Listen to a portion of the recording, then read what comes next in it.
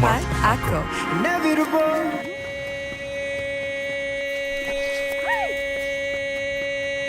Express your online business.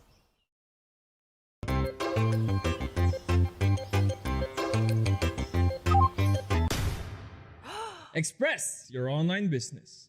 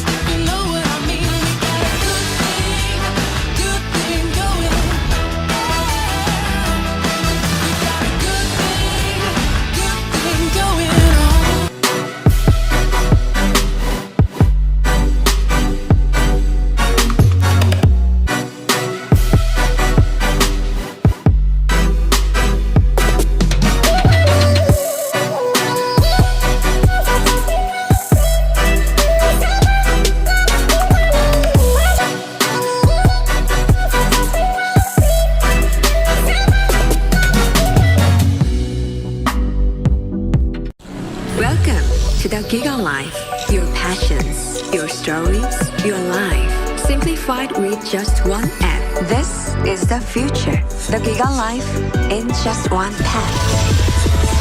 Experience more Giga moments when you make the smart choice.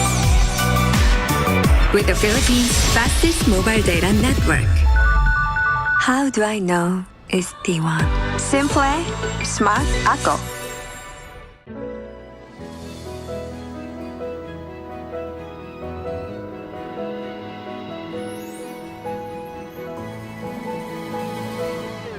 Moment na sana, pero hassle ang kate. Yung kati na yan, dahil sa dandruff yan. You need Head and Shoulders. Unlike beauty shampoos, tanggal ang dandruff that causes kate. No more hassle sa moment. Goodbye na sa kate dahil 100% dandruff. When you look inside a JanSport backpack, you see a story that started in 1967. And since then, our mission has expanded to helping protect our environment for future generations to enjoy. It's a work in progress, but just this season we've used the equivalent of 13 million bottles worth of recycled polyester in our most popular backpacks. When you look inside a JanSport pack, you see our commitment to this brilliant blue planet we call home. And we're just getting started.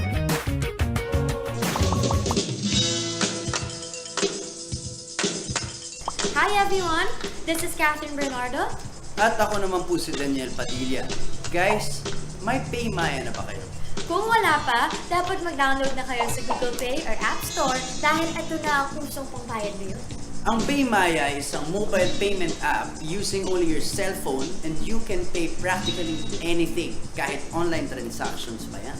With PayMaya, hindi mo na kailangan magdala ng cash for your day-to-day expenses. Pwede kang magbayad ng bills, bumili ng prepaid load, mag-online shopping, mag-send money, magbayad gamit ng QR code at marami pang iba.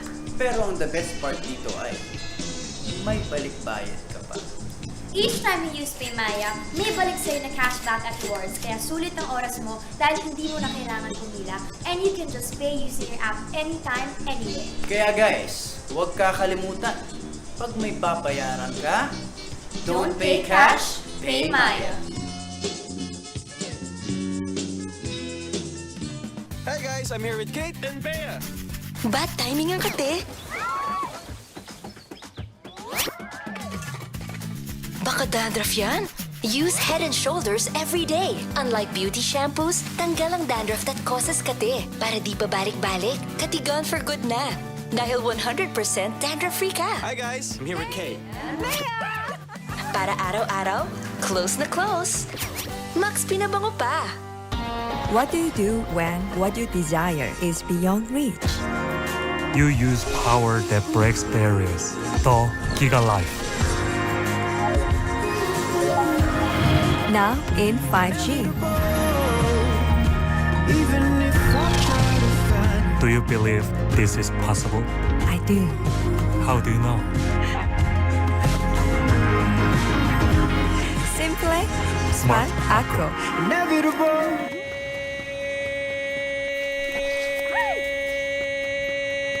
Express your online business.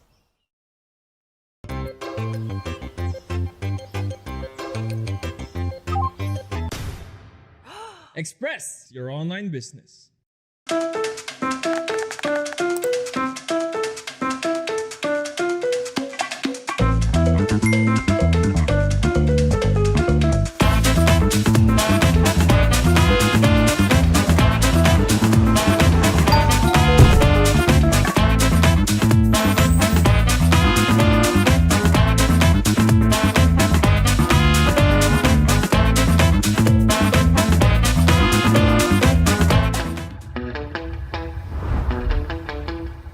Are you keeping it real?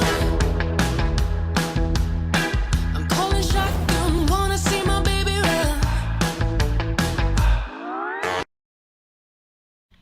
Magpapakitang gilas sa mga kupunan at papatunayan nila ang kanilang galing sa pinakamalaking torneo ng Mobile Legends sa Pilipinas. Welcome to MPL Philippines Season 7. Ako po si Mara Aquino. At eto na, meron tayong mga maiinit na laban na magaganap ngayong araw na ito. Pag-uusapan natin yan maya-maya. Pero bago yan, MPL Philippines Season 7 is presented by Smart, the official tournament telco partner of the MPL. Feel free to game great with Smart free games for all. And MPL Philippines would also like to thank the following sponsors. Smart, MPL Philippines Season 7 is presented by Smart. Once again, the official tournament telco partner of the MPL. Break through your own limits, rise above, and be free to game great with free games for all. Get 1 gig a day for Mobile Legends, Facebook Gaming, and more, plus 1 free gig a day for 7 days. Just download Giga Life app and choose free games. Syempre, meron din tayong Oppo. MPL Philippines Season 7 is also brought to you by Oppo. Experience gaming at full speed with Oppo A94 with its Helio P95 chipset, 6.43-inch Full HD and AMOLED screen display, 4,310 mAh and 30 watts of VOC flash charge 4.0. Victories and ranking up will be easy. Live life at full speed with a all-new Oppo A94 available starting March 26 in Oppo concept stores, retail partners, and e-com platforms. Head and Shoulders. MPL Philippines Season 7 is also presented by Head and Shoulders. Put your game face on and finally say goodbye to those awkward #itch a GG moment. Thanks to Head and Shoulders, 100% dandruff-free and itch-free. Now, mas mabango pa. MPL Philippines Season 7 is also brought to you by Master. Kahit buong araw na naglalaro, iwasan magmukhang na GG, kaya dapat fresh pa rin. Para fresh all day, bring your clay game with new Master all-in-one clay face wash. It cleans 99.9% of germs. Tanggal lahat. Controls oil up to 12 hours and helps prevent pimples. All in one. Bring your clay game with Master. Sikreto ng mga guwapo. Meron din tayo mga ibang sponsors: Paymaya, Secret Lab, JNT Express, Havianas, Nike, Jansport, TikTok, and the World Wildlife Fund. MPL is also under the supervision and regulation of the Games and Amusement Board of the Philippines. Ako po si Mara Aquino, ang inyong host, at kasama ko ngayon ang dalawang casters, ang ating master ng mga guwapo, Butters and Womi. Kamusta na kayo ngayong araw? Parang hindi ako naniniwala. Ako rin parang nabola pa tayo ni Mara. Pero good morning na rin lang sa'yo. Good afternoon sa ating lahat. Morning pa rin. Pero ito si Butters, pag nababasa nyo, nakikita nyo yung kanya mga post sa Facebook, gopings na gopings. Talaga. Ay, wala. Hindi ko naman sinasabi sikreto ko, pero master. Master ang sekreto ng mga gwapo. Pag-uusapan natin ngayon, let's take a look at the tournament format. So meron tayong 10 koponan.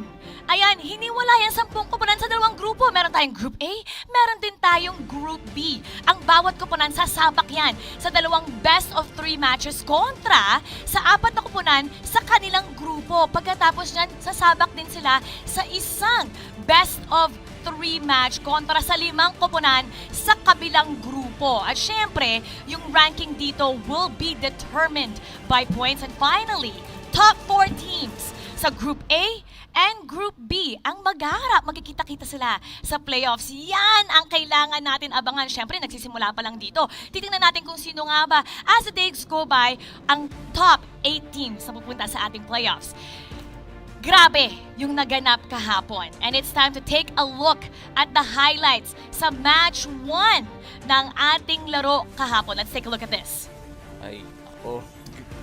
Yeah, and looking at it right now, this is the first game nung Omega and ng Execration. And just by looking at it, kung mapapansin mo kasi yung draft talaga dito na ginawa ng Omega, they really wanted to go for the early game, mid game spike. Gusto nila mag-dive agad, gusto talaga nila mag-take ng kills, use their advantage kasi yung Claude hindi pa naman ganun kasakit in the early stages of the game.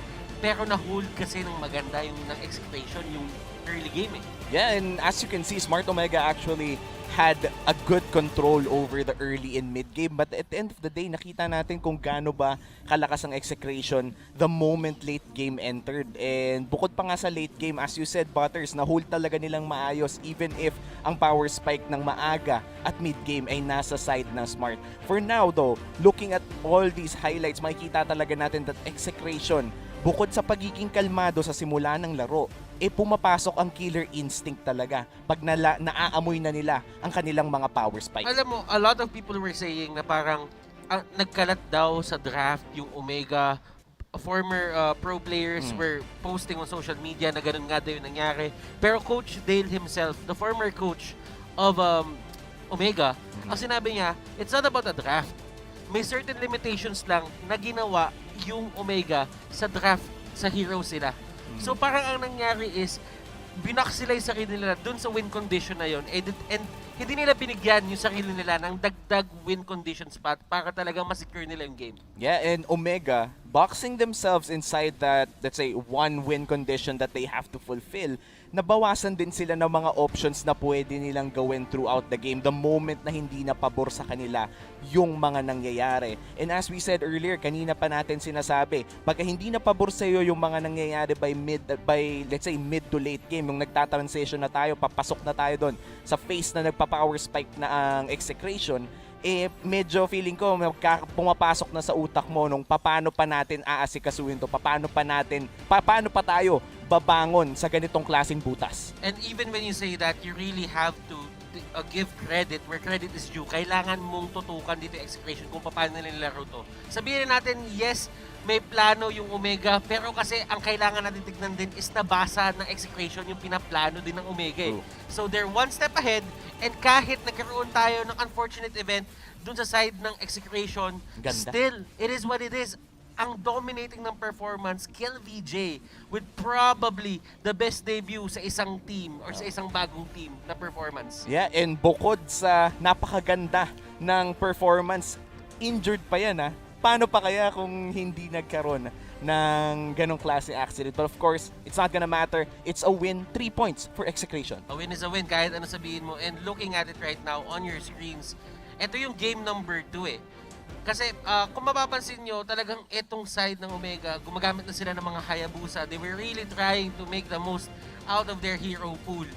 But then again, si KLVJ dito, look at his stat line at this point. Grabe. Napakataas na ng kills. Talagang hinahanap niya na lang yung mga pick-offs. And Kelra with a phenomenal performance on his debut series din, papasok dito sa MPL. Yeah, and looking at KLVJ, he really deserves that MVP for that series. Massive performance from KLVJ. I agree.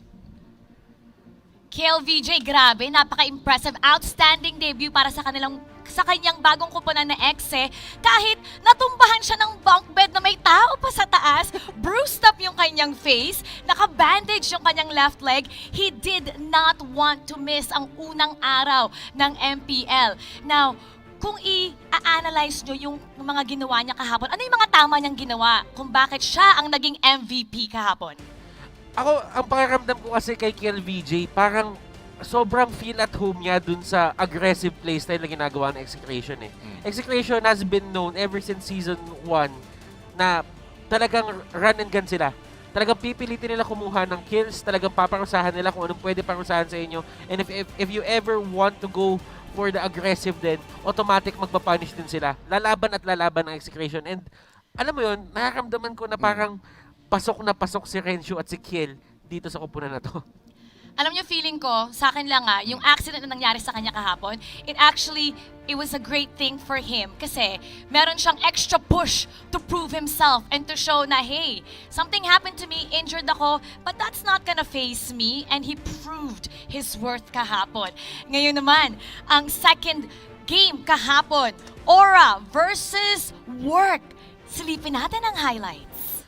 Now, looking at it, this is one game na kailangan mo pansinin yung side ni Tree Martizzi. Tree Martizzi played one hell of a show. And kung papansinin mo si Greed dito, isa sa mga factors kung bakit sobrang aggressive niya at sobrang free shot na gawin, lahat na gusto niyang gawin, is because halos walang purify dito sa side ng Aura.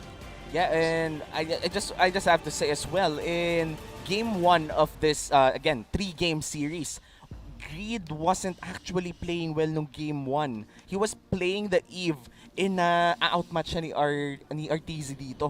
Kumbaga, na pinapasok siya ng Kagura, and Greed, as you said, tsaka siya nag-shine nung game 2 and game 3 kung saan ginagawa na lang niya kung anong gusto niyang gawin.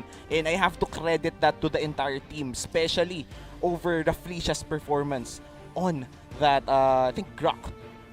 And natutuwa ako dito for the side of Aura PH. Let's talk about Work a bit later. Pero kasi, yung Aura PH dito, they had one thing in mind. They really wanted to make the Bane work. Yung Bane ni Cutie nga daw. Hindi nila tinantanan yung Bane na to hanggang game number 2. Kahit nabigyan sila ng isang talo, hindi, sabi nila, kaya natin to. Piliin pa rin natin. And nakikita mo naman dito na explosive na yung performance, kinulang lang. Pero pagdating ng game number 2, nag-iba yung story eh. Yeah, I have to agree. The Bane in game 2 is quite different. It was reminiscent of game 1. Dahil game 1, as you said, may mga sparks of brilliance naman. Mga pumapasok bigla, may mga nabuburst na 4, but hindi natatapos ang trabaho. But on game 2 and 3, it was quite different. Benny Cutie showed up with that Bane, showed everyone that it might be a new meta pick for this season, and just showed everyone that he could bring up that Bane. Again, Bane ni Cutie. Bane ni Cutie. And papasin mo naman game number 2, kung di nyo nakita kanina, tumipi dito ang Work para sinabi nila, we belong here. Sumagot naman tong Aura eh. Sabi nila, sige, you belong here, game number 2. Papakita namin sa inyo ang pag-welcome namin sa inyo. Ang warm welcome namin para sa Work dito sa MPL. And may kita mo dito yung experience ng Aura eh. Like kung paano sila mag-control ng mapa. Kasi nung una, parang syempre sabihin natin, I wouldn't call it na in-underestimate nila. Pero there were some things talaga na hindi bagay para sa akin eh. Like yung Eve kay Greed. I see Greed most of the time dun sa mga mages or mga assassins na talagang umiikot-ikot ng mapa. Yung talagang siya yung nagpipave ng way, nagbibigay siya ng vision para sa team niya. Pero pag nag-Eve ka, you just give stationary ka. Stationary ka. You have long ka, range, ka lang. but you're stationary. At the end of the day, nakatayo ka lang dun. And it was the main problem for them in game 1. That's why Work won in that game 1. Kumbaga, nakita natin the first thing, or first person rather, to pull the trigger in game 1 was Tree Martizzi. Tree Martizzi on that show in game 1 actually entered at least mid-game, made plays, fed Chu some kills. I think he was 3-0 at some point because of Tree Martizzi's setup. And Tree Martizzi was able to make their debut game in MPL Season 7 regular season a win. But as you said, Butters, nagising ang Aura PH after doon. Sabi nila, alam mo, sige, yun na yung patreat namin sa inyo. New kids on the block, welcome to the MPL. But this time, it's gonna get real. Game 2, Game 3 was going to the Aura PH squad. Grok, Felicia, naka-high and dry. It stopped Chu from getting a lot of that farm na kailangan niya kunin. And magaling si Chu. Pero if you put Chu in a high-pressure situation, ano i-expect mo sa kanya? Well, Chu in a high-pressure situation, he has to be able to at least farm up to late game based on the experience natin na kinakas natin yung game ng Work Osterforce. Talagang kailangan niya ng oras. That's the thing that we need to see in Work. Bigyan ng oras si Chu para maging less pressure, more, let's say, kills rather, to Chu. Balikan naman natin ang Game 2. Yan si Benny Cutie recorded 3 kills, 5 assists. Sabi nyo nga, yung Game 1, yung Bane did not work. But the gamble paid off nung Game 2. Paano nga ba nangyari yon? When things like that happen, it didn't work in Game 1. Dapat ba ituloy-tuloy lang? Or tama ba yung ginawa niya? Para sa akin kasi there were some factors din doon na talagang nag-limit sa Aura PH nung game number 1 na hindi talaga nila makuha yung game. Like hindi aggressive yung ginamit na support dito ni Greed. So, ang daming leeway, ang daming space para sa work talaga na i-punish sila dun sa pinili nilang lineup. So, ang ginawa na lang nila is they trust the Bane Ito yung gusto ko din sa team na to Kapag itong team na to, if they want to go for a crazy pick or a crazy lineup, they would do it. Ganon silang team. Hindi nila tatantanan yun. And they trusted the process and napagana nilang game number 2. Now sa Game 3 naman natin, 3 kills, 10 assists, MVP honors para kay Lafrisha. Now, meron silang come from behind win. True. Balikan natin yun. Wow, Game 3 was a treat for everyone to watch. Yun yung tipo na pag pinanood mo yung regular season ng MPL Day 1, parang, uy, ito yung grand finale for tonight. Makikita talaga natin si Lafrisha, paikot-ikot siya sa mapa. Not only, let's say, breaking lanes, but also trying to get kills as well. Sobrang dami niyang ginulo that Work Osterforce didn't know what to do already because yung early game nila sobrang winasak ni Raflisha. And Reptar and I casted the English broadcast that time, that game as well. And Reptar was putting up the point that naka-high and dry itong Grok ni Raflisha anytime that he finds a hero na mag-isa. Talagang masakit yung sampal, masakit lahat, and most likely, they wouldn't survive a 1v1 against the Grok. Yeah, I agree.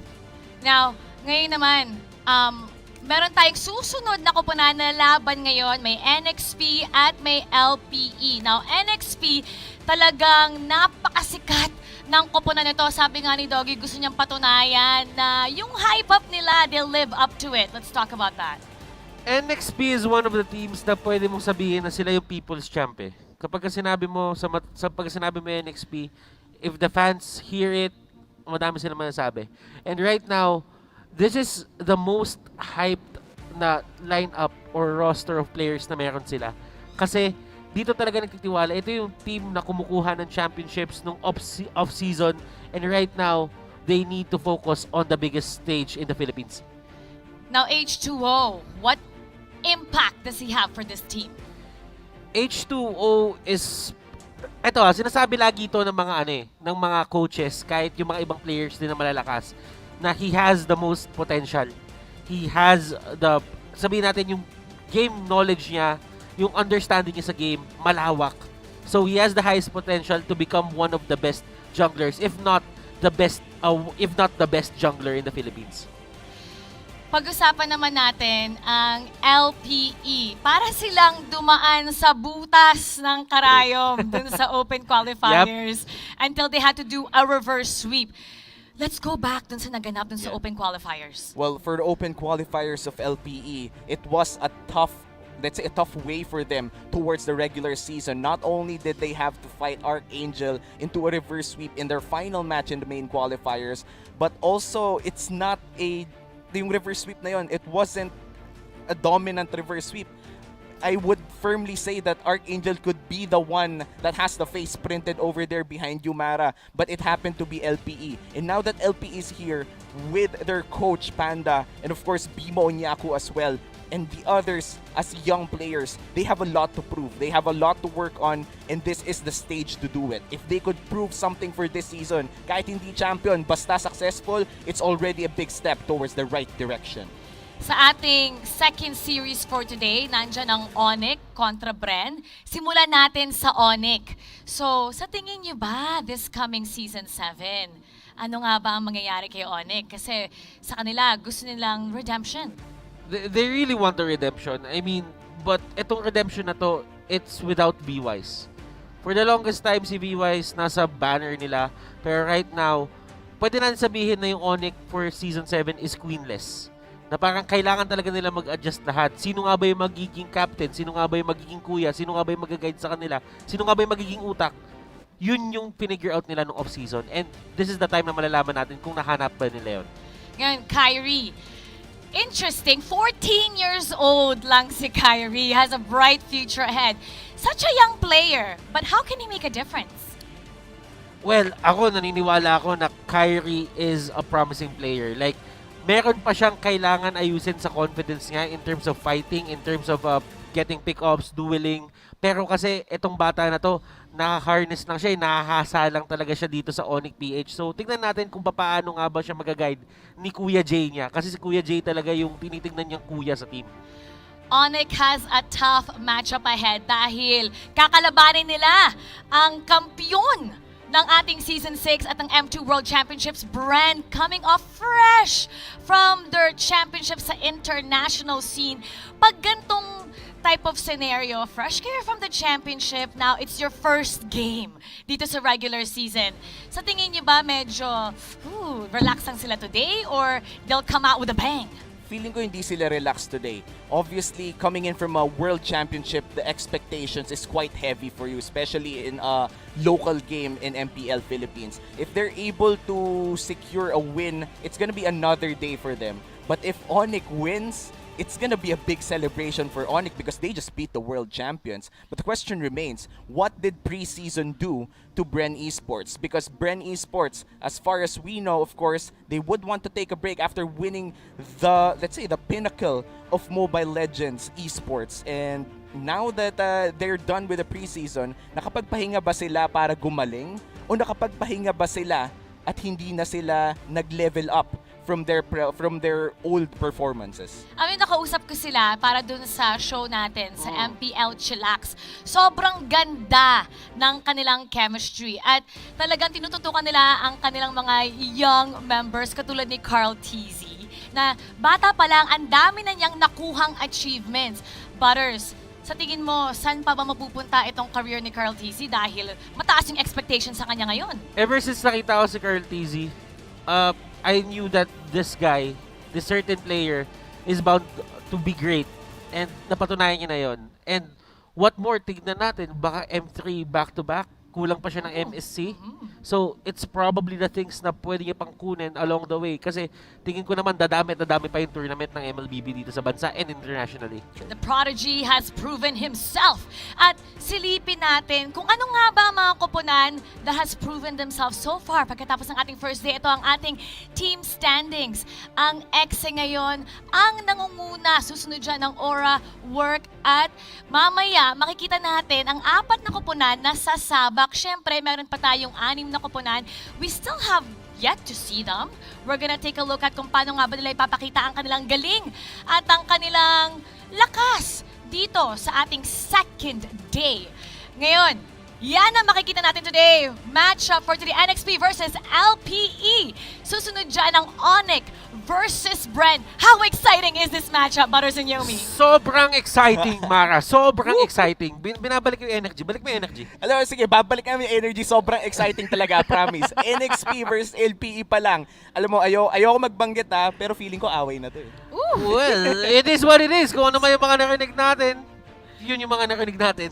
It is what it is. Pero sa totoo lang ang daming noise na itong sa NXP. All the teams wanna beat them. Second matchup, napaka-exciting din kasi nandiyan ang Bren. So, it's gonna be an exciting day ahead. At exciting din ang ating mythical raffle draw. Kung sa tingin nyo, kaya nyo sagutin ang mga quizzes natin, subukan ang inyong galing pagdating sa Mobile Legends, sa teams, and sa players, iscan lamang ang code.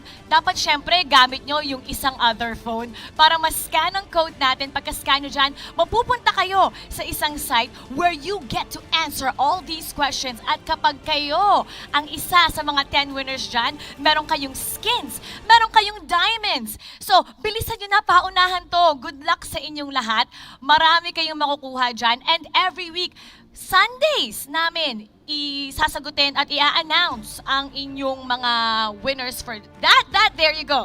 Yung QR code na yan para sa ating mythical raffle draw. Alam nyo, sobrang interesting na mga questions. This week, 4 lang ang questions dyan. Sobrang dali. Pataasan to ng puntos. Kaya mag-log in na kayo. Take a look at it. Hindi lang yan nakikita nyo yung 6 numbers on the screen. Kung yung last 2 digits ng Mobile Legends ID number nyo ends with 12 or 03 or 48, pwede kayong manalo ng mga in-game prizes.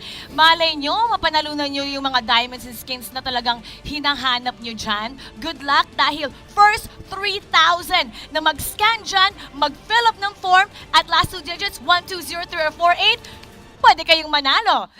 Napaka-exciting ng ating araw ngayon para magbabalik ang MPL Philippines Season 7.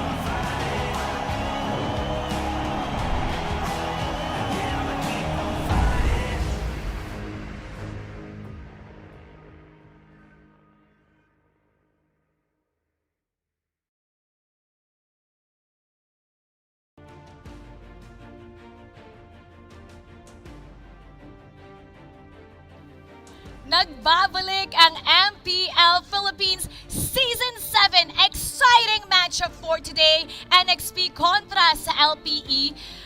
Ang NXP, talagang maingay yan sa social media. They have a lot of fans and they have a lot of people looking forward na mapanood sila sa araw na to.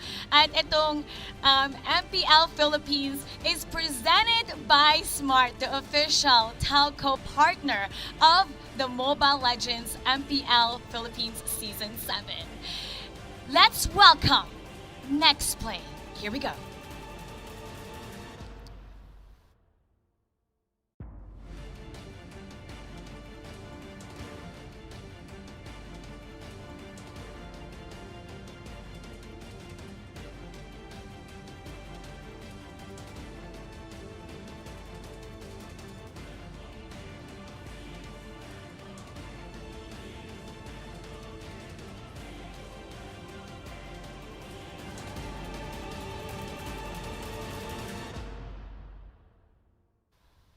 Ayan, MPL Philippines Season 7 is presented by Smart, the official tournament telco partner of the MPL. Break through your own limits and be free to game great with free games for all. Get 1 gig a day for Mobile Legends, Facebook gaming, and more. Plus, may 1 gig pa kayo for 7 days. Just dial *123# or download the GigaLife app and choose free games. Let's talk about NXP. Tignan natin to, yung roster nila. They've been busy. They replaced some players sa kanilang rosters. Butters, is this a good thing or a bad thing? I think off-season wise, looking at it, they got Exhort, James, Lancy, and na-out dito si Chester, si MB, at si Gymnast. The thing is, nung nagpalit sila ng players, they got some results nung off-season. And kahit pa paano, at least they got some momentum papasok dito sa may MPL. Although sabihin na natin may mga tournaments na natalo sila, may mga tournaments na nanalo sila, still, it is what it is.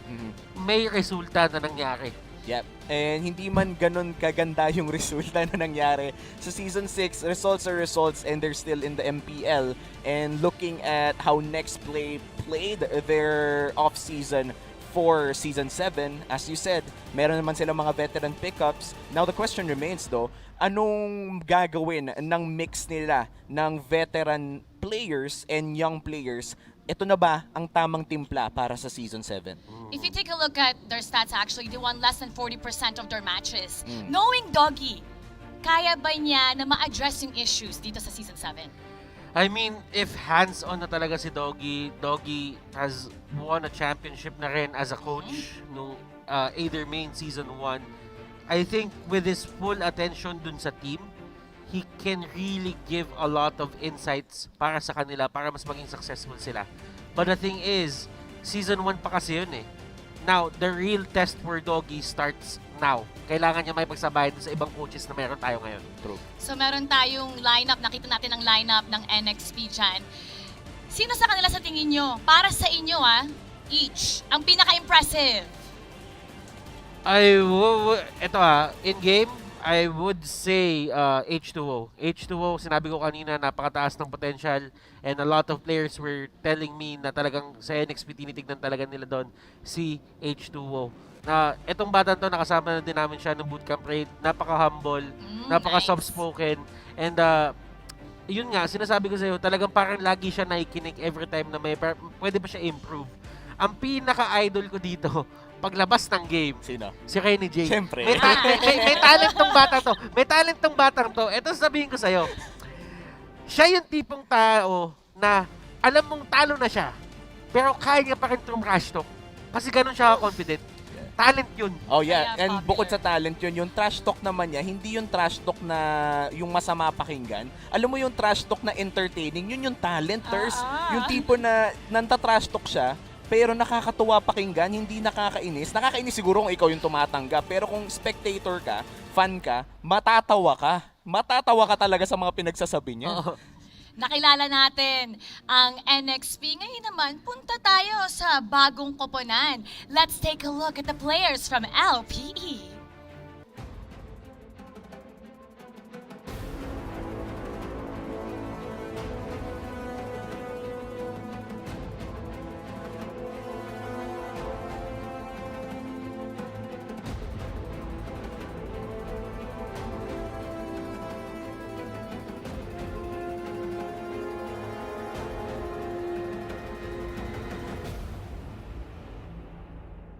Esports nung open qualifiers natin. Ayan, tingnan natin ng syempre mga bago ang kanilang mga manlalaro. Pag tinignan natin yung kanilang open qualifiers, para silang nagkaroon ng Cinderella run.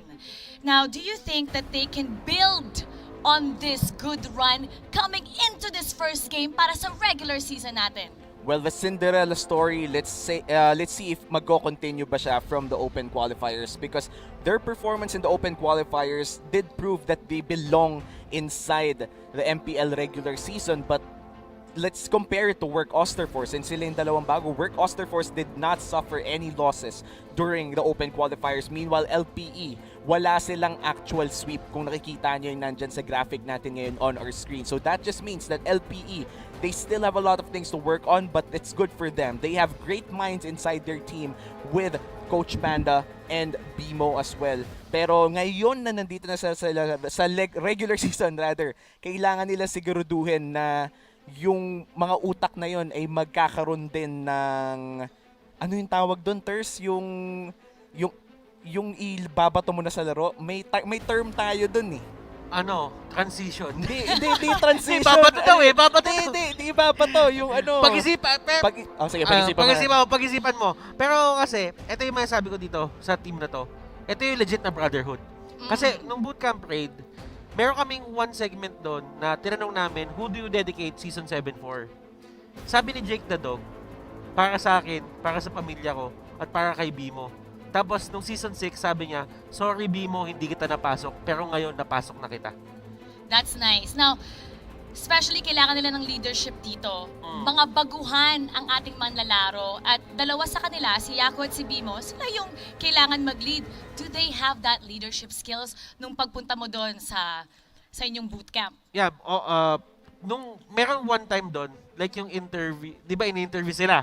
Sabi sa kanila ni Yako, "Huy, sumagot kayo. Image ng organization natin yung Wow, nakasalalay very dito." mature yun, And still, it is what it is kasi si Yako, alam niya kung paano tumatakbo yung mga ganitong usapan eh. Alam niya kung paano nila nire-reflect at kung paano sila yung image nung mismong organization. So ibig sabihin, talagang kuya level na si Yako. And by the way, Yako has won an MPL championship as well. Now, MPL Philippines Season 7 is also presented by Head and Shoulders. Put your game face on and finally say goodbye to those awkward #itch a GG moment. Thanks to Head and Shoulders, 100% dandruff-free and itch-free. Now, mas mabango pa. We also have Oppo. MPL Philippines Season 7 is also brought to you by Oppo. Experience gaming at full speed with Oppo A94 with its Helio P95 chipset, 6.43 Full HD and AMOLED screen display, and 4,310 mAh and 30 watts VOOC flash charge 4.0 victories. And ranking up will be easy. Live life at full speed with the all-new Oppo A94, available starting March 26 in Oppo concept stores, retail partners, and e-com platform. Sobrang ganda niyan. Oppo din ang aking telepono. Ngayon naman, eto, maraming salamat sa ating mga sponsors. Pag-usapan natin ang head-to-head matchup for today, Nexplay Esports kontra Laus Playbook Esports. Kung mape-predict nyo kung ano nga ba yung mangyayari, kasi ito, they're both out to make a statement. Ang NXP, syempre, maingay sila. Kailangan nilang patunayan that yung hype sa kanila, they can live up to it. Ito naman, Laus Playbook Esports, bago lang, making their MPL debut. How do you think this match is gonna go, Womi? Magbibigay ba tayo ng numero dito? Kailangan ba may numero for the series? Pero feeling ko kinakabahan ako sa magiging reaction ng audience, pero sige, sasabihin ko na rin. Feeling ko Nexplay Esports ang mananalo dito, 2-1. Feeling ko hindi magpapatalo naman ang LPE ng ganong klaseng sweep. But of course, ang hirap magkampi. Parang para sa akin, gusto kong manalo sila pareho. But at the end of the day, okay lang yan. Ewan ko tuloy. Okay lang yan. Sumasabog lang yung comments ko. Sumasabog lang ba yun? Pero yun lang. Hindi ko na masyadong i-explain. Para sa akin, 2-1 Nexplay talaga mananalo in this series. Para sa'yo, Butters. Confidence-wise, automatic na sa Nexplay yun eh. So, I guess it's going to be a 2-1 for me for Nexplay din, given dun sa mga results na pinakita din nila.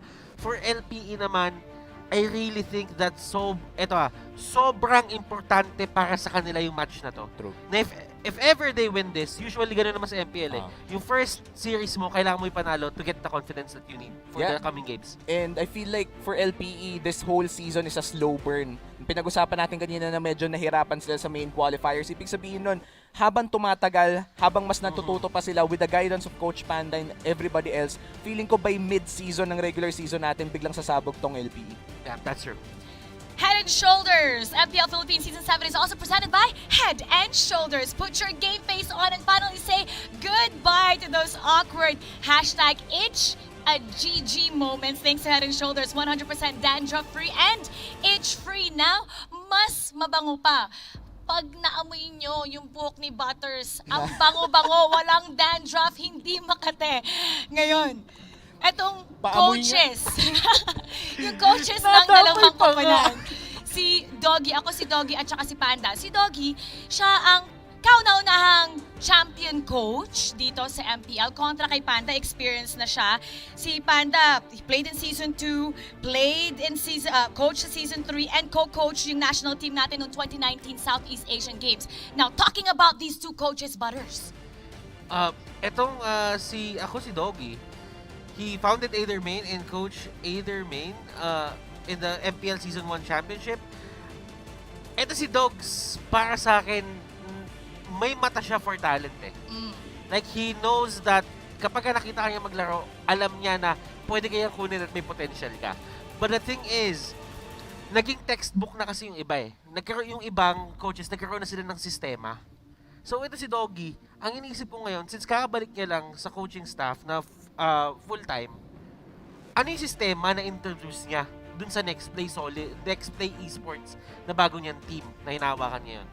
Yeah. And for Coach Panda, speaking of sistema, ito yung tipo na coach na talagang kain na kain or siya mismo yung nagbibigay ng sistema. We already know how systematic Coach Panda is and how his approach is to his teams and kung paano siya kastrikto o kung gaano siya ka-brilliant in terms of just giving out guidance to his team. So coaching a young team like this one, I feel like Coach Panda, he's in his home right now and PBE looks strong with him and has a lot of potential with him in the driver's seat.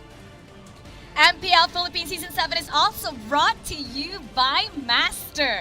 Kahit buong araw naglalaro, iwasan magmukhang na GG. Dapat fresh pa din. Para fresh all day, bring your clay game with the new Master all-in-one clay face wash and it cleanses 99.9% of germs. It controls up to 12 hours and helps prevent pimples. All-in-one, bring your clay game with Masters.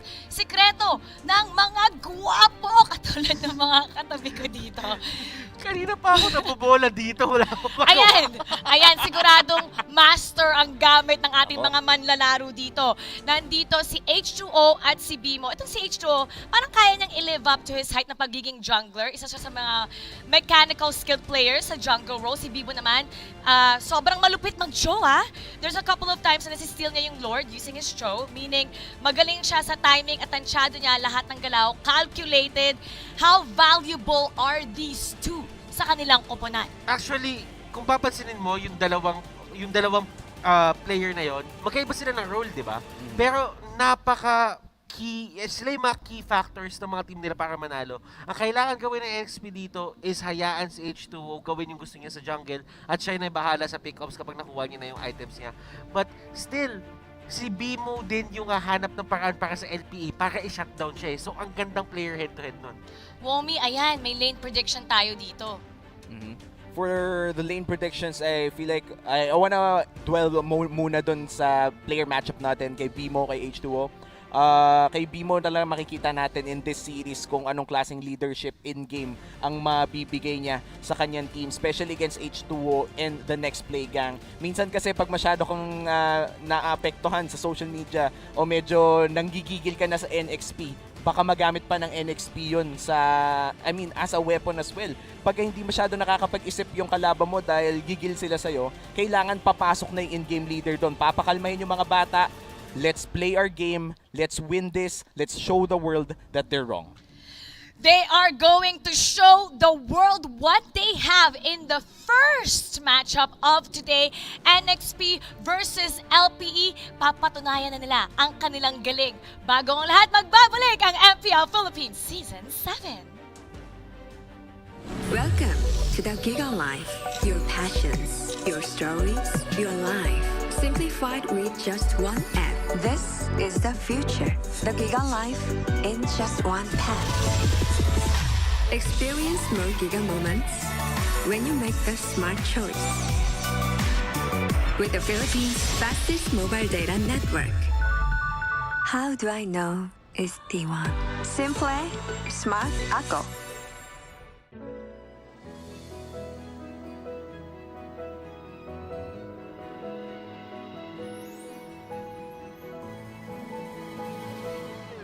Moment na sana, pero hassle ang kate.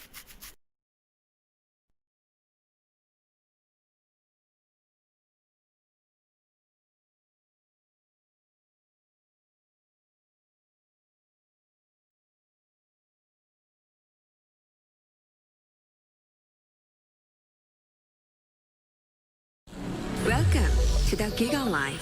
Your passions, your stories, your life. Simplified with just one app. This is the future. The Giga Life in just one tap. Experience more Giga moments when you make the smart choice. With the Philippines' fastest mobile data network. How do I know it's T1?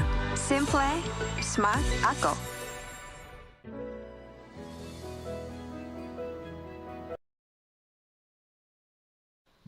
Two teams looking to make a statement in the second day, week 1 of MPL Philippines Season 7. NXP wants to say we're better than last season. Meanwhile, LPE wants to say our hard work is going to keep on going, but maybe this time we're going to start off strong for Season 7. MPL Philippines Season 7 is presented by Smart, the official tournament telco partner of the MPL. Free to game great with Smart free games for all. Hey everyone, Reptar here. I'm joined by Rockhart, and I'm sure you have a lot of thoughts about this matchup, NXP versus LPE. Let's start off first though with NXP.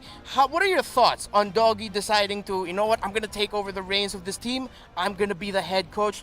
What are your thoughts on that? I actually think that they are on the right track here. Taking the lead, again, we've seen them discuss, we've seen the panel discuss a bit of a weakness in terms of his style on how he's handling the teams. More instinctual, more street smart, a lot less structure compared to maybe teams like LPE, teams like Bren, or teams like Omega. But it's been working for them so far, and can you blame him? You can't blame him if he keeps doing it. Yeah, and that shows that it's great that you have a team, and players especially, that really trust the system of one coach. And Doggy knows these players very well. They all live under the same house. They spend a lot of time together on and off social media. We see their adventures. Oh yeah, so that's every day. Every day. Everyone sees what they're up to. But LP are the team that not a lot of us know about, but then with you and I, since we've spent some time with Coach Panda, we've known him since way back. We know him to really be a very disciplined structure kind of a guy. You mentioned that LPE and Coach Panda, his style is one of those by the playbook type of teams. That's right. I think he's one of the coaches in the Philippines that's been trying to really set up a structure, like a guideline on how he trains his players, strict schedules, regiments, actual maybe staff on his back and analysts on the side. I feel like that is a great way to do it. But then again, we will have to see if that will yield results, if that works for players such as the ones that he has right now. And again, I'm so excited. This is going to be their first matchup in the MPL regular season. So this is going to be pretty big for them. Amongst the casters, and something that we've been mentioning is that LPE is one of those teams that really have need to find and get their ball rolling. Right. But now let's see if they can get the ball rolling here in our draft. As this draft is going to be brought to you by Smart, the official tournament telco partner of the MPL. Yeah. Feel free to game great with Smart free games. Let's see who's going to make the smart choices here. As we head into the draft here for Nexplay Solid versus Laus Playbook Esports. Now, NXP is going to be on the blue side. In Laus Playbook Esports, we have a good look at their play site right now. We do have to say, though, that due to stringent safety protocols set forth by the league, there are players side of LB that will be isolated from their teammates. In the interest of fair play, though, they will continue to play in view of referees via video calls. Of course, you know what we're going through here in the Philippines, so we really just have to take extra measures to be extra safe. NXP, though, decide to do something safe here, ban out the Diggy, which we've seen used by Work Oster Force yesterday to some relatively good effects. Actually, yes, I feel like that should have been better, considering how it was used, against some really big-time ultimates. Yesterday when I was watching, though, I felt like it was just underutilized because the players were always saving it for the big carry, especially for Work Oster Force. He trying to save it for Chu, trying to use it to save Chu, but resulting in a few losses. So maybe we'll see some more of that later on. For now, though, again, this is very well-founded. A very well-founded ban here. Yeah, and Laus Playbook Esports taking out Selena, still one of the consistently strongest picks in the meta, not only in the Philippines, but all the MPL regions. A lot of teams really prioritize taking out the Selena. We all know the reasons, the traps, the arrow, it's all there. Paquito and Cho are the bans here for LPE and NXP. Now, That's right. Your thoughts on the Paquito? I don't think we've seen him yet. Yeah. Day one. Actually, you know what? You know why? Because it's always banned out. We did see it once.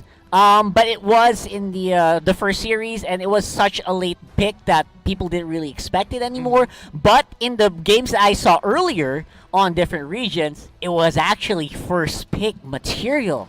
I saw it twice, and it's so interesting because are the players really how are the players valuing Paquito right now on the draft? I feel like it might be too much because yesterday the results were not really quite stellar.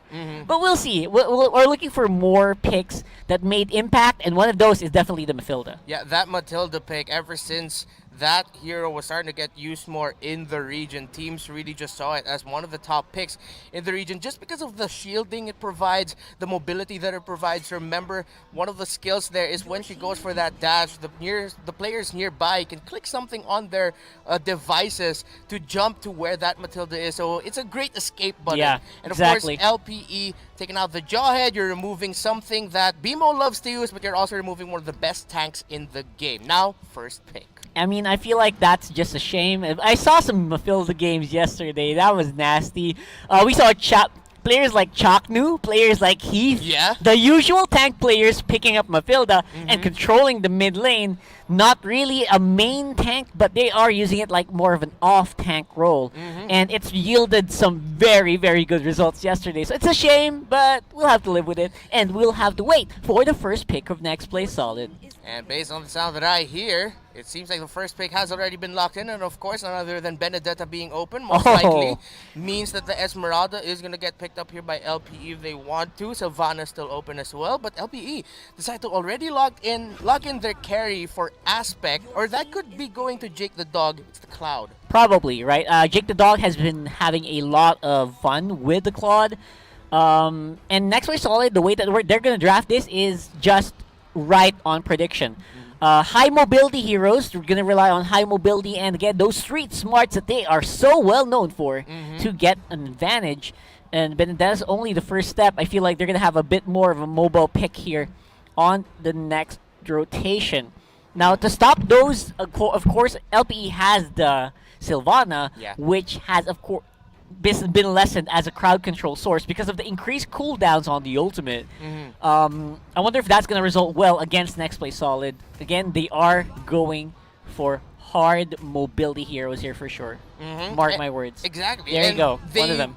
Roger, you called it right there. Not exactly the Roger pick, but the mobile hero that you want. And another mobile hero there is Alice, being able to move wherever she wants to with the flowing blood.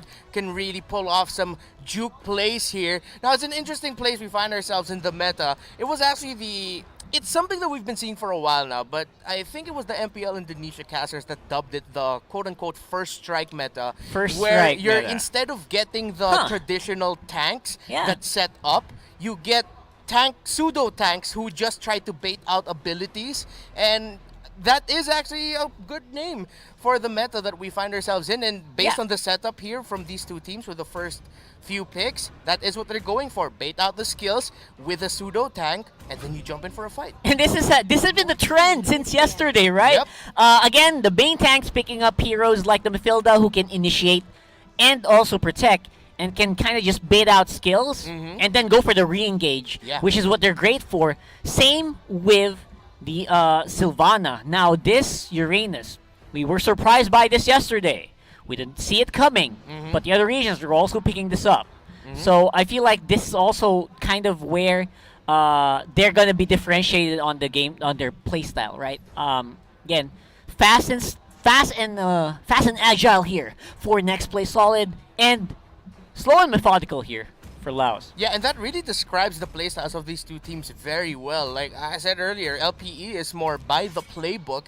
They love the objective fights. Meanwhile, NXP are the very instinctual, kill-focused type of players. That's the type of team that they are. Now, going to the Uranus pick that you mentioned is getting picked out and favored even by the other MPL regions. In MPL Indonesia, sometimes we even see the Uranus get picked up without worry, even if there's an Esmeralda on the other team. Like, that's how much they love that pick. First rotation pick, and I to be honest, yesterday I was dumbfounded. A little bit dumbfounded because we haven't seen it here locally for a while now. Like, last time I saw this was like first half of Season 6. And afterwards, we didn't really see much of it.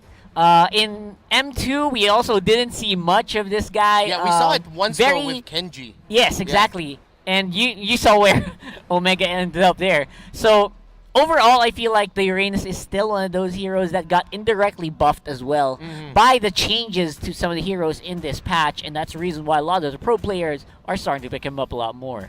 And with how the draft is looking now here for LPE, they're most likely going to go for a double, what do you call this? Not necessarily fighter, but both of their side lanes are going to be backed by heroes that can just hold down. Yeah. Uranus is a lane holder, and it seems like they're going to go for like a total hyper funnel, hyper carry type onto the Claude if the Claude is going to go into the jungle. But the bans here, LPE taking out the Lunox and the Eve.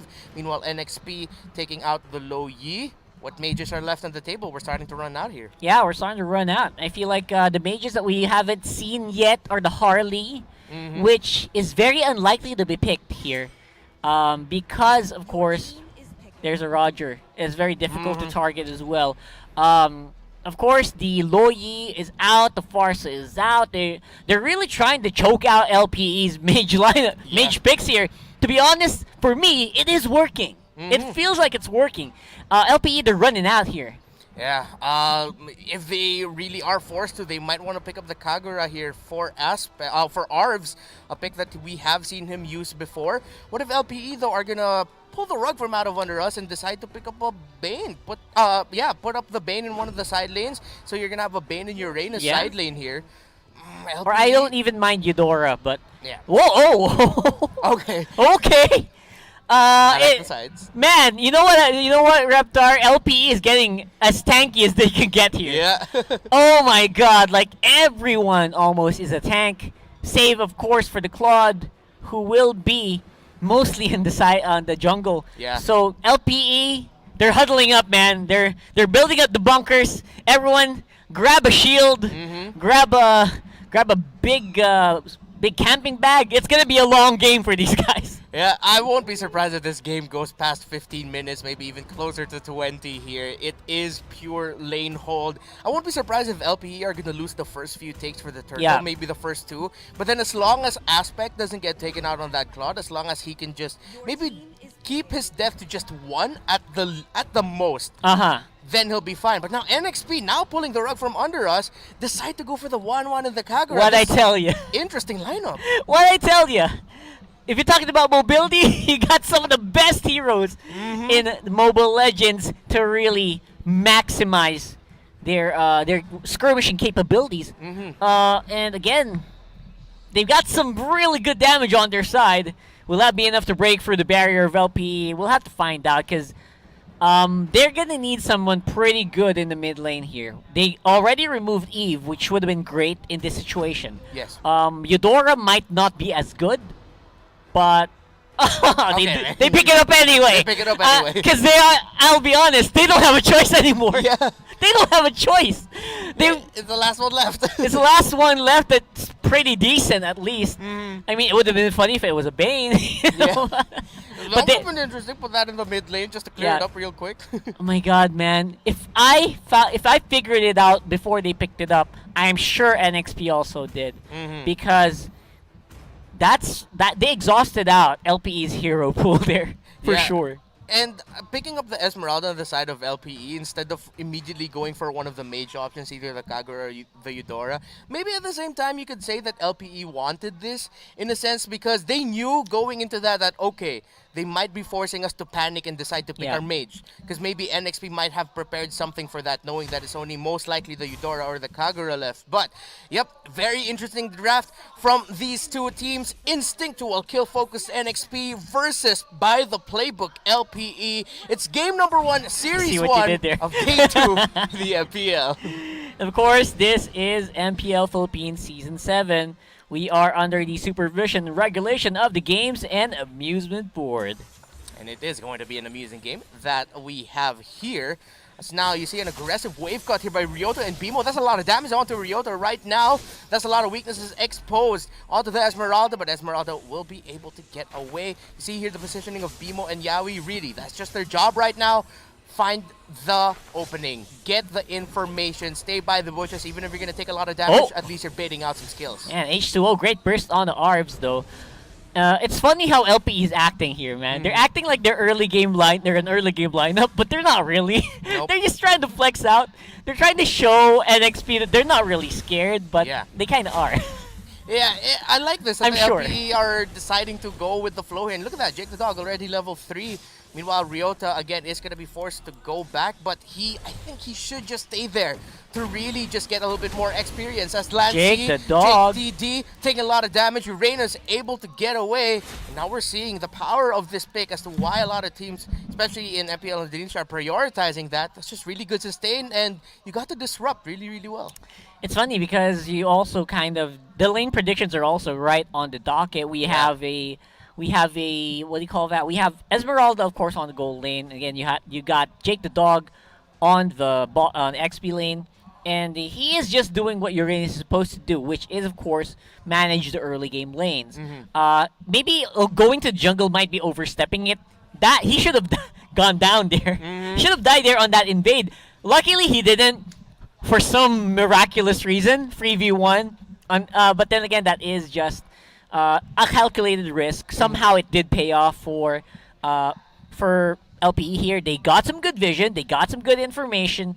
At least they know where NXP is going from there. And so now you're seeing here a different story between two lanes, because on the top side with Ryota is getting really put in a tough situation here, because he has to decide now at one point to give up lane control to go back, or to stay in lane to really just hold that down, because he can't let the 1-1 freely farm. Meanwhile, on the bottom lane, because of the aggression that you pointed out that JTD brought out, he even went for a third tower lane cut. That's how deep he went to the back lines there of NXP. He has a little bit more control there. And again, because of that, BMO on the top side of the map is able to... He knows what to do, because he knows a lot of people are down on bot lane. And again, we still have Aspect farming up really hard here. James behind enemy lines here. Yeah, taking a lot of damage from the Claw, Nice but he'll catch. be able to go away. Look at that. James is really low. H2O trying to protect James. James will be able to get away here as Jake the Dog still keeping up the aggression. Doesn't want to give up this fight, but no, H2O might be the one going down here. It turns around,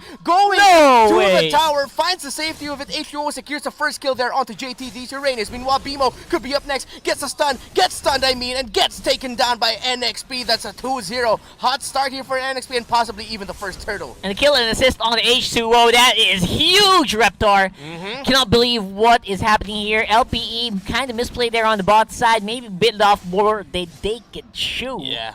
And it's a shame, because that should have been at least an even footing, but that was all for NXP. And we saw just now there the effect of the changes onto the turrets, where the damage, consecutive target damages on the same target from the turret hurt much more. I feel like if this was their previous patch, JTD might have been able to survive that, but no, he wasn't able to, so he gets taken out here. But yeah, so far, because of the lineup of NXP, we did mention it earlier, NXP might have the better control here in the early game, getting the kills first.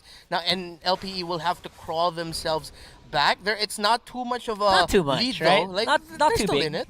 But then again, we're talking about a Roger here, man, who just excels in the early to mid-game skirmishes. And when he gets those kills, and gets the assists, he gets the goal, it's very difficult to stop this guy, especially with the lineup that LP has, very much lacking in hard crowd control. Yeah, and that's a lot of crowd control, though, onto JTD.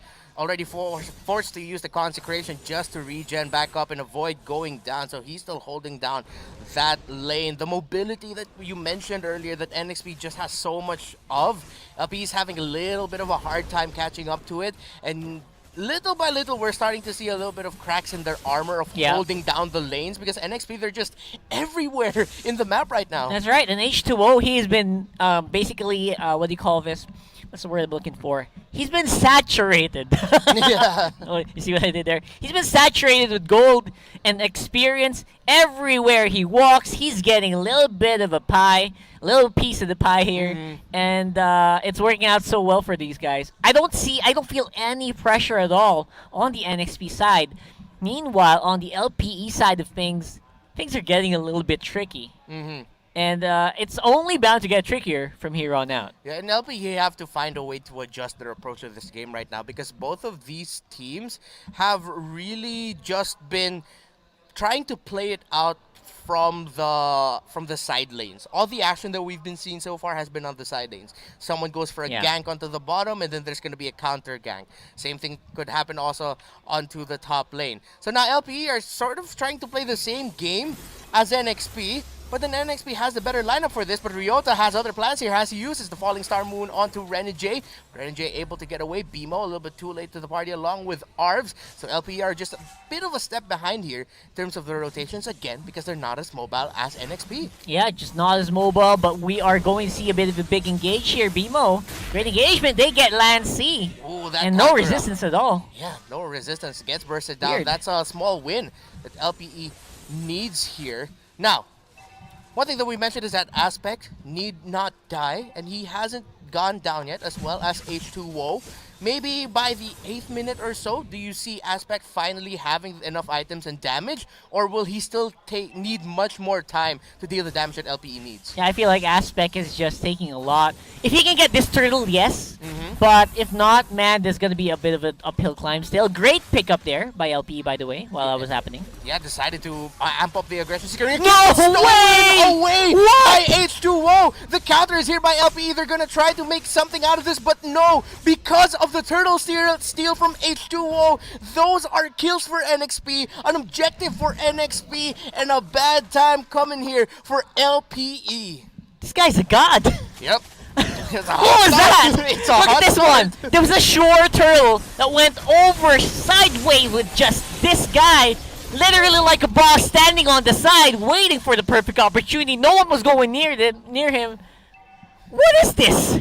H2O, man, hungry like a wolf right now for main objectives. We were saying earlier, NXP, instinctual, kill focus. We're still seeing that, but we're also seeing a little bit more of by the playbook style from NXP, putting a little bit more focus onto the objectives here. Look at them already invading for the purple side, and I think that was stolen. Yes, it was. Everything. By H2O. Aspect is having a bad time here. He only has 1 assist and no buzz. This is going to be a fight by LPE. They're going to go for it, but look at that. BMO going straight for H2O. H2O cannot get close, and H2O gets bursted down there by the Eudora. Lancy could be up next. Kagura on the run. The girl with the umbrella. It's raining on you. Able to get away is Lancy. That's going to be a 1-for-1 trade, but it's the carry that goes down on the side of NXP. Yeah, you see what I'm talking about here. LPE definitely is on high pressure alert, but in the end, they are aware that they should be. This is the expected turnout of their lineup. As I said before, you gotta hunker down here because they're not going anywhere anytime soon. But they are doing it in a step in the right direction. They took care of H2O, who has been running unchecked all over the map for the last 6 minutes of the game, and finally got some control on their side. Yeah, LPE starting to realize, okay, we need to amp up our tempo a bit now, where we can't just follow to the tune of NXP's music here. We have to make our own songs, and so far, there's little by little clawing back into this. Just a 1k gold lead now here for NXP. Towers are tied up, but this is going to be bad news for LPE. They decide to trade the turtle for the tower. Is this the right call? No, man, because they are going to go for James, which is buying so much time anyway for that bottom lane turret. It won't go down, and it's going to have to be a big fight here. The final blow gets brought out there. NXP look for the counter. That's going to be 1 kill for NXP. Aspect could be up next. That's 2 down on the side of LPE and NXP. The counter play is real. A shutdown there for H2O as Lancy spots out Jake the dog, and it's only JTD and Ryota left here. Great call there by NXP, and you said it best. James just bought so much time for NXP to go for the counter. Yep, and then H2O still got some good amount of damage output here with the Lycan Pounds finishing it up. Tower is going to be an easy target. Might be too. We'll have to find out. Will they go for it? No, they decide to ease it up a bit. They decide, you know what, LPE are back. They're off their respawn, so maybe we shouldn't take this fight. LPE now, though, what do you think the recipe should be for them to make a comeback here? I know, just make some forward advances to give our Aspect some space, but it's just so difficult, man. At the same time, James is just unchecked on the field as well. They've been focusing so much on H2O now in the past few minutes that they're forgetting the other members, such as the Wan and Renegade, just making such short work of towers here. And I think LPE wanted to trade that bottom first tier for that top first tier to break down NXP, but then Jake the Dog, I think, seems like he was the one who called for it, that this could be really bad. But NXP decided to ease up the pressure on that bottom tower. They forced LPE to just react to basically nothing. Yeah, they seem to be getting played each and every time around the map. It's like NXP is willing to trade, but not really. They're just gonna take stuff. Yeah. And LPE is not getting anything in return. They can't be too reactive right now to NXP. And something that our panel, Butters and Naomi, mentioned earlier is that teams in the MPL have that factor of aggression against NXP, but the aggression right now is getting brought out by LPE as they take down Yawi. No main tank here. Aspect taking a lot of damage. He's forced to BMI back. Whoa. He has his orange buff. That was way too close. Way too close for comfort. There was also a possibility that the Lycan Pounds would have carried over to him. Yeah, all the way all there. the way back to the BMI, but luckily for him it didn't, but could have been. And JTD now, let's see if the weaknesses are spotted. Renegade just waiting for the right time to use that ultimate, but look at that, Uranus just eating up all the damage. Renegade is dishing out. Here comes the ultimate, but it's not enough. Renegade did his absolute best. Okay. But Jake the Dog says, you know what, I'm gonna hold it down. I'm gonna hold it down. Some really slick moves there as well from Renegade. I really like it, and NXP is just playing with no pressure. You can feel it, right? Like, they're just doing anything they want to do on the map. They're doing some risky moves, but they're not getting punished at all. And Bimo spots out Yawi. That's going to be 1 versus 1 between the two tanks here, and both teams back off. That thing you mentioned about NXP being a little bit more, not carefree, but more relaxed in a way. Yeah. Not overly pressured. That's the type of coaching Doggy wanted to have for his team to not... It's like he told them, don't overthink the game. Right. Just trust in yourselves. And you're starting to see it. NXP are trusting themselves individually, and they're just firing from every cylinder. Like, the chemistry is really there for them. Yeah, and I would say that instinct-based gameplay, it works out here, where LPE doesn't seem to be... There's only one thing that they have in their minds. The only thing in their minds is that we gotta draw this out. Do whatever you want, guys. Just don't die. Don't give kills to H2O, and just give aspect form. It's working out. The instinct play is working out against that. But then again, they just need time here. What's the timer that you're thinking here? Because there should be something that we have to look at. If execution has 18 minutes. Well, I feel like if Claude doesn't have the right items yet by the 15th minute, you could spell the end for them within the next 3 after that. But so we won't even reach 18 minutes. Yeah, we won't reach 18 minutes. Or at max, it's going to be 18 here. Yeah, if Aspect doesn't get the items. If he doesn't get the items. But if Aspect gets his items, we could be here for a long time, man. We could be here for a long time. Man, I'm actually very excited to see what the items for Aspect will... Can we request for an item check when we get back in? Because right now, that's all that matters. And putting all the eggs in one basket, I think, is working out very badly for LPE right now. It's their draft, it's their win condition, and they're losing out slowly. But what I like about LPE is they're not playing this too defensively. As you get the item check there, he only has the Demon Hunter sword. Okay, thank you. Still on the way to the Golden Staff. Only the Raptor Machete and the DHS for him. Meanwhile, look at that. Already 8.2k here. Oh my for god. H2 already has the endless battle of the Wind Road to 4 items already. Yeah. He's going 5 items. Okay, so and, I guess you could say it's 4 minutes away, maybe, until LPE, if Aspect... Okay, Aspect at least finally got the Golden Staff. I'm getting your timer on right now. 11 minutes, 11 and a half minutes. And we'll have to wait and see if they kind of agree with us, because if we get to the DHS Golden Staff, there's going to be some damage at least for Aspect. Maybe they can try to go for something. But for the meantime, it doesn't look like there's anything happening for LPE. And H2O is so confident, he's even dancing around with the Lord already. Yeah, just going for the free hits. Bimo, not sure if he knows Yawi and James are there. Ooh, what a flame shot, already bursting down Arps. Arps is going to be forced to go back. What a play by NXP. They smelled blood and went for the dive all the way to that purple buff. taking out Arvs. That's a lot of damage gone. Now, on the side of LPE as NXP with the Enhanced Lord are going to be going for this. Jake the Dog and Bimo trying to buy time here as Ryota is coming from the middle, but I don't think that's going to be enough time to turn it around. Look at that, NXP fighting it out. JTD gets mega killed there by 1-1. Renegade 4-0 and 4 right now as NXP will get this Enhanced Lord. Of course, all of that started by that beautiful pickoff there by NXP. Yeah, the guy who's supposed to do the bursting just got bursted for LPE. Eudora taken out in a blink of an eye, which resulted in a very good team fight there for NXP, reaping so many rewards. I don't know, LPE is going to start to lose towers here very soon, especially with the push on the Lord. If they don't deal with the Lord, this is going to be a G push. At the same time, I think NXP, what they can do, they try to go for a mid lane push, just like a Lord, like go for a Death Ball. Yeah. And there's very little that LPE can do about it. Yeah, most likely though, guess what you're trying to say here is that LPE will just lose a lot no matter what. Yeah, it's a free lane push instead. So good luck to LPE, man. Game 1 starting to look like it's going to go out of the ballpark. Yeah, as LPE desperately are going to try to defend this. There's action in the bottom lane as Jake the Dog takes a lot of damage. Right now, he's really just a sponge for the damage that NXP is bringing out, but LPE doesn't have enough damage to dish out. That is the equivalent of what damage is getting done to JTD. Look at that. Yeah, he's already deep in. That Lord is about to go down. Ryota takes a lot of damage. Ultimates already have been committed. Here comes the Blazing Duet. James could be up next, but no! The Winter Truncheon keeps him alive, and James able to get away. Aspect gets bursted down. That really did look like a great play by Aspect, but that was just an even greater response defensively by NXP. And the moment Aspect went down, LPE's defense starting to look a lot less solid here. They're coming in, Yaoi with the plays.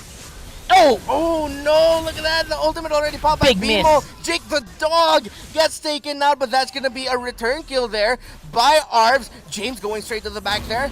Let's see if he'll be able to make something out of this, or I think he'll just disrupt this out. And yeah, you said it, Ragar. They lost a lot here. It's only that middle inhibitor left. Both side lane inhibitors have been broken. And I don't know how long LPE can hold on for. And they're definitely respecting the timer that you gave them. Items-wise, LPE is not going to have enough to go for a big fight. So they are going to have to stay around the mid lane, stay around the base. They're running out of time here. How well off is H2O right now? 5-1-4 on Roger. Renegade as well, not even suffering any deaths from the laning, from the mid lane, mid-game.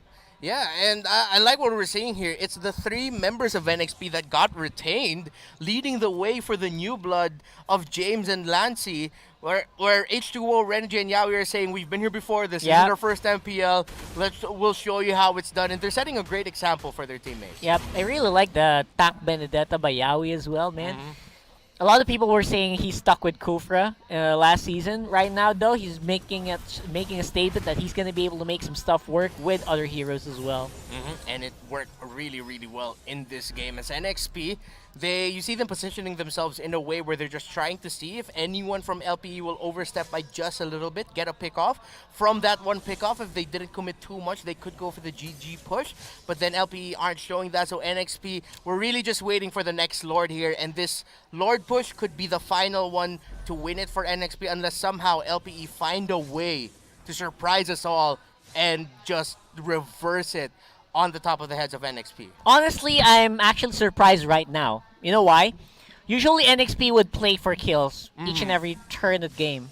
They're becoming a lot more reserved. They're becoming a lot more calculated now. They're not going for anything. Like, you would expect them after a big advantage to go fight again. But no, they're waiting for the Lord. They are controlling the waves. We did not see this level of discipline from these guys in the previous season. Yeah, in the previous season, you could honestly say... Fight. Yeah, fight. You were watching kids who are just really great at ML, playing the MPL. But now, this time, they really learned a lot from their first season. And you could see it here, you pointed it out. Let's see, though, if they can get this Lord, as LPE are going to look to try to contest this. Nope, actually, no, they won't be able to. A lot more reserved. Yeah, based on the health of the Lord, they will not be able to. I don't think they will be able to. Plus, not to mention, our aspects starting to get into the groove here. At least I think he's on the road to 4 or 5 items already as well. So there's going to be some damage on that Blazing Duet, and NXP, they're aware. Which is very funny because now they don't want to go head-to-head right away. They're going for the big objectives, and it is a very good look for NXP. Yeah, James's position here on the Alice is going to be crucial. If ever they get into a situation where it looks good for Aspect to come in with the Blazing Duet, then James is going to be sort of like, it's the bait. Because when you see the Alice and you see Alice nearby to the other teammates, you're gonna think, I'm gonna jump this because I could burn down this Alice. But then he has that Winter Truncheon. Yeah, and to be honest, for their first time in the MPL, for their first time, Lancey and James, not bad. Yeah. You know, they're adding value to their team despite the obviously lower gold net worth. They are doing the jobs, baiting out the skills, making sure that the skills are not available to go into H2O. Yes, Enabling H2O to make the plays indirectly. And that's something that you really like to see in new players coming into the MPL. That idea that you're given a role, you're given a job to do, and you just do it. Even if you're not, look at that, James isn't even on the kill board that much. Yeah. He's 0, 2, and 3. But we felt the effects The recently presence with is this Alice. there. Yeah, the presence is there. Exactly, he's doing some good damage, and I think he's just giving the kills over to H2O. I don't know. I haven't really seen a big fight for like 4 minutes now, which is might be a record for NXP already. But we'll have to double check later. But again, they are doing the right things to do here. Waiting for the Lord. It's gonna go on top side. Surprisingly, mid is still pretty much LPE controlled as well. We'll see. Yeah, and what hurts here for LPE, if you were able to catch that on your screens, is that Aspect is only about to hit 10K in his gold. And we're already getting close to the 18-minute mark of the game. It just goes to show how much he was suffocated out of his own jungle, and this could be the GG push. Just for contrast, that's the lowest gold on the side of NXP. Highest gold in LPE, lowest gold in NXP. And that really hurts, and let's see how much is this going to hurt. Can they defend this? Can they hold on as all the ultimates, all the skills have been dished out? The setup by James with the Blood Ode, and look at that, NXP. It was, and it is, the final GG push, securing the first game victory. And I gotta say, that is how you go and play. And again, I'm very happy to see this from NXP. Yeah, NXP, great showing from them. LPE seems like there's still a lot of things they need to work on a bit. Not a bit, I mean, I did say a lot. But the winning moment is brought to you by Oppo A94.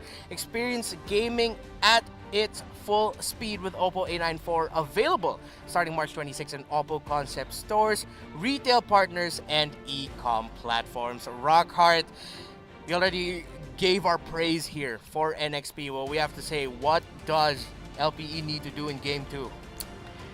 Again, no more one egg, one basket, all eggs, one basket play. Relying so much on Aspect alone just did not cut out for LPE. I want to see some of the alternates plays that we have on Panda's playbook, because right now that looked like an easy game for NXP.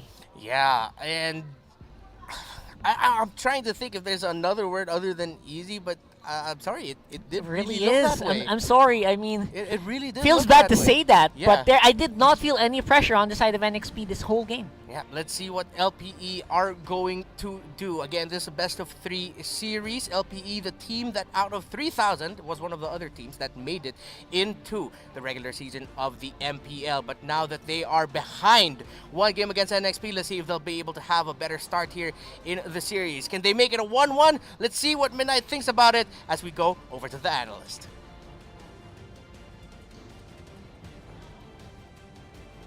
Thank you so much, casters. And finally, nakita na natin ang new meta, hashtag Roger wins game from Nexplay Esports. Welcome back to the Analyst Desk. My name is Midnight, and pag-uusapan natin kung paano ba kinuha ng NXP yung game na yun away from LPE. Like what our caster said, nagme-make sense naman yung draft ng LPE. But I do think that the Kagura pick from NXP was really, really solid. Ito yung nagpa-solidify ng early game control ng Nexplay Esports. Now, we're gonna look at the post-game stats here brought to us by Smart, the official tournament telco partner of MPL. Free-to-game grade with Smart free games for all. Isang factor dito is yung first dive ng LPE, no? Kung bakit nag-slow down yung kanilang pacing ng game. Kasi nakita natin yung stats kanina, medyo sila yung nangunguna pagdating sa Gold Lead and XP Lead. Ito makikita natin, no, yung stats, yung record ng ating mga players. You're gonna see that Renegade really did pump out a lot of damage here on the 1-1 dahil wala rin naman kasi masyadong control on the side of LPE. It's just an Esmeralda, it's just a Eudora, and it's just a Claude. Nobody can touch Renegade on this 1-1. Napakaganda rin ng kanyang build dito after going for the corrosion site. Demon Undersword, he went for the Wind Talker para sa additional movement speed. And of course, natural counter against the Claude, it is gonna be the Wind Talker for Renegade. Tapos, may pa-sweet spot pa dito, no? Na naka-Athena Shield pa si Renegade para ma-make sure niya lang na, okay, para hindi ako ma-burst down ng 1-1, ng Eudora, sa late game, bibili na lang ako ng Athena Shield. And makikita nyo naman dito si NXP Lancy, no? 3-2-8 yung kanyang KDA, 7.8.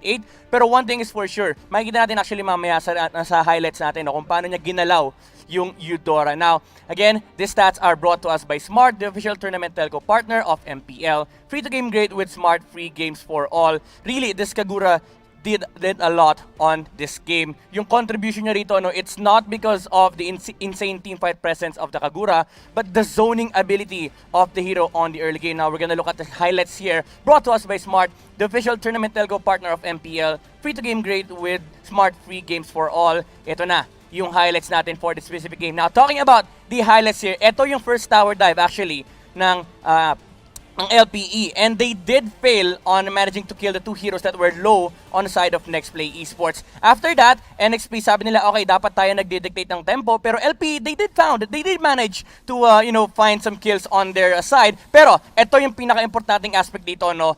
H2O, dodging the gank from BMO with the last second Lycan pounce. Napaka-crucial nung moment na yun kasi it did turn around the tides of the team fight there for the turtle take ng LPE. Nabuhay pa siya and hindi siya napatay ng LPE. And after that, it was just H2O trying to steamroll, getting all the objectives, all the buffs that he needs. Kahit walang team fight na nangyayari, sabi ni H2O, okay, feeling ko nandito LPE, kukunin ko lahat ng resources. Yung pakiramdam na kinukuha mo talaga lahat ng pwede nilang kunin even before the Claude response. That's why, kung meron nga tayong heat map, yung NXP, lagi sila nasa mid and lagi sila nasa jungle para lang makontrol nila yung resources ng LPE. And this time around, makikita natin si Lancy. Look at the zoning out on the Umbrella. Aspect really did his best, pero the crucial Winter Truncheon pickup from James allows him to survive the onslaught of the Claude, and after that, it was just an inevitable timing for NXP to take the Lord and finish the fight inside the base of LPE, and that's the reason why they've gotten this off on an easy start against LPE on this game number 1. Again, very crucial yung positioning ni Lancy on the early parts of the game kasi ito yung nag-establish ng mid-control against LPE. 2-2 yung scoreline nila pero after that, talagang yung dominance lang ng NXP yung nag-prevail dito. H2O just, hype things up with the Roger pick. Ganda ng early game control nila and even during the late game na lamang dapat ng Claude ay kinaya pa rin nila because of the heroes and the itemization on their side. Specifically, Renegade and the Kagura on, Lancy on Kagura. And that was brought to us by Smart, the official tournament telco partner of MPL. Break through your own limits, rise above, and be free to game grade with free games for all. And of course, the MVP of the game, it is gonna be Renegade with a KDA of 406, literally untouched by LPE. Net worth of 13,097, damage dealt of 68,841, and objective damage of 9,496. Very, very good performance from Renegade. Usually, ito yung tao na nakikita natin na risky player no, na nagkakaroon ng mga deaths. Pero this time around, he really did deserve the MVP spot kasi nilaro niya lang yung kailangan niyang gawin. Just farm and take objectives with your team and make sure that you are gonna get game 1. Now, the question is, will LPE be able to get game number 2 or will Nexplay Esports solidify their performance here and sweep the series 2-0? Yan ang tanong na sasagutin ng ating mga casters. So casters, back to you guys.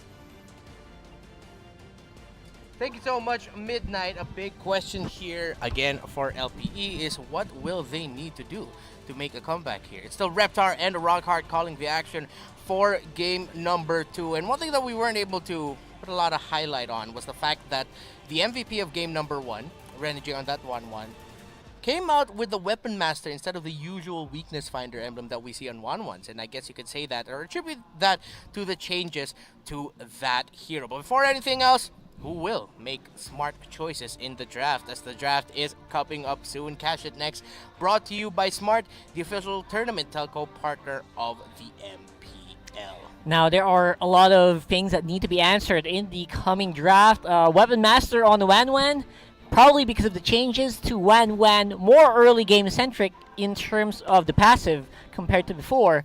It did allow Renegade to sustain a lot of the big team fights and probably allowed him to really go for the big dives, that like the one I mentioned earlier, the free V1 on the bot side of the map where he got away scot-free just with one flicker. And no deaths. No deaths. That is impressive for the guy who usually is a death magnet. And again, we are seeing a much more grown-up NXP here. Granted, it is only day one, but first impressions matter. Yeah. Actually, when we were talking to Coach Panda before the series, is that he understands that as well. He wants this to be a really good first impression for LPE. Maybe game one wasn't that good of an impression, but this is the best of three. I mean, even if you lose game one, if you can reverse it and then win this 2-1, then that's already a great impression. I mean, that is, I think, what Work tried to do yesterday. They had a great first game, but fell short on the 2. Maybe will we see something opposite today? Bad first game and great on the last 2? I'm not sure. Because right now, as I said, NXP looks like a different monster compared to last season. And their off-season games are also not a good indicator because, again, off-season they were hit and miss. Something happened within the past few weeks here for NXP. I wonder what that is. Like, I'm trying to run it over in my head because when we were seeing it in the off season, like some of us would rank NXP a little bit higher in our own power rankings, but then as you put it perfectly, they were very hit or miss. There were glimpses of it's still the same NXP team to it seems like the new additions are doing really well. Maybe they'll, instead of the 8th place, they'll finish the season in the 7th place. Yeah. But then in the time that since we've last seen them, something snapped, something changed. I don't know if it's a testament to the coaching staff that they have. I think Doggy is co-coaching the team along with Chester, if I'm not mistaken. He's no longer playing, but he's part of his own coaching staff. That I have to confirm. But man, NXP, what is it? I feel like it's that scene from Space Jam where suddenly all the cartoons just drank water from a faucet. Michael's secret stuff. Maybe it's Doggy's secret stuff. Doggy's secret stuff. Oh my god! Thanks for that vision. Yeah, that thanks for the visual. We are heading into the draft, and again, smart choices are going to be what we are going to have to look out for LPE as we head into it. Now, let's find out. Let's find out what's going to happen here. Yeah, who will make smart choices in the draft? Very good question there, Rockhard. Cash It Next, brought to you by Smart, the official tournament telco partner of the MPL. Free to game great with Smart. Free games for all. LPE are going to be taking out Selena again, NXP. Once again, they're going to be taking out Diggy. So far, still the same bands that we have here. Diggy has been a rising tank pick. I mean, I wouldn't call it a tank because the kind of lineups we see are tankless. But pseudo-tank is the best way to really put heroes such as Diggy in this quote-unquote first strike meta where you're going to get just someone in the front line to bait all the skills out to make sure that in a fight they don't have the abilities anymore. Yeah, and again, they are. This is also because of a lot of changes to some of our heroes, making heroes such as the Terizla. Sometimes, some people might be scared of that pick to come out soon because of the big changes to that hero as well. Yeah. Although he was a little bit softened up compared to before. Now, again, AoE is not really the biggest. The AoE. If you notice, there's not much AoE crowd control here anymore that we're seeing from the picks. Mostly a single target, and it's working well for us so far, especially since yesterday. But what we're looking for here is, again, the Paquito. Will the Paquito be first picked again? Because LPE is also a team that plays it. BMO really likes it kind of fits BMO's playstyle. Same with Nexplay, because we also plays it pretty well. But I don't think we will. I don't think we will. There you go. LPE, surprisingly enough, they banned out 2 heroes that our BMO picks. Exactly, BMO picks. BMO likes the Cho, BMO likes the Paquito. They might first pick the Sylvana here just so that BMO will still have one of his main picks to go for. We know one of his top picks are the Sylvana, the Cho, and the Jawhead. Sylvana just makes sense as the first pick, but of course LPE says Benedetta's open, we're going to take it. Yeah, Vendetta has been working very well for that last game. It gave a lot of freedom for the rest of the NXP members to really capitalize on the time that you need to chase on the Vendetta. You know, chasing a Vendetta takes time. It's really difficult, and H2O capitalized on that with that Roger. So it can happen here for LPE as well, and that's also a reason why yesterday it was also very high on the ban priorities. Yeah. And now the Roger, you mentioned it for a second there, gets picked up again here by NXP. Might end up being the same place that we're going to see. Run and gun, mobility, early game burst damage. LPE, let's see if they're going to try to balance out their composition a bit more. Again, your suggestion, don't go for that all the eggs in one basket. Try to spread out the priority a little bit more. Maybe LPE are going to look into having at least 2 main damage dealers who can really dish it out and not just put everything onto Aspect. Yeah, and it's really funny as well because this is pretty similar to what Nexplay had run. Now, by the way, if you guys are missing out, again, a few members are going to be isolated here. And of course, for LPE, they do have their own referees and monitoring behind them. So because of course, we know with what's going on, due to very stringent safety protocols set forth by our league. We have a few players from LPE isolated right now, but that's all just because we're just trying to be safe here. Yeah, and don't worry, they are on video call, so it's video them. call. That's them. Yeah, the referees no doubt are about watching. it. Yeah, the referees Ever since have the game started, obviously. Yeah. So, Sylvana is still something that's still in the playbook of LPE, and Jake the Dog finally is something where he is more familiar with, I think. This is one of the heroes that I've seen Jake the Dog actually excel in. And I don't know, maybe Aspect, he might be also the one to pick it up. And that's also a great thing about LP. They got some room to flex a little bit. Yeah, this is a flex Yisan Shin pick. Most people will say, oh, that's going to go into the jungle. But there have been times or teams that have the right player on the gold lane or the non-turtle lane to pick that up. So great observation there. Now, NXP picked up the Eve. And it seems like this is a little bit counterintuitive to what they want to go for. I mean, their first 2 picks were mobile, burst, pin down, just like what they were like in the first one. But now they pick up Eve, who's a very stationary hero. Yeah. It's, I don't know, do you think is there something here that I'm not seeing? Now, when you pick up an Eve, that is actually indication that you are going for something that is a big crowd control, AoE crowd control, which I mentioned before the draft. It is counterintuitive to what NXP's playstyle is, but maybe that's also part of the plan. NXP might they don't want to be known for just one thing. They want it to be spread out. They want the enemy to be confused, and it can work. I like that NXP's trying to branch out finally. Good for them, but we'll have to see if it pans out because right now it's so vulnerable to a Yisan Shin. It's vulnerable to Benedetta as well as this Sylvana. Yeah, I'm very worried for this Eve here. Very strong first 3 picks here by LPE. Farsa, Loyi get banned out. 1-1 gets banned out here. So now next play, we're in that position again where it's going to be who's going to get which mage. Next play here, I mean, they did already pick up the Eve. They already have the Alice. So now they're looking for a hero here for Renegade. Give it a big tank, man. Give it a big tank. They also need a big tank. They got to get it for Yaoi because right now I feel like it's going to be critical to pick it up because you might get it might get swiped here by LPE.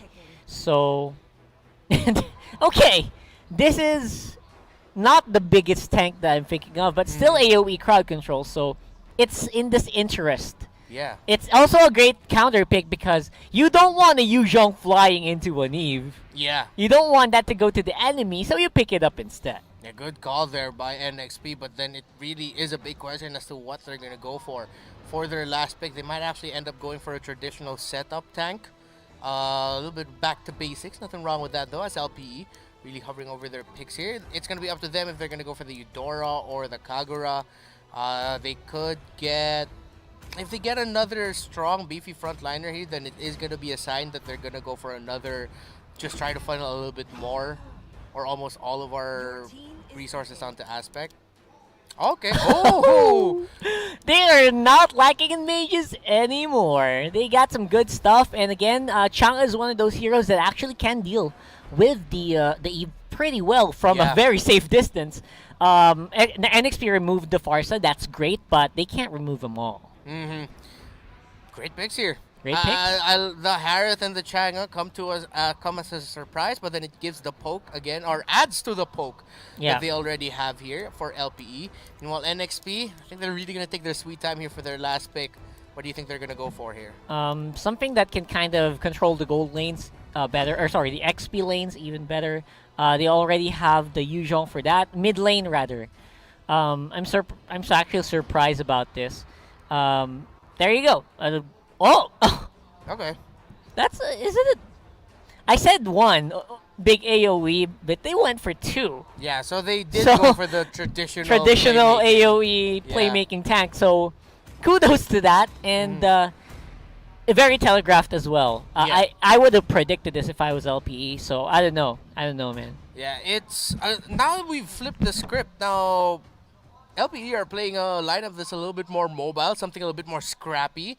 Yeah. Meanwhile, NXP are going to be looking for that good, not necessarily picture perfect. It wouldn't be hard to set up fights here for this lineup because now the Eve pick makes a lot of sense because that Eve pick we know you don't really go for an Eve for the damage because it's not a Farsa. What you go for are the slows. The slow of real world manipulation actually is something that's very deadly on the team fight. It will allow this Yuzhong to really prosper as well. So let's load up into the game, and we'll see what happens here as we head into Game 2 for LPE versus NXP. Lance C, all eyes are on you because you are going to be one of the key heroes here for your team. If you can get the slows right on time, as long as you can get that Ice Queen wand as quickly as you can, LPE are gonna have a hard time dancing around all the possible setups that NXP will have. They have the Blood Ode from the Alice, they have the Implosion from the Tigreal. They have to be really careful here of those slows coming out from the Eve. There you go, this is what you're talking about, man. Great dive in H2O. Whoa, this guy's mad! But gives the kill over to Lancey instead. It's a trade, but I think it's kind of a step in the right direction here for LPE, I think. Yeah. Just answer. Yeah. No need to do anything crazy. Exactly. Like, he already got taken out. It's actually a kill that sort of, like, negates itself. But then you get a little bit of gold because of the first blood gold going on over to the NXP. Yeah. The first blood got registered to NXP before LPE. So instead of it becoming a bad trade, it still relatively worked out. For the side of NXP. Still a slow start, not a lot of developments just yet, but any other observations about the lineups that we have here? I just want to say H2O is a little mad though. I feel like there's just so much that could have been avoided there. H2O would have had a lot of farm time afterwards, so I don't know. I feel like there should be more that they didn't need to tower dive that hard. You know what I'm saying? So I'm looking for something else that could have been like an alternate there. Maybe, just leave it to the pro. Leave it to the mage to pick up the kill. Yeah. I mean, he was low anyway, so after the Lycan pounce, he could have just backed off. Yeah, because that still would have given control that's for still your a mage. kill. Yeah, because I think Lancey had the skills to do it. I don't know. Just having a lot of fun here, NXP, as usual. Yeah. Oh, well. They still have a really small gold lead here as a first turtle of the game is going to get up soon. Or is the counter just stuck there at 1? Oh, well, yeah, we'll see if the turtle's going to spawn. Probably visual, but probably... Yet. Yeah, it's still 2 minutes, right? Spawns in 2 minutes. So still 2 minutes. I got overexcited there. I got too excited. I got too excited for the turtle. I don't know. I think I'm already just looking for a fight to happen. I know. I feel like the game just went spiked up in terms of speed. It feels like it's sped up because of that early first blood. But otherwise, we are still on control here. H2O with Lancey. What a great combo, great synergy between these two players so far. And now the turtle finally spawns. Lancey already level 4 here, so is Arb. So we'll have the mage ultimates up for the two teams if they want it. LPE are nearby for this turtle contest if they're gonna go for it. BMO and Aspect versus Yaoi and H2O. Who's gonna win this 2 vs 2 tag team match? But no surprise, here comes James and the dragon with a black dragon form, making that the green dragon form. Look at that, the knockup and the damage onto BMO. He gets taken out, and LPE don't get the first turtle as that goes to NXP. They give away another kill to NXP as well. So similar start to game number 1. Yeah, a big shame as well that there was not much LPE could do at that point. NXP basically multitasked. You guys go for a fight, we'll go for a turtle, and they get rewards, no punishment at all for LPE, which is super surprising. I feel like they have a plan, but they're not really executing here. Yeah, good call there by Yaoi too. Instead of a lot of tanks, I wouldn't say a lot of tanks, but tanks would sometimes instinctually go, okay, since James is already going forward, I'm gonna stay here with H2O to protect him just in case the Benedetta rotates in. But no, Yaoi said, you know what, that looks like a sure kill, and then the knock up there with the Sacred Hammer or with the second skill really helped secure that for NXP. So I like that slight adjustment that Yaoi did. Yeah, and again, Yaoi is also a very well-improved player from the previous season. Some people would criticize his gameplay if he's not on Kufra. If he's on Kufra, great. If he's not, usually he gets a lot of flack. This time around, he is playing very well on a variety of heroes, surprisingly. Renjay, see, I think he got a bit of a whiff that there might be a rotation onto him, but there is definitely a rotation on the top side. H2O, not this time again. He won't get taken out by the turret. Decides to get out. Renjay taking a lot of damage from JTD and Arbs. Arbs with the meteor shower. Last second flicker. Able to get out of that. Yaoi, though, is going to spot out the Chango and secures the kill thanks to Eve with a real-world manipulation from Lance C. Picture perfect as it can get there. Yaoi basically enabled Lancey to get everything he wanted from that trade. Now James as well, go for dive on Aspect. Could be bad here. Oh wow, great entry there by Bebo with the interception using the Cometic Lance, securing the stun there. That is still going to be a 1-for-1 trade. Oh wait, no, it was Aspect that went down to the bottom lane. But yeah, good call there by Bebo to help out his teammate there in the mid. But this looks like it could be another turtle for NXP. Bebo doesn't know. Yeah, Bebo doesn't know. Arbs is there though for the assist. That's going to be the turtle going over to H2O and a turtle to NXP. And another kill for NXP as Bebo goes down. Yeah, we could be up next though, but he's trying to get away from that Chang. Meanwhile, H2O so close, yet so far for LPE to secure a kill onto the carry. But they say, you know what? At least we get to secure a kill on their tank, Yaoi. Again, that is one for the books here. Turret will go down here in the mid lane for sure.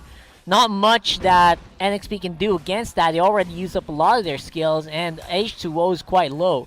So overall, I feel like NXP, they are finding the groove, but at the same time, LPE, they're a lot better compared to game 1 here at this point. Yeah, exactly. In this situation, the LPE are fighting back a little bit more. You see them not relying too much on the fact that they have a late game lineup idea. And one thing that we have to give focus here is for Lancey. Hot start, already 3-0-2 on an Eve. This is going to make objective takes even harder. And when you have an Eve that already has those items, like the Clock Destiny, Winter Truncheon probably going to be locked in here soon, Holy Crystal, the sooner you get those items, especially the Ice Cream one, right? The slows that we're talking about here, it is just going to give H2O so much room to play around. I think that's going to be the point. Faster real-world manipulations means better fights for H2O. Yeah, and it's going to be... Lancey can actually play this out a bit for him now that he was able to get kills really early. That means he gets the gold early. That means he doesn't need to think too much about being a utility mage. He can go for a damage item even if he wants to, because of the lead they were able to build up for himself. So either the Ice Queen one or the Clock of Destiny that you mentioned could be good first pickups here. It's just going to be really up to him, but he does go for the Ice Queen wand, and it seems like he is going to go for utility because that looks like a glowing wand that's going to be up next for him. Yeah, that's going to be such a big deal here in this coming, especially coming team fights where Ryota's not doing as much as he should. Bimo's not as tanky as he should be. And Aspect basically just needs more time to farm again. So I don't know. This game too is starting to run in a better direction, at least for LPE, but still pretty bad. Yeah, they're still behind here, but that's going to be Yawi that they're going to spot here. They decide to throw everything. They say, you know what, we need a little bit more kills, we need a little bit more gold, let's take out the tank. Meanwhile, in the bottom lane, JTD avoids damage, and that's someone that we haven't seen here. JTD is just lane locked right now because he needs to farm on that Harith. Yeah, and surprisingly as well, because usually Jake the Dog's the guy that really is, he aggresses early on, so we're missing a lot of that recently. In the qualifiers, this is also the major problem he's been having. Yeah, and James now has a problem because he's eating a meteor shower in the face, already forced to use the Black Dragon form. Land C, pass out Ryota. But Yawi's nearby here, and Ryota could call to not go for that, but this is going to be another turtle take. Can it finally go to the side of LPE? Real world manipulation Seriously.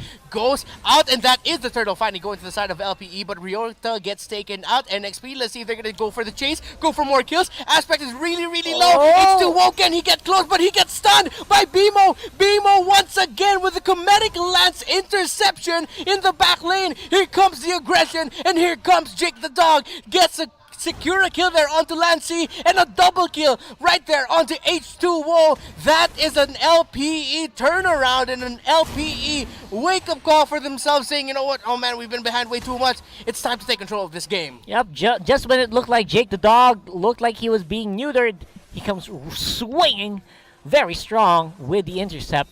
And before that, actually, Aspect also picked up the turtle, which was a big denial for H2O on the Rogers, so definitely a step in the right direction here for LPE. Finally, they have a bit of a goal lead over NXP. My MVP for that, though, is definitely BMO. That Comedic Lance in the last second, because we saw H2O smelling blood. We're just getting into that range of that Lycan pounds, but he was just stopped by BMO, showing us why he is one of the tanks that you have to watch out for this season. Yeah, imagine if that was just 1.5 seconds late. That would have been the Lycan pound straight into the death of his teammate, and apparently BMO is able to just really time it correctly. Big team fight happening here on side. Yeah, Meteor Shower laid out, and killing spree now for JTD, now with his third kill. He's definitely woken up now. He picked up the Holy Crystal earlier. Now a Blade of Despair has been picked up here by Aspect. So if NXP is not careful, if another pick off that could possibly happen here happens, then that's even more control now for LPE. Yeah, finally Aspect is in more of a rhythm, plays safe on the sides, lets the team go for more of the engages, and he just does some damage on the back foot. That's exactly where he is, apparently. That's where he's more comfortable now. And another Holy Crystal was just picked up now, this time by Arv, so that's a lot of magic damage getting dished out here for LPE. They're gonna go for the turret. Let's see if NXP will try to defend, and no, they can't. They have to play this conservatively, but Yawi overstepped. BMO immediately using the Imperial Justice, securing a kill onto Yawi, and NXP are starting to lose their momentum here, and they're starting to get scattered in terms of how they're moving around the map.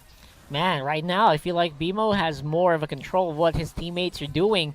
And just as I said, that might be a problem. Forces to flicker out. Misplay and forcing real-world manipulation is actually a big deal. That's going to be able to stop at least one more team fight from NXP in the next 30 seconds. Yeah, and because of what you mentioned, NXP might not be able to contest this this Lord already as well as they like. But LPE decide they can't overcommit onto this just yet. They have the Benedetta, Ryota in the bottom lane, managing the waves well. So that's something NXP has to be careful of, because they're going to force back Renegade to defend. Yep, I don't know. This is going to be a disjointed fight if NXP wants to go for it. Exactly. Everyone is in very different locations. Very unideal to go for the fight, but you have to go for it. Yeah, they are going for it. Renegade doesn't go to the bottom lane, so a fight breaks out 5 versus 5 here by the Lord. Mountain Shocker already used BMO, really low force to go back, and with that, NXP might just take control of this Lord actually. But look at that, Yawi over there close to BMO. The real world situation. Here comes H2O with a finish, but H2O cannot get close. Jake the Dog and Arch with a turnaround, getting a kill onto H2O. You thought you could get that Lycan bounce. No, you're gonna get get taken out, as well as Land C. So that's 2 down on the side of NXP. That was huge from Orbs and Jake the Dog. Wow. The last 2 pick mages finally making a mark. And Renegade has to just hold on the mid lane, but might get picked up as well. Comedic lands on fire for Bimo, and the mages have woken up. 4-2 and 5 here for Arvs. A meteor shower for Yawi. 3-0-2 for Jake the Dog. And maybe Bimo says this looks yummy as Yawi can't get out of the Imperial Justice. He gets taken out. Another kill for LPE. And the Eagles are flying. They are indeed. Aspect should have an easy fight here without Yawi. Now let's see if there's going to be a steal happening here. Oh! It does happen! Oh, I can't believe it. A steal. A Lord Unbelievable. Steal. H2O.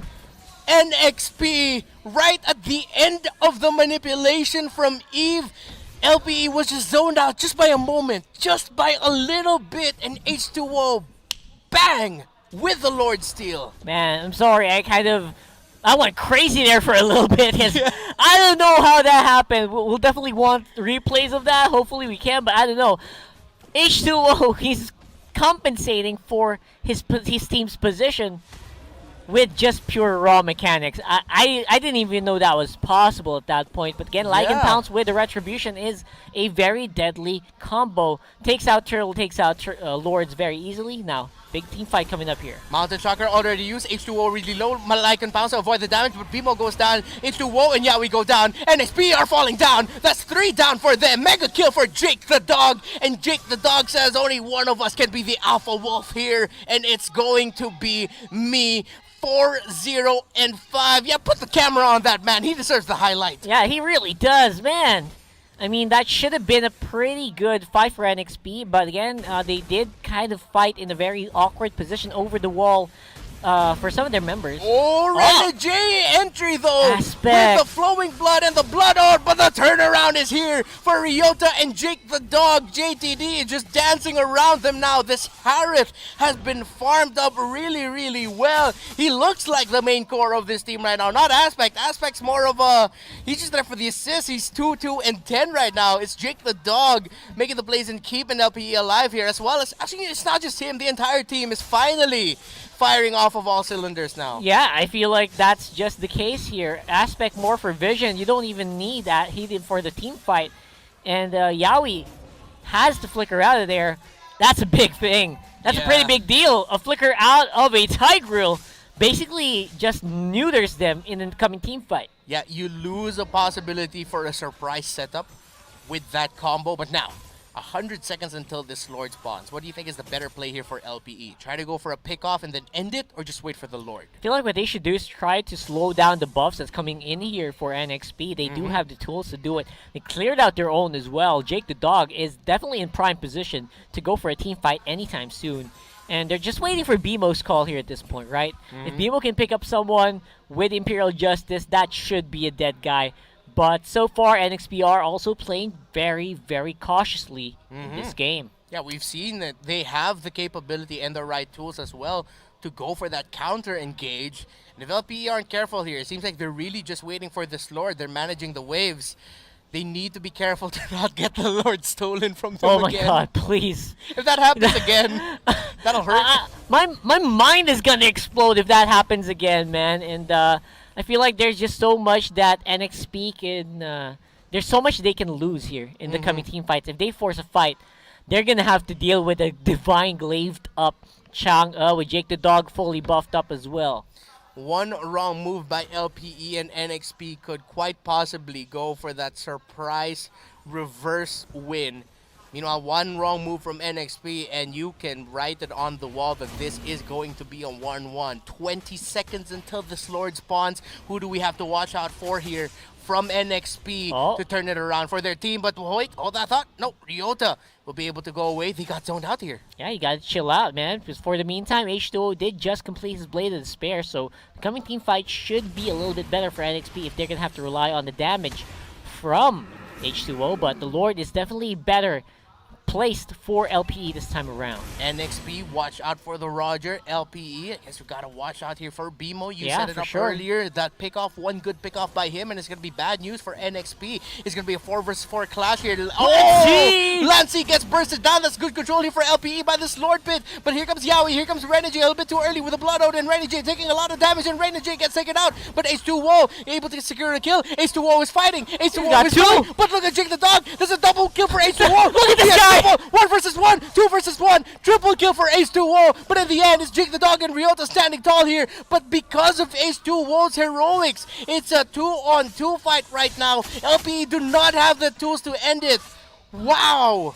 The H2O show, as per usual, even on the back foot, they are still able to really pack a punch. Yeah.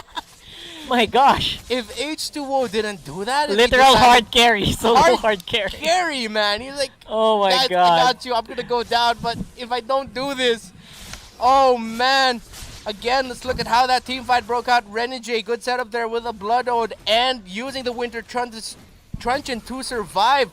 But all of that, you think that was just all for Renegade? No. It's all for H2O to clean up house. Yeah, look at them. Target priority for H2O, knowing that if he goes for the nearest member, he's probably dead. He goes for the softest one. And again, there you go. You got to go and make a run for it. This guy is just unstoppable when he gets going. Forces a chase onto a Benedetta. Who does that? How many heroes can keep up with a Benedetta over walls? Unbelievable. If it's gonna be anyone, it's gonna be the one that can transform into a wolf and to a human. Great use of the abilities, timing it, so that when Ryota decides to dash through walls, gets to heal up, the patience that H2O, we're seeing here, the panelists said it earlier, H2O, and a lot of the teams say that H2O has one of the highest potential in this league to be the best carry, and we're seeing glimpses of that.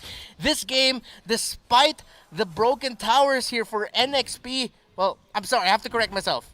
Or almost correct myself, because I was about to say this game is much closer than we think, but LPE have the Lord marching in, and only this looks really bad for NXP. This should be easily taken out because Ryota is not really on the field yet, but it's going to be difficult.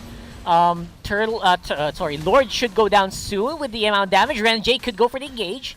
Yeah, and Jake the Dog going after Renegade, but no, Jake the Dog's gonna get caught out here. Oh, will he be able to get away? Immortality gets popped. He's trying to run. That's gonna be Jake down. Arms down. This is really bad for LPE. They're getting chased out. That's gonna be another one down if Aspect can't get away. Ryota and BMO trying to hold on to Aspect. H2O goes down. Look at that. BMO and Ryota holding on to keep Aspect alive, but Renegade takes out Aspect. The immobilize is there. BMO and Ryota will not continue this fight. This fight will not end. This game will not end. Absolutely not. NXP holding on for dear life here. We'll see a replay of that where we see this could have been so bad, but so far Aspect did maneuver in the right direction, able to life steal back up, so almost half, enables him to take down H2O and opens up the playing field here for the rest of LPE to control and not get overrun by NXP. Wow, we have ourselves a game, folks. This is only Series 1 of the day. LPE and NXP, the statement game for both of these two teams. Who is going to have a better debut in MPL Season 7 Philippines?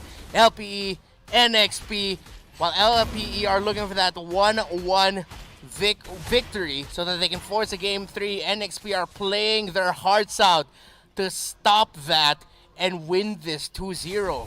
Yeah, and itemizations are going to not matter so much here. Everyone's starting to get into the groove. And we do see Yowie get picked up here. Immortality will be popped. And this could be really bad for NXP. They lose their main tank. James, Lancey, H2O, Renegade. Can they turn this around? Can they somehow survive this and fight it out to make this a 2-0 win? Aspect gets chased out, gets separated from the rest of the group while Lancey gets taken out by the Benedetta. 5 members of LPE are still alive while the Immortality gets popped on BMO, who's trying to hold on for Aspect to deal damage. But here comes JTD. Bang! Right onto H2O. Secures the kill. James versus Aspect. James secures it there with the execute. Renegade is in the bottom lane. Arbs and Ryota are nearby. It's just 2v4. James and Renegade. 3 versus 2 NXP. Can they hold on as LPE look to pressure, look to end it? Renegade eats damage. The Zaman Force gets committed. James really low, forced to use the Black Dragon form. LPE are managing the waves, but at the same time trying to kill James and Renegade. They're holding on, trying to defend. Can they end it? The minion waves are gone. One turret left, 2 turrets left, and LPE have secured the game to win and will be forcing a game number 3. Unsurprisingly, LPE has gotten the better of NXP in that one with those last 2 picks, man, really shook up that game. Yeah, that Chang and that Harith in the end became the X factors of the team. It took a while, but finally it did show up. That winning moment we saw that earlier is brought to you by Head and Shoulders. Put your game face on and finally say goodbye to those awkward #ItchaGG moments. Thanks to Head and Shoulders, 100% a dandruff-free and itch-free. Now, smells even better for your hair. And of course, you know, that's something you personally use, of course, for me as well. Wow, I'm sure everyone sighed a sigh of relief there on the side of LPE with that performance. I would actually say that Jake the Dog finally showed up. This is the Jake the Dog I was looking for in the past game. It wasn't apparent there on the last one. Apparently, you just need to put him on the right heroes, and he does the job for you. The funny thing is, it's like you sort of summoned him to do it. Because like it was just like a minute after you said, I haven't seen the aggressive Jake the Dog that we've seen in the qualifiers. Yeah. What happened? Suddenly he goes for that play. Yeah, and he's been going at it ever since, right? You give him a good hero like this, it does do very well for him. So, I don't know. I want to see some more. I'm excited to see the breakdown of that as well. Yeah, let's see what Midnight has to say about that game. It's 1-1 now. It's LPE versus NXP for the first series of the day. It's Reptar and Rockhart here. We will be back though. Midnight will take over for the analysis. Sabi ng LPE, kung ang NXP, may ako si Doggy, ang LPE, may ako si Jake the Dog. Welcome to the Analyst Desk. My name is Midnight. E pag-uusapan natin kung paano ba tinalo ng LPE ang NXP on that specific game. We all know that the Harith's performance was really great. But isa pang magandang pag-usapan dito is yung kanyang itemization. After the Calamity Reaper, he went for a much more defensive item on the Oracle and then progressed with a Holy Crystal. Napakaganda ng itemization ni Jake the Dog dito that amplifies the performance of the Harith. Now, the following post-game stats are brought to you by Smart, the official tournament telco partner of MPL. Free to game great with Smart, free games for all. Expected na natin na maganda yung stats ni Jake the Dog dito, pero kamustahin naman natin yung iba din niyang kampi dito, no, and teammates on LPE. Now, looking at your screens right now, makikita niyo si Arvs, napakaganda rin ng kanyang record dito, 8.5 yung kanyang rating on the Chango, dealt so much damage on the team fight as well. Ito yung impact na ginawa ng control ni Bimo tsaka ni Arvs kanina on Yawi. That's the reason why Yawi on the other side had no game on the Tigreal. NXP, they had an idea on how to play this game. Kontrolin mo lang naman talaga yung YSS and yung Harith on the spot, and you would have a fantastic game with Eve, Yuzong, and Roger on your side. Pero LPE, they had a different approach. Tama yung mga cases natin. Sabi nila dito, gawin lang natin is objective gaming. Split push tayo. If we cannot fight against the Yuzong and the Alice, then let's just have the farm on both Harith and the YSS. That's the reason why Aspect and and Jake did a fantastic game in this game. And this following the stats are brought to you by Smart, the official tournament telco partner of MPL. Free to game great with Smart, free games for all. As I was saying kanina, napakaganda ng game ng YSS tsaka ng Harith because of the itemization nitong dalawang players ito. No, full defensive items after the Calamity Reaper on Harith. And pati na rin si Aspect on YSS bought a defensive item kit as well on the form of Queen Swings. Now, these game highlights are brought to you by Smart, the official tournament telco partner of MPL. Free to game great with Smart, free games for all. Dito natin makikita kung paano ba nilaro ng LPE yung game nila against NXP. Now, H2O did a dive on the first tower, no, na kung nasa previous patch tayo, probably buhay siya doon. But after that, it was NXP dictating that tempo. Napakaganda lagi ng placements ni Yawi on these team fights. Pero, nagsimula ng maramdaman ng NXP yung combo ng LPE, the Chang'o and the Sylvana. Every single time na may makikita sila, tinatalon ng kagad. And this specific moment, actually, napakaganda ng pagpasok ni Jake the Dog. With the Zaman Force, he slowed 2 heroes on the back line. That's the reason why hindi nila naabot si Aspect. And it was time for the Harit and the it was time for Harith and Ryota on the Benedetta to chase down the heroes. And ito pa yung isang napakagandang Zaman Force ni Jake the Dog. Again, the Zaman Force. It slowed down H2O, didn't reach the YSS, and in turn nakauwi pa si Aspect. To be honest, this was a really hard YSS game, and Aspect at 11 minutes in is still sitting at 1 death.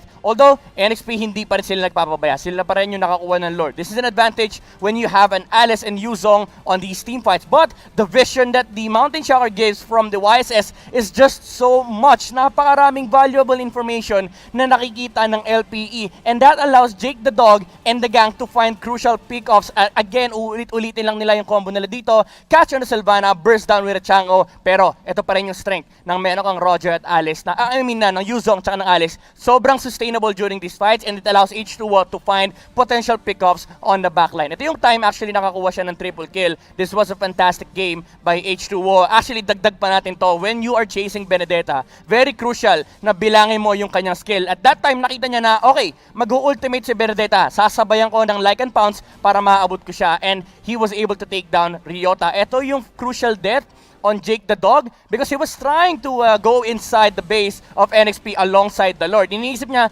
pwede ko naman i-Zaman Force si Lord para makalaban against NXP, pero unfortunately, hindi kasama yung camping niya. Pero Arvs on the Chang'o, kahit mage, sabi niya, guys, objective tayo, tapusin natin game 2 para makaabot tayo ng game 3. Now, I do think that you know who the MVP is for this specific game. So ilabas na natin yan. Again, this MVP is brought to you by Smart, the official tournament telco partner of MPL. Break through your own limits, rise above, and be free to game grid with free games for all. Jake the Dog on this Harit. 6-1 and 10.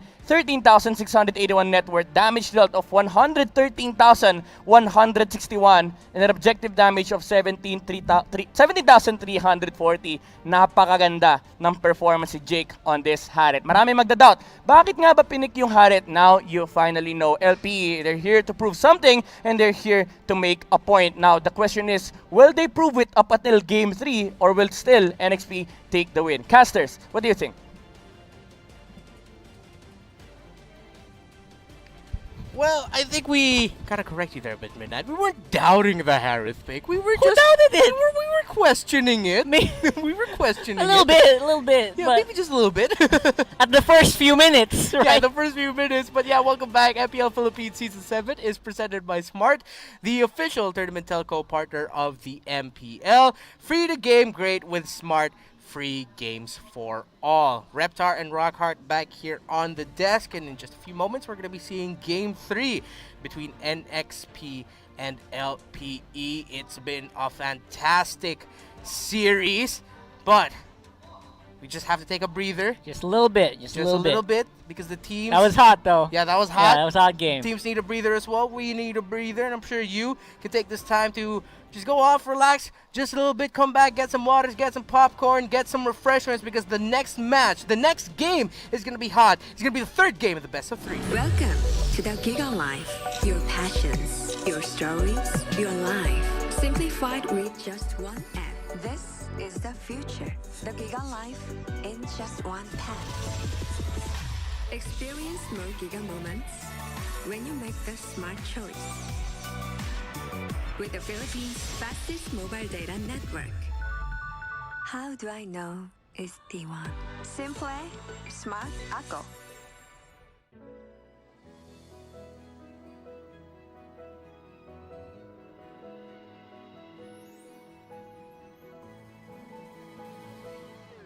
Moment na sana, pero hassle ang kate. Yung kati na yan, dahil sa dandruff yan. You need Head and Shoulders. Unlike beauty shampoos, tanggal ang dandruff that causes kate. No more hassle sa moment. Goodbye na sa kate, dahil 100% dandruff. When you look inside a JanSport backpack, you see a story that started in 1967. Since then, our mission has expanded to helping protect our environment for future generations to enjoy. It's a work in progress, But just this season, we've used the equivalent of 13 million bottles worth of recycled polyester in our most popular backpacks. When you look inside a JanSport pack, you see our commitment to this brilliant blue planet we call home. And we're just getting started.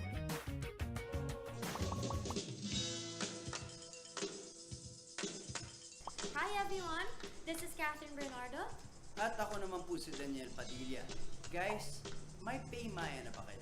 Kung wala pa, dapat mag-download na kayo sa Google Play or App Store dahil ito na ang usong pangbayad ngayon. Ang PayMaya is isang mobile payment app using only your cell phone and you can pay practically anything, kahit online transactions pa yan. With PayMaya, hindi mo na kailangan magdala ng cash for your day-to-day expenses. Pwede kang magbayad ng bills, bumili ng prepaid load, mag-online shopping, mag-send money, magbayad gamit ng QR code at marami pang iba.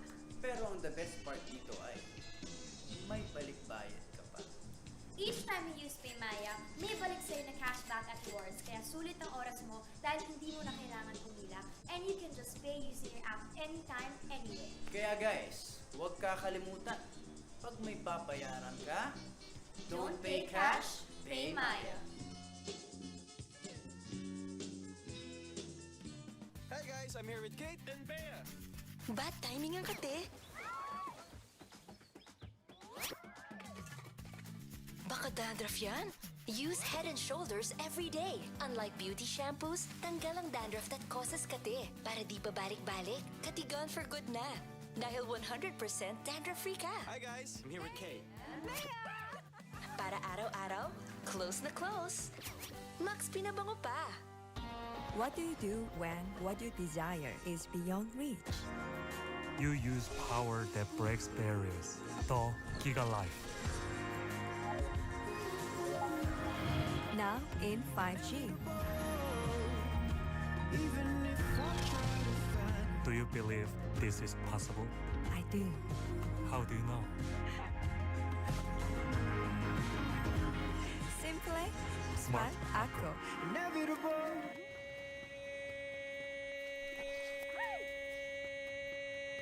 Express your online business.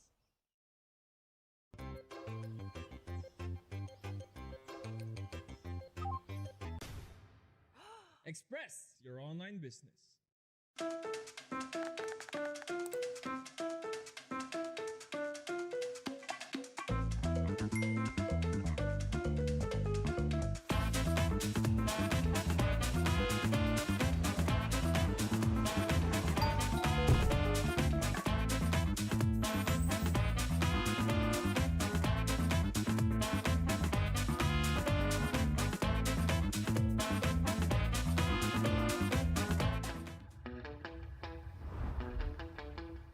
Are you keeping it real?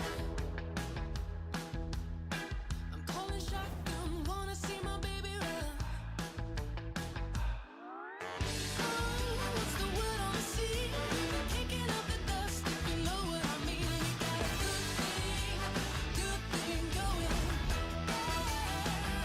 We got a good thing going on.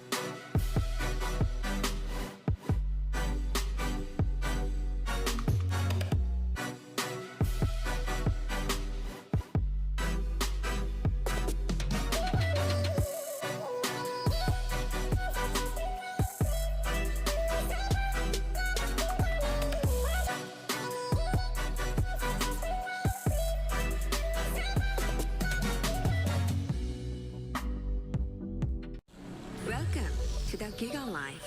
Your passions, your stories, your life. Simplified with just one app. This is the future. The Giga Life in just one path. Experience more Giga moments when you make the smart choice. With the Philippines' fastest mobile data network. How do I know it's T1? Simple, smart, Ako.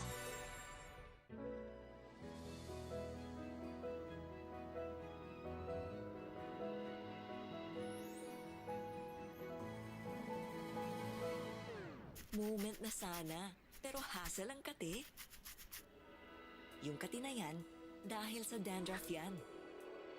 You need Head and Shoulders. Unlike beauty shampoos, tanggal ang dandruff that causes kate. No more hassle sa moment. Goodbye na sa kate dahil 100% dandruff-free When you look ka. inside a JanSport backpack, you see a story that started in 1967.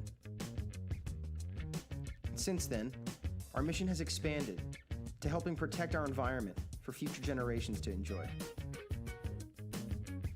It's a work in progress.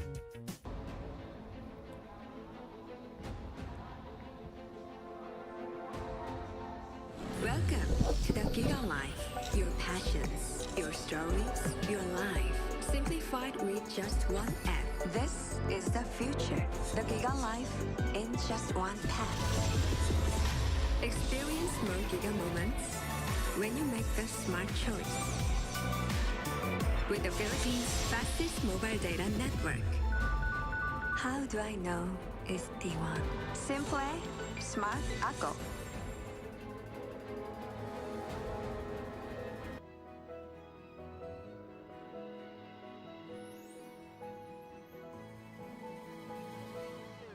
Moment na sana, pero hassle ang kate. Yung kate na yan, dahil sa dandruff yan. You need Head and Shoulders. Unlike beauty shampoos, tanggal ang dandruff that causes kate. No more hassle sa moment. Goodbye na sa kate dahil 100% dandruff-free When you look ka. inside a JanSport backpack, you see a story that started in 1967. Since then, our mission has expanded to helping protect our environment for future generations to enjoy. It's a work in progress, but just this season we've used the equivalent of 13 million bottles worth of recycled polyester in our most popular backpacks. When you look inside a JanSport pack, you see our commitment to this brilliant blue planet we call home. And we're just getting started.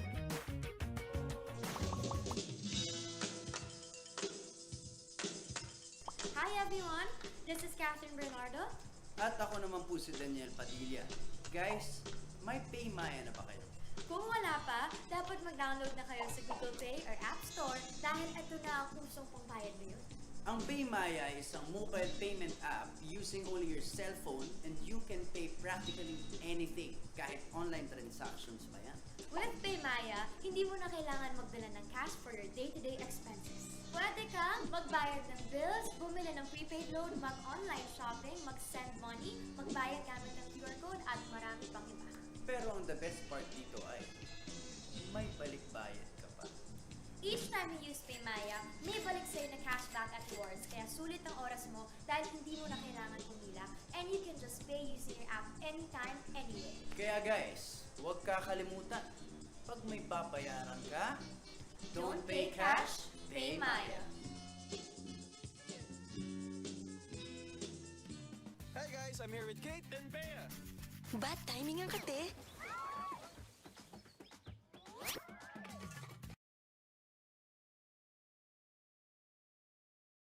Like beauty shampoos, tanggal ang dandruff that causes kate. Para di pa balik-balik, kati gone for good na. Dahil 100% dandruff-free ka. Hi guys, I'm here with Kate. Para araw-araw, close na close. Max pinabango pa. What do you do when what you desire is beyond reach? You use power that breaks barriers. The Giga Life. Now in 5G. Do you believe this is possible? I do. How do you know? Simple, smart, ako. Inevitable.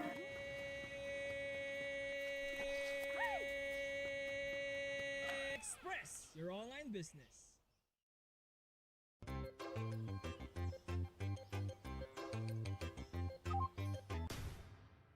Express your online business.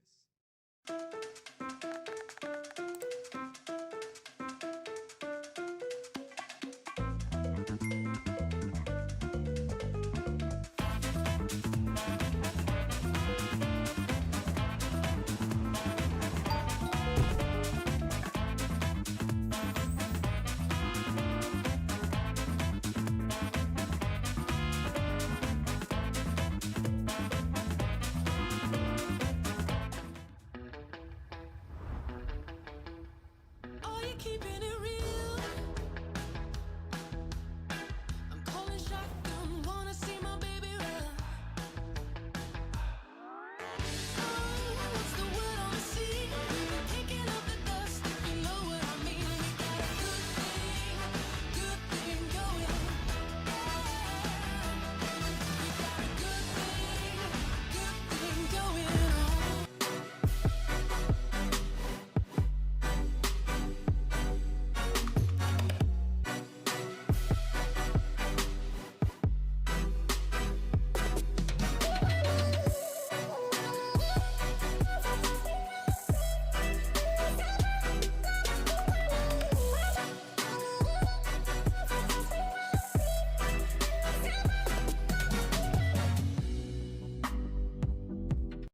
Welcome to the Giga Life.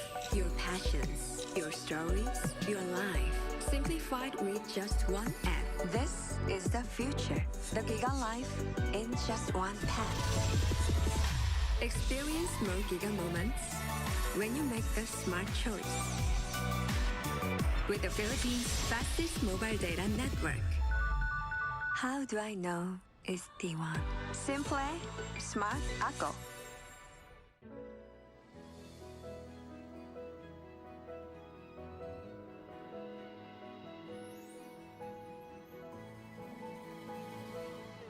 Moment na sana, pero hassle ang kate.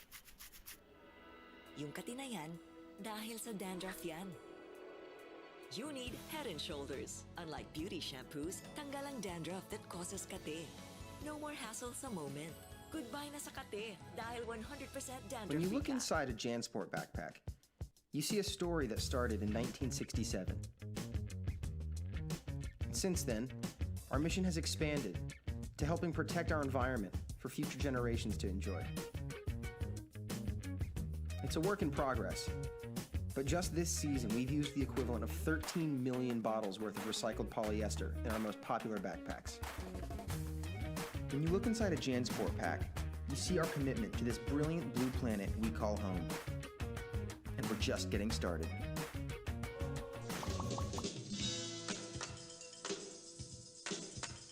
Hi everyone, this is Catherine Bernardo. At ako naman po si Daniel Padilla. Guys, may PayMaya na ba kayo? Kung wala pa, dapat mag-download na kayo sa Google Play or App Store dahil ito na ang kusong pangbayad ngayon. Ang PayMaya is isang mobile payment app using only your cell phone and you can pay practically anything, kahit online transactions pa yan. With PayMaya, hindi mo na kailangan magdala ng cash for your day-to-day expenses. Pwede kang magbayad ng bills, bumili ng prepaid load, mag-online shopping, mag-send money, magbayad gamit ng QR code, at marami pang iba. Pero ang the best part dito ay may balik-bayad ka pa. Each time you use PayMaya, may balik sa'yo na cashback at rewards, kaya sulit ang oras mo dahil hindi mo na kailangan pumila, and you can just pay using your app anytime, anywhere. Kaya guys, huwag kakalimutan, pag may babayaran ka, don't pay cash, pay Maya. Hey guys, I'm here with Kate and Bea. Bad timing ang kate. Baka dandruff yan? Use Head and Shoulders every day. Unlike beauty shampoos, tanggal ang dandruff that causes kate. Para di pa balik-balik, kati gone for good na. Dahil 100% dandruff-free ka. Hi guys, I'm here with Kate. Para araw-araw, close na close. Max pinabango pa. What do you do when what you desire is beyond reach? You use power that breaks barriers. The Giga Life. Now in 5G. Do you believe this is possible? I do. How do you know? Simple, smart, ako. Inevitable.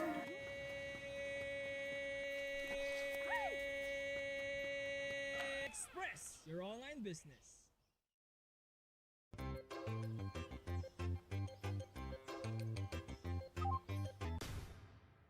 Express your online business.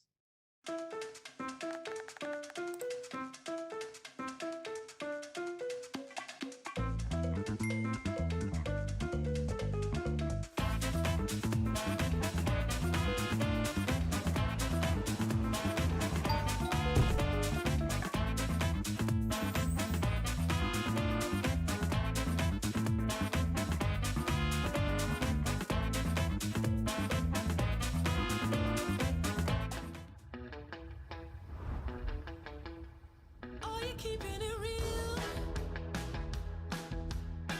I'm calling shotgun, wanna see my baby run. What's the word on the sea? Kicking up the dust, if you know what I mean. We got a good thing going. We got a good thing going on.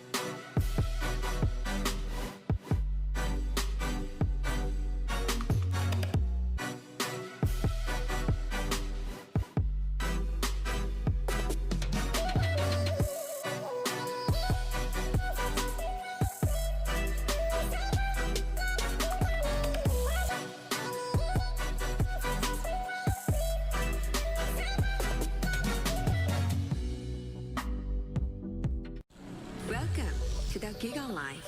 Your passions, your stories, your life. Simplified with just one app. This is the future. The Giga Life in just one path. Experience more Giga moments when you make the smart choice. With the Philippines' fastest mobile data network. How do I know it's T1? Simple, smart ako.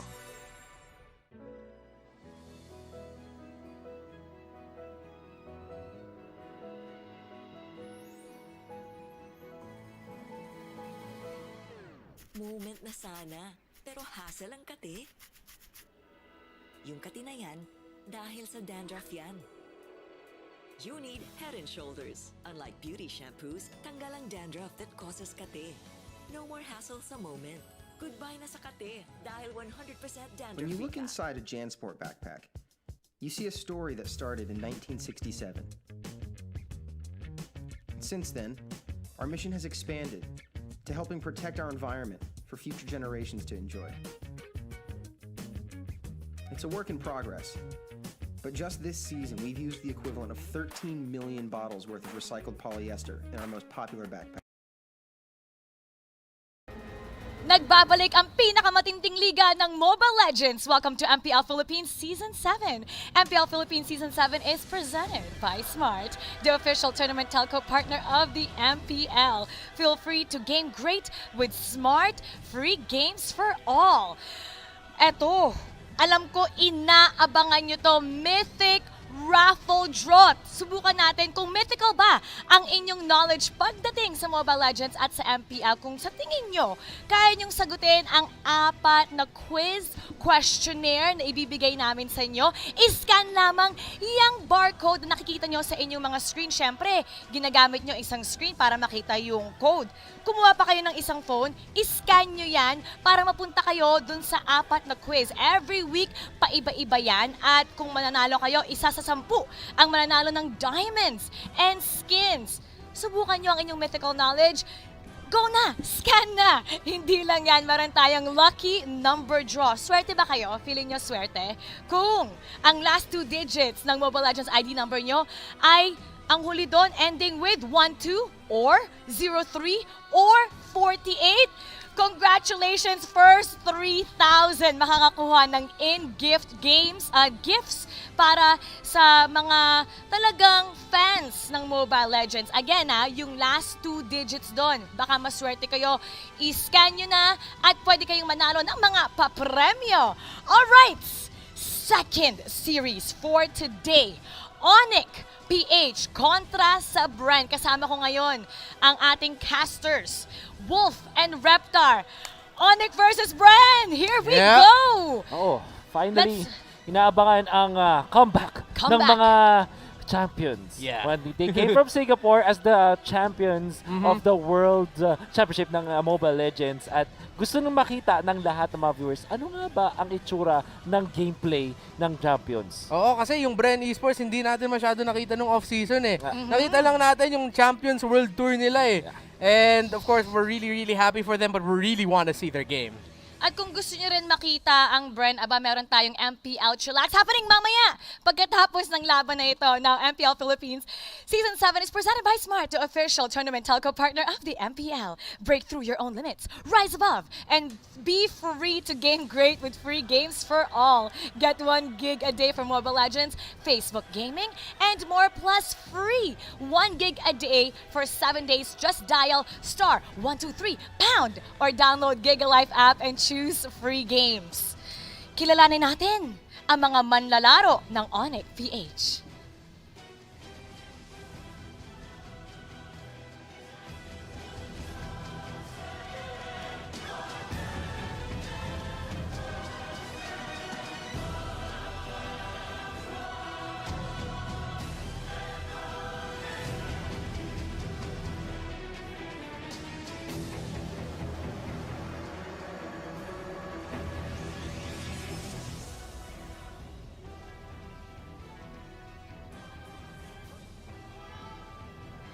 ONIC-PH, meron silang mga nagbago sa kanilang lineup, sa kanilang roster.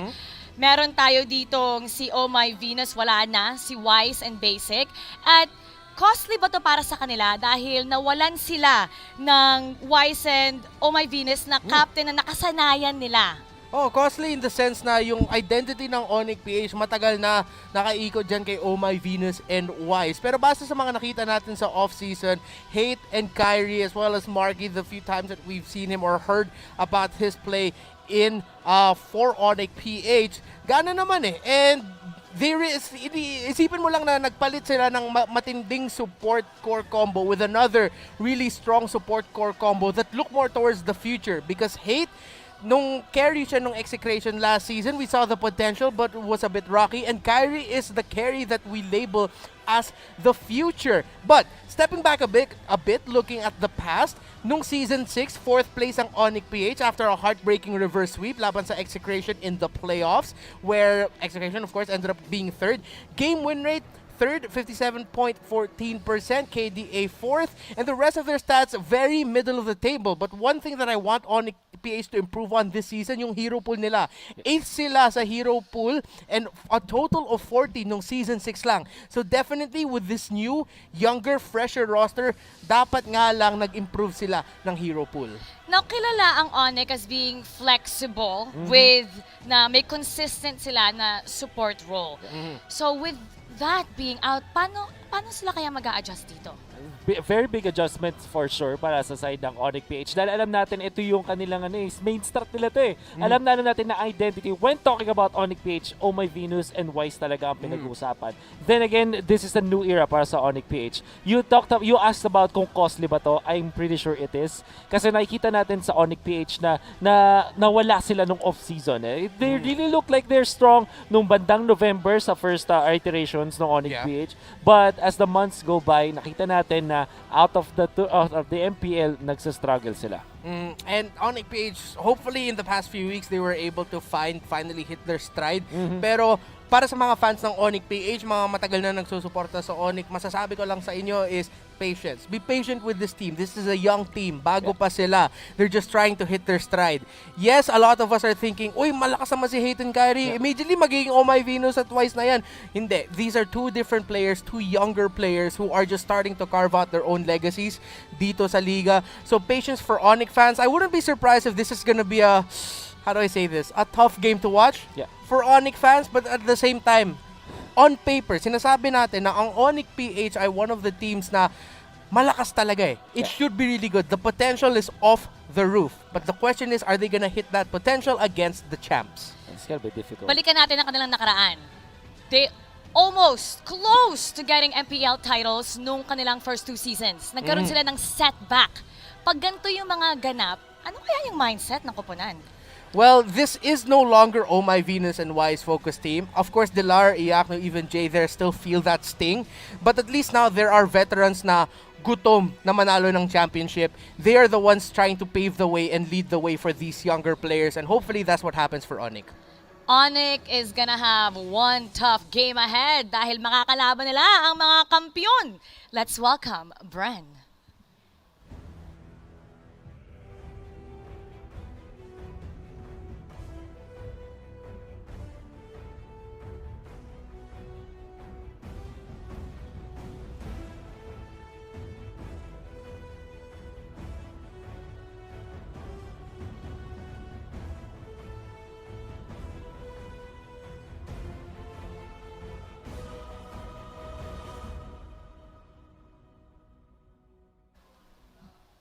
Bren Esports, sobrang solid ng kanilang lineup. Actually, all-star team to na nabuo pagkatapos ng SEA Games. Pag tingnan na natin ang kanilang roster, walang nagbago sa kanilang lineup. At sabi nga ni Wolf kahapon na, is it smart? May pros and cons now. Balikan natin yon. I think that for the case of Bren Esports, dahil sila ang champions, don't fix what's not broken, di ba? And one thing na masasabi ko sa Bren Esports is that this is an evolving team pa rin. Lalong-lalo nung unang best nakita natin yung iteration nitong squad nila right after the Southeast Asian Games. Parang kumuha sila ng mga all-stars. Nagkaroon sila din ng mga problema. So that might be also what is happening with ONIC, di ba? It wasn't as clear at first when you're porting all of those superstars or stars in the making. Pero after 2 seasons, kitang-kita natin. My God, the most dominant performance for a team all throughout the season, definitely in this squad. Yeah, look at that. Game win rate, 85%. 4.46 in the KDA, only second. Bit of middle of the table stats for Bren. For First Blood, average turtle kills, average lord kills, and hero pool. But, man, it's one of those funny situations where the stats don't show everything. Maybe Bren isn't that perfect in terms of getting the objectives, and maybe that's something they can improve on. And it's something that they worked on and really put a lot of focus on nung M2, the World Championship. Of course, you can see that very rocky road, starting it off no upper bracket semifinals. That hurt, seeing them lose to Burmese Ghouls. They had to go through the MYSG champion Stodak. They had to go through the team that beat them in MPL Invitational Alter Ego, where they got swept. And then they took down the King of Kings RRQ Hoshi to eventually come back with a 4-3 reverse win against Burmese Ghouls in the grand finals. That was an unforgettable experience. Titignan natin ang team matchup natin for today. And this head-to-head is brought to you by Oppo A9 IV. Experience gaming at full speed with Oppo A9 IV, available starting March 26 in Oppo Concept Stores, retail partners, and e-com platforms. Ang team matchup natin dito, ONIC versus, ayan, head-to-head, new challenge. New yung ONIC, challenge. di ba? New challenge kasi itong ONIC na wala sila ng consistent support role. Itong Bren naman, back-to-back title na, uy, one time lang to nagawa. So sabi nga nila, yung pag-defend daw ng isang titulo, ng title, mas mahirap daw to kaysa isungkit yung kampyonato. How true is this? Oh, definitely. Lalong-lalo na para sa mga nag-champion na, sa MPL. Bren Esports, they're up for a big challenge dahil lahat ng teams ay nakatingin na sa kanila. You know, i-throwback ko lang sa isa sa mga kwento natin mula kahapon and all throughout the opening of MPL Season 7. Parang sila yung big boss. Sabihin natin hindi villains, pero big boss. Imagine this, everybody knows where they are. Lahat ng game ng Bren Esports tinitignan na. They just really want to defeat this guy. Kasi no matter what happens, kahit regular season win against Bren Esports, ipagyayabang agad yan na kahit sino team. That's how difficult it is for Bren Esports. Kasi sila, kahit sila nasa taas, hindi sila pwedeng magpakatamad or complacent or anything. Tinitigdan din ang mga coaches dito. Meron tayong Battle of the Coaches. Who will be head and shoulders above the competition? Put your game face on. And finally, say goodbye to those awkward #itch a GG moment thanks to Head and Shoulders. 100% dandruff-free and itch-free. Now, mas mabango pa. Silipin natin yung head coach ng parehong koponan. Etong si Coach Rio, not the same glowing credentials as Coach Ducky. Itong si Coach Ducky kasi architect ng success ng brand. Meron siyang collection of titles sa MPL, sa Nationals, and sa M2.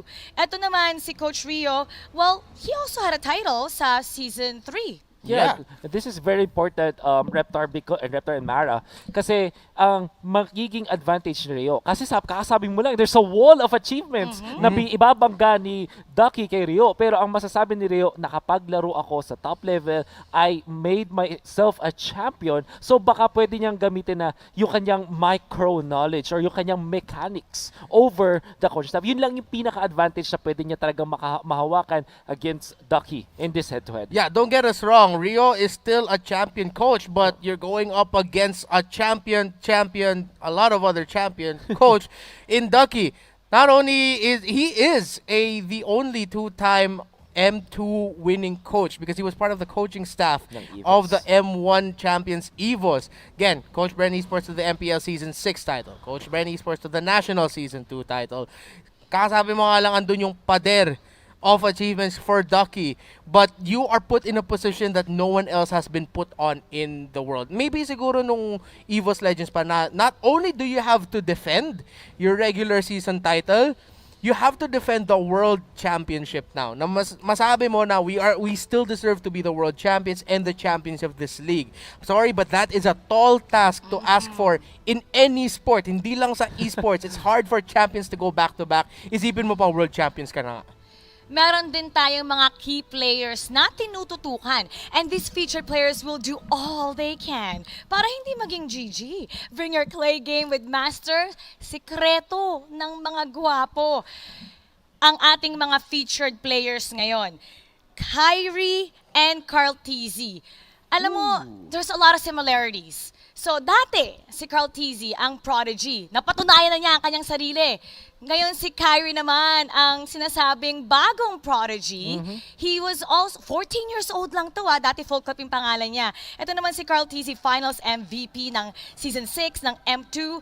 Napakabata, 16 years old. How do you compare these two? You know, let's first start with not comparing the stats. Kasi hindi ito fair para kay Kyrie to compare to Carl TZ. Lalong-lalo na Kyrie came from a little bit of a, medyo mababa yung win rate or at least yung performance na team from previous season. However, masasabi ko para sa pares na player na to is that they are players with a killer instinct. Yan yung hinahanap kasi nung MPL Season 6 eh. Ang teams na successful nung MPL Season 6 ay yung mga teams na may core players na may killer instinct. Yung hindi masyadong safe pero hindi rin masyadong nag-throw. Yung talagang gustong makatapos ng laban. As much as people really want to see the Kyrie versus Carl TZ matchup, my question is, are we actually going to get that? Kasi kung if you watch the previous performances of ONIC-PH in other tournaments locally dito sa Pilipinas, nagle-lane switch sila nila Kyrie at Hate. Minsan si Hate yung nagmi-mid, then si Kyrie yung pupunta sa jungle. Minsan naman si Hate ang pupunta sa mid, and then, the other way around, vice versa is what I'm trying to say.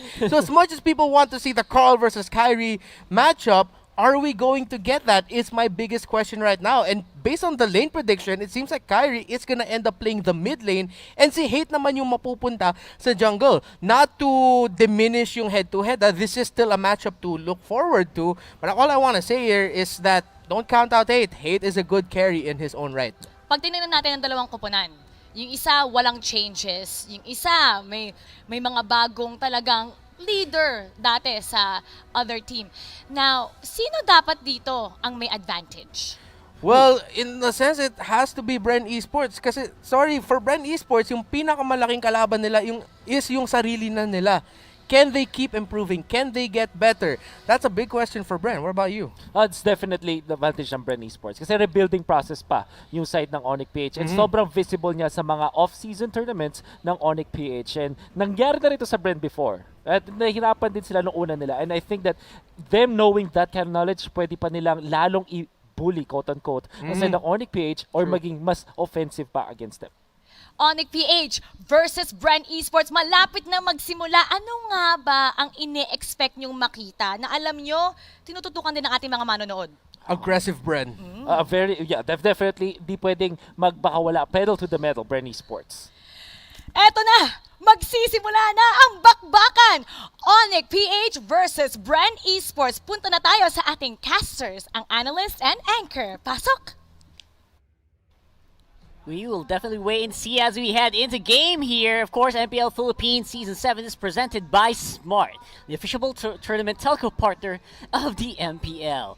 Free the game great with Smart free games for all.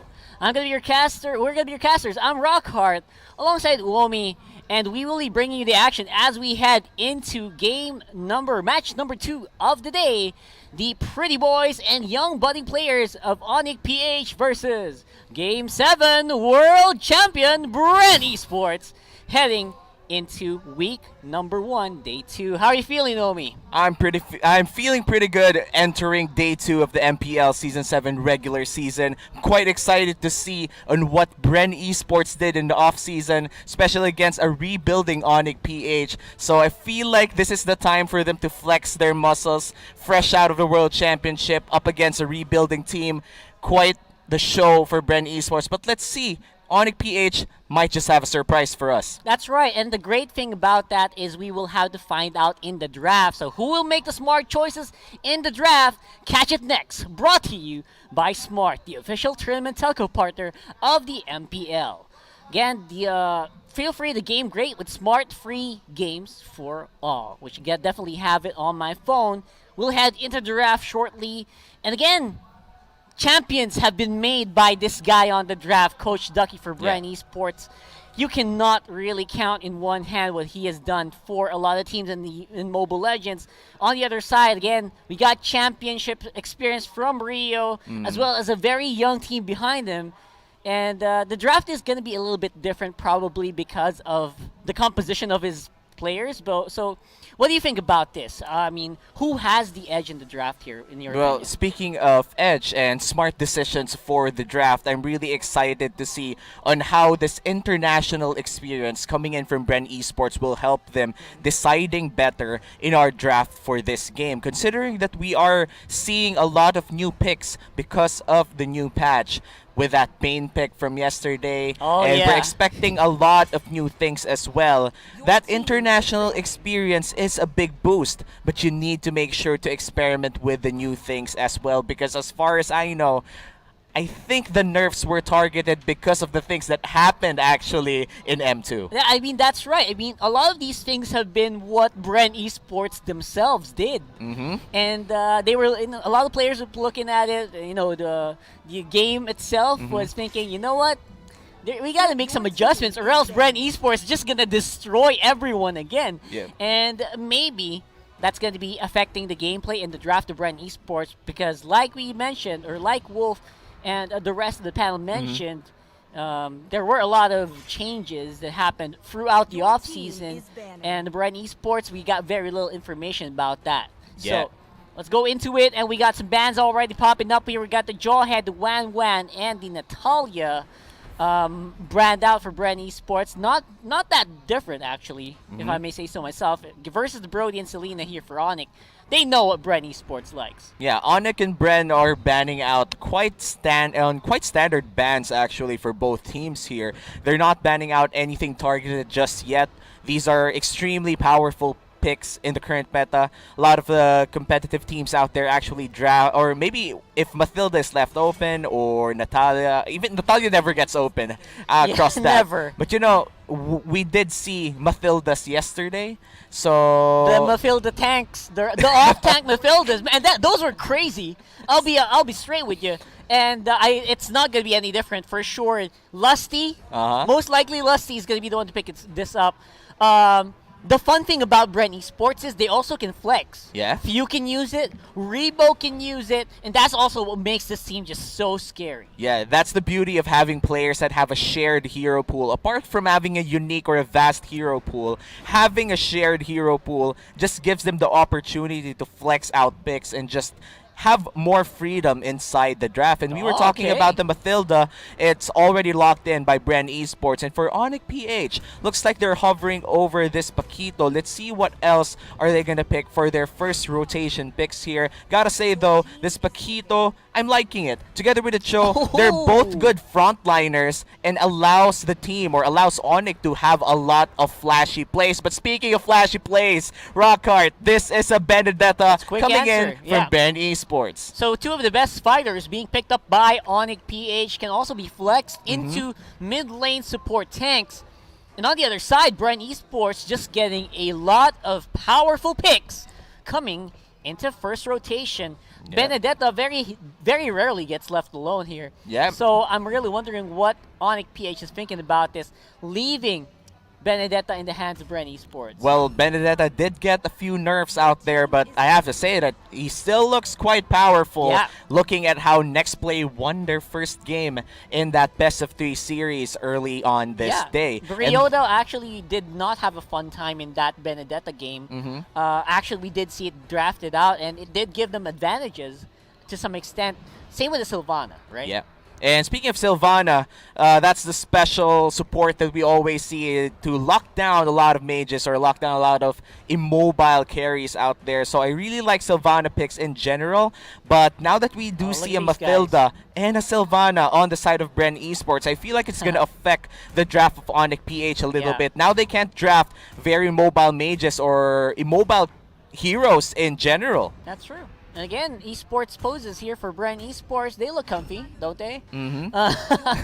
Like they're saying here, again, Sylvana kind of closes out some possibilities of mobility for ONIC-PH. It deals with Paquito. It deals with the Cho as well.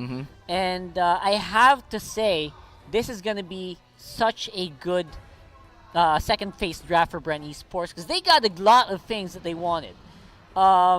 Chang'e kind of throws a wrench in the works, right? It's something you didn't expect, really. You don't really expect Chang'e on first rotation. Yeah, and when we do see a Chang'e in first rotation, it kinda, I feel like at this point, ONIC-PH doesn't want to reveal a few key aspects of their draft for now that they're sacrificing or maybe just compensating by getting that Chang'e early instead of locking in what they want immediately. We might be in with a surprise here coming in from ONIC-PH, considering that the Chang'e, as you said, is quite odd given that it's picked already in the first rotation. But entering the second banning phase, though, we are seeing, again, quite the standard bans coming in from both teams, with a Yi Sun-shin ban from Bren Esports, and for ONIC-PH, they're going to ban out an Alice, which is one of the most picked heroes so far in our 2 days of MPL. That's right. Almost every team has that Alice as an anchor on the gold lane so that they don't get away. They have some sort of an insurance policy in the late game, and it works very well. It's more likely hitting than missing. More than 70% probably so far. And right now, though, Uranus is surprisingly banned out by Bren Esports, although Rebo does love that hero, man. Rebo loves himself some Uranus. It's weird to say that, but Hate also is one of the guys that... that was quite a delayed response. I was actually fixing my suit a little bit over there, but going back... that doesn't mean anything. Don't worry. No meaning whatsoever. So, going back in this one, what I was about to say is Hate, he's one of the most flexible, one of the most powerful carries that we've seen. Although in the past seasons, he didn't really look like he was on the right team.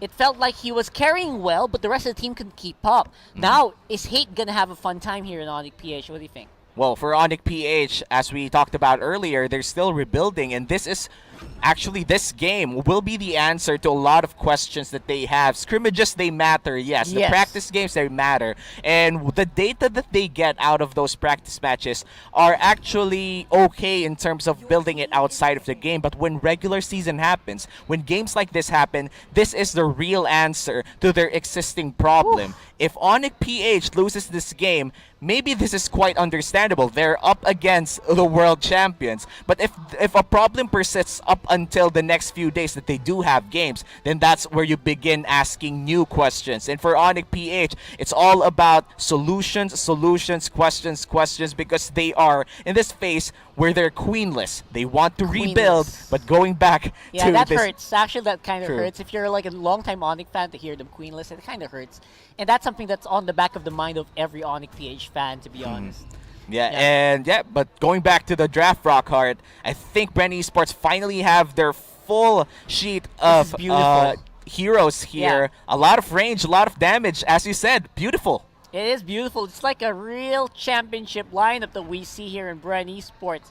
Not just world champions, but also the Philippine champions.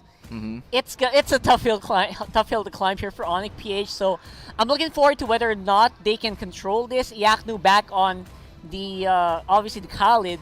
Now, I don't want to do any predictions, but who do you think came out on top there on that draft? On that draft, I feel like Bren Esports really got that win on the draft, mainly because of that Farsa pick that it was the cherry on top for them. They already had a lot of lockdown. They already had a lot of good things happening around their draft, but capping it off with that farsa was indeed the cherry on top for me, giving Bren Esports the win in that draft. There we go, and we are headed into the game here. Bren Esports versus ONIC-PH. We are week 1, day 2, and again, we are playing into the game. And once more, of course, MPL Philippines Season 7 is under the supervision and regulation of the Games and Amusements Board. Heading straight to the fight, we got Jay soaking up a lot of damage on the mid lane.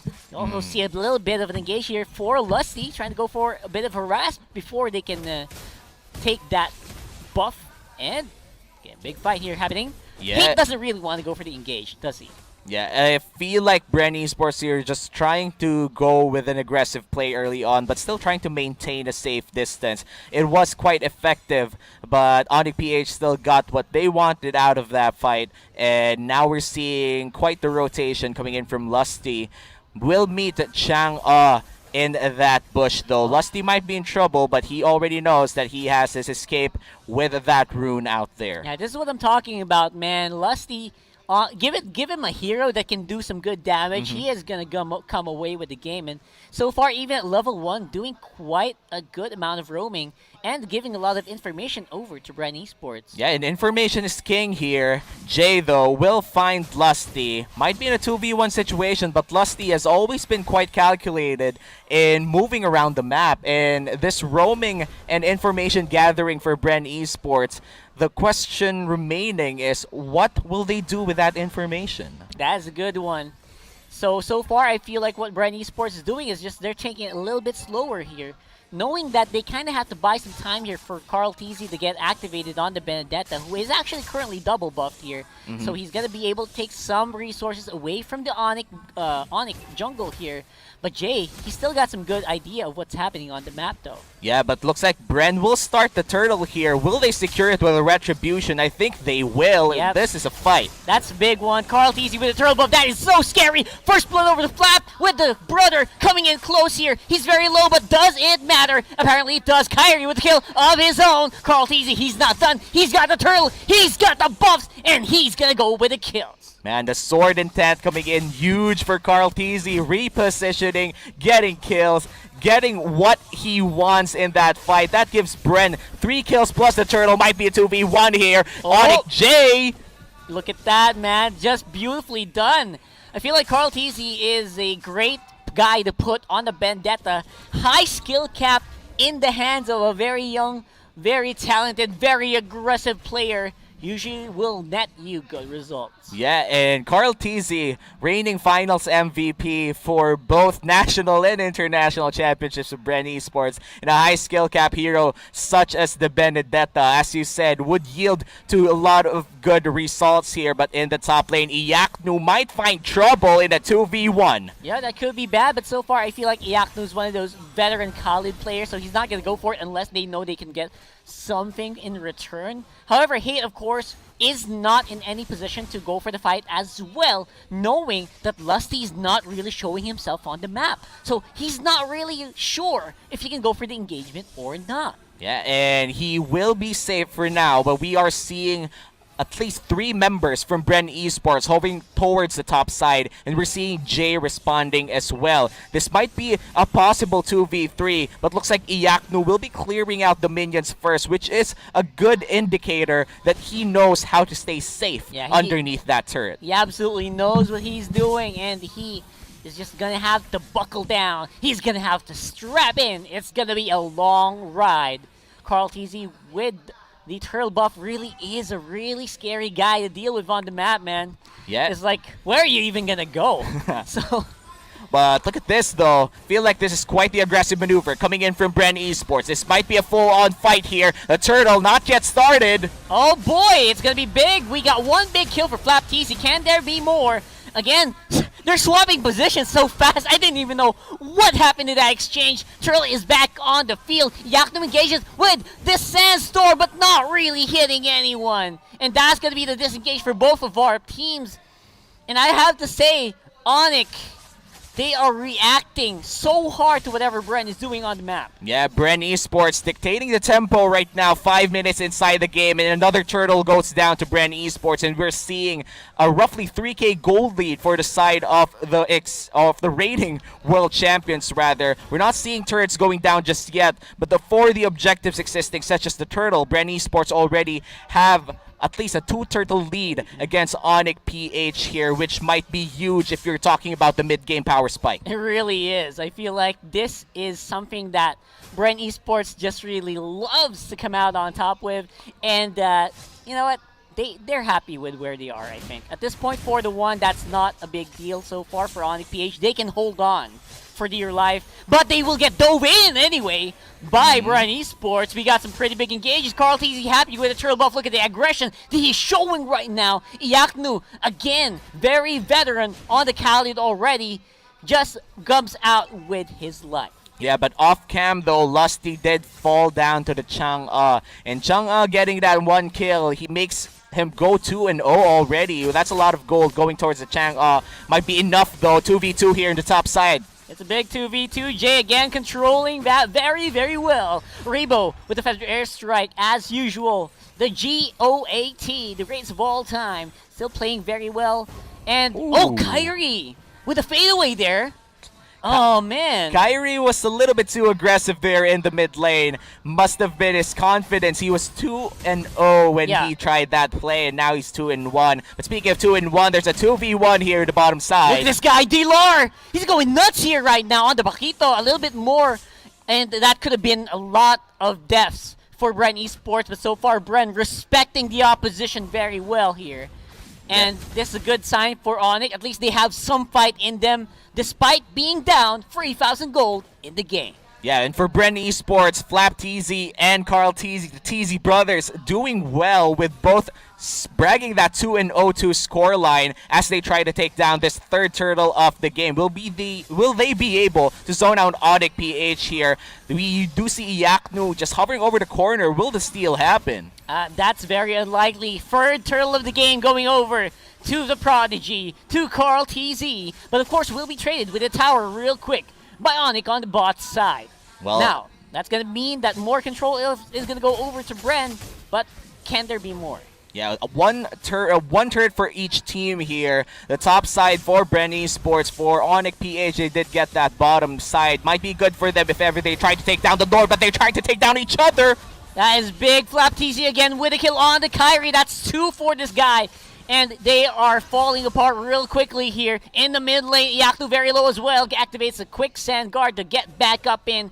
They can defend, but so far, the pressure is real coming from Bren Esports. Yeah, the pressure is real coming in from Bren Esports as they've been pressuring ONIC PH right now. Everything inside the map is just working out for Bren Esports. ONIC PH has been responding left and right to Bren Esports, but not really taking their own objectives, which is a big indicator where ONIC PH, they need to make their own plays and not just adjust and readjust over to the next plays of Bren Esports. And to be fair, they are trying to buy time for Hate to get activated on the Roger. With the Windtalker on, maybe they want to go for more fights, but so far Lusty and Rebo has been so proactive in activating the fights. Few on the Sylvana. This is the perfect guy to hold this hero. Good control each and every time he goes into a fight. We might see a big one here under the turret. We got 3 members of ONIC in with a great way of the dragon in. Few will be able to comedic lance out of there with a spiral strangling. He will take on D-Lar. Oh my god, the execution coming in from Bren Esports is super clean. It feels like they didn't even take a break in the off season. They're as in form in their world championship here, and looks like the Lord will be spawning and they'll be taking the turret in the mid lane for now. Bren Esports looking to take down ONIC PH. Gotta go for the Ragey Sandstorm away, playing defensively as ONIC PH is Electro Final Blow zones out those minions. And Carl TZ, still very much hungry for blood, is very low though, will be forced to back off. And again, as you said, we got the Lord spawned up. This should be an easy take for Bren, if only they had health. So far right now, ONIC is a lot more healthy, so they can go for fights if they wanted to. But again, the confidence of Bren Esports, just something that kind of takes you by surprise sometimes. Yeah, and not just the confidence, the map control as well. I feel like their confidence is reflecting on the control that they have inside this map. We are seeing from bot lane, top lane, mid lane, whatever lane you're talking about, it's just pushing towards the favor of Bren Esports. And map control is key to winning games. When you control the map, you get more resources, you get more gold. As you can see on our graph out there, it's always been in the hands in Bren. It only grows as they control the map even further. But in the bottom side, Sylvana try to skip. Let's go back to the top side. The turret will fall down to Bren Esports, and we're looking at a 5k gold lead. That's a big one. Again, Few will get taken out without any answer for Bren Esports, except for Lusty going in for Kyrie. Will be damaged up right really heavily. Flickers out just for the defense. You go with the meteor shower. Oh, that's a lot of damage. It really does hurt. Carl Teasy goes for chase. That's hate with a 1v1. It's a 1v3 actually. And everyone from Bren is just not in position to back up Carl Teasy. And again, there you go. Flap Teasy tries to go for the backup. Reggie Sandstorm to force a fight. But Flap Teasy, he is just nowhere to go for safety. And Hate, he gets a kill. That's free down for Bren Esports. Oh no, Jay might be in trouble here, but looks like Rebo won't get the kill.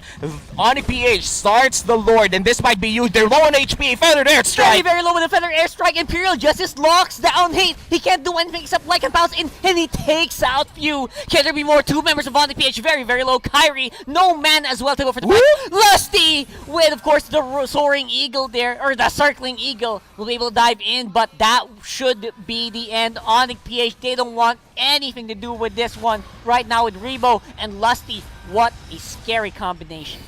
Just when you thought ONIC-PH choked out Bren Esports, gave them a taste of their own medicine with the pressure, Rebo comes in, gets a few not pickoffs, but actual damage around the Lord area. They immediately respected it, and that was an instant recovery coming in from Bren Esports. And that's how you look at our reigning champions. The instant recovery from a bad play. ONIC-PH could have taken control of this game if they got that Lord, but at the end of the day, Rebo was more than enough. The play, the damage, it was more than enough to just take them out before the Lord was even taken. That was a great in-game, that's basically in-game game sense, right? Yeah. That is just knowing where and when you're needed, and they wrapped it up really nicely. Yeah, now, we're going to have to wait and see. The Goldie is not that big, mind you. So we're at around 4K at 12 minutes. That's not that big. Yaknu, though, will be caught out here. Oh, no. Reggie Sandstorm locks two of them down. Oh, no. With a meteor shower. There's good damage, but Flap Teasy, he is so tanky. Electro Final Blow will enable Carl Teasy to get out of there right in time. But look, they're not done. They want to go for Hate. Hate is very low and gets taken out. That's a double kill for the Benedetta. And Lusty, he wants more. He wants blood. Kyrie will get hit on, and as well as Jay. Very low. Good damage out for Bren Esports, and still ONIC-PH. They're not giving the game out just yet. Yeah, and just when you thought ONIC-PH is back in this game, looks like they're gonna pull off a play here. That's a big one. Oh my gosh, though. The meteor shower not really hitting the mark, but it does enough. That's a two-man stun here for Delar. The damage from Electro Final Blow is real. Circling Eagle at the backside puts Kyrie very low. Cannot help his teammates. Jay is there. Oh, no. He's left all alone. That's 2 for none for ONIC-PH. Will also have to fall back. And now Bren Esports, they are mad. Yeah, they got the engage that they want. ONIC-PH got a good engage. We have to admit, that was the correct play. But the execution afterwards wasn't that good. And Bren Esports picking up 2 kills, and this might be just more for them. That's a lot more. Hate gets a kill, takes out Few, but will not be enough. The rest of the members are still alive here. That's 4 down for ONIC. Only Yaknu's up on the field. He's a little bit far off, but the Lord is only around half. We also have some very low HP members from Bren here, so I don't think they're going to be able to completely pull it off, but looks like because Yaknu backed off, they will be able to take the Lord. Yeah. And actually, good item pickups coming in from Bren Esports here. Looks like they're gonna have this certain power spike for the next fight. And this is a fight that will happen with the Lord hanging around in the top side as well for Bren Esports. They might be able to close this game out or at least clear out several turrets in one big push. But for ONIC-PH, they do have the resources to defend. As you said earlier, the gold lead wasn't big, but that was around 4K during that time. After 2 minutes, literally just 2 minutes, we're looking at a way different story with Huge around difference. 7K gold lead. Exactly. Again, they just want to keep fighting. They know they're at advantage. Feather airstrike puts him low. And, of course, the bravest fighter from Flap TZ will be very, very happy to dish out the damage. Half HP. It's not a problem. Lord is on the top. It's going to charge in. It takes out the turret as well as the mid lane. Could be another big push. One big fight here. Jay will be able to dodge out the kinetic lance, but will be enough. I don't think so, and that should be it. Look at the damage coming in from Carl TZ. The Lord is just there. This is a Luminous Lord. They kill them all. And that's game 1 going to Bren Esports. Very quick and precise. That is the Bren Esports we know and love. Congratulations. Again, this winning moment is brought to you by Oppo A94. Experience gaming at full speed with Oppo A94. Available starting March 26 in Oppo concept stores and e-commerce platforms. So, I would say this is very classic Bren Esports, right? So, ONIC-PH, they were doing a lot of things right a lot of times. But what else could have they done? Well, for ONIC-PH, they had the perfect calls. They knew what to do at the right time, but I'm not quite sure on how they can't end it. Like, they always start a good play, but at some point during that good call, it always turns south. And Bren Esports, they turn out with their own play, and it forces ONIC-PH to just respond. So I'm not quite sure on how Bren Esports is able to do that to ONIC-PH, who had good calls to begin with, but they just end up like losing in that trade. Now, there are a lot of times, the biggest thing I would have to notice is that Kyrie, a lot of his meteor showers are sideways. Literally turning sideways. So we'll find out if that's going to be addressed later on as we head into Midnight's analysis of that game, because I know he's going to have a lot to say watching the world champions Bren Esports play. So I hope you guys are still ready. We are going to have a game 2 later on, but for the meantime, let's pass it on over to our resident analyst, Midnight. Go ahead, give us the sitch. Maraming salamat, casters, and it was the battle of black and yellow, but at the end of the day, it was the world champion that prevailed. Once again, welcome to the Analyst Desk. My name is Midnight. Napag-usapan natin kung bakit naging dominante ang Bren dito sa Game 1 nila against ONIC-PH. The answer is very simple, actually. Relentless aggression. With the draft na meron ng Bren Esports, talagang hindi nila pinahinga ang ONIC-PH. Although may mga spaces na parang nakakabalik ang ONIC-PH, it was all Bren that dictated the tempo here in game number 1. Now, we're gonna look at the post-game stats here, brought to us by Smart, the official tournament telco partner of MPL. Free to game great with Smart free games for all. Ayan, makikita nyo rito yung stats and itemization ng Bren Esports. Key few things to note is the itemization of you. Ayos ba yun? Nag-tank item si Sylvana rito alongside the tank on Lusty as well. So essentially para silang double tank dito, pero hybrid kasi mga mages ng mga to, no? So Bren Esports from minute 1 nasa kanila na actually yung bola kasi yung damage output ng ONIC dito is hindi kayang makipagsabayan against Bren. And with the heroes that Bren Esports have, these heroes just play very, very aggressive. Kumbaga ito yung mga heroes na magkiklear ng minion wave at mag-aharap ng gera. Nagre-reflect naman yan sa statistics ng Bren. Mamaya makikita natin actually sa highlights no, kung paano nila nilaro yung early game. But essentially what Bren did here is instead of playing objectively, they played what their heroes are really good at. It's to fight heroes. They have a Matilda, they have a Sylvana. So of course, hindi talaga magpapahinga itong Bren Esports kapag active yung mga skills sila, kapag nakukuha nila items sila, they're always looking for a fight. And that is, once again, brought to us by Smart, the official tournament telco partner of MPL. Free to game great with Smart free games for all. Those were the stats and the itemization of the player. Actually, si Carl TZ rito, no, just proved the point. Instead of going for the brute force, he went for damage items first before building up the brute force kasi hindi naman sila kulang ng sustain. Now, we're gonna look at the highlights here of game number 1. Once again, brought to us by Smart, the official tournament telco partner of MPL. Free to game great with smart free games for all. This is Bren Esports dictating the tempo on game number 1. Early game pa lang, magkasama na kagad yung 4 na heroes. Even the lapu-lapu from the side lane, Flaptizi. This is what actually Bren is good at doing. Once you find fights, whether it's on the purple or on the orange side, basta kung nasaan si Flaptizi, doon lagi nagro-rotate ang Bren Esports. That is key to their rotation. Kung nasa top si Flaptizi, rotate tayo sa top. Wala silang pakialam kung ano yung placements ng jungle buffs kasi these are mini objectives that Bren can contest. Look at the dive here on the bottom lane against ONIC-PH. It looks like a terrible decision because of the tower buffs on patch 1.6.52, but they have sustained on the Mathilda as well. So hindi nila kailangan problemahin yung mga one-time pickups under the tower kasi they can do that with the Benedetta. Ito yung sinasabi natin kanina na may slight mishap on the side of Bren Esports. They decided to dive 2 towers actually on the bottom lane, kaya nahirapan sila patayin yung Roger that in turn has gotten a kill for ONIC-PH. Pero after that, Bren just resetted. Okay, sabi nila, wag na nating bigay yung mga mini objectives or yung mga micro kills to ONIC-PH. Let's start playing objectively. Dito na nagsimula na pumuposisyon na yung Bren.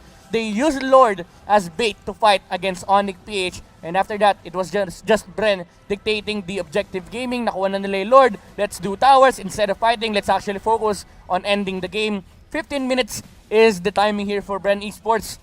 Kapag tumagal pa, baka lalo silang mahirapan because there is a Chango on the side of ONIC-PH that can easily defend and destroy the heroes on the side of Bren Esports. Pero that didn't happen because Bren Esports played it confidently. Nandun yung control, nandun yung disiplina, and those are the things that will make you win games. Bren Esports, they got a 1 point on this game number 1 against ONIC-PH on the back of all these player performances. Pero syempre, meron tayong MVP brought to us by Smart, the official tournament telco partner of MPL. Break through your own limits, rise above, and be free to game great with free games for all. And it is none other than the M2 MVP world champion, Carl TZ on his Benedetta. KDA of 10-1-3, net worth of 14,025, damage dealt 75,955, objective damage 5,642, with kill participation of 72%. Nakikita nyo naman, di ba, nasa stats, damage dealt sobrang taas compared sa objective damage. That's the thing, these objective damage, nangyari lang yan nung tapos na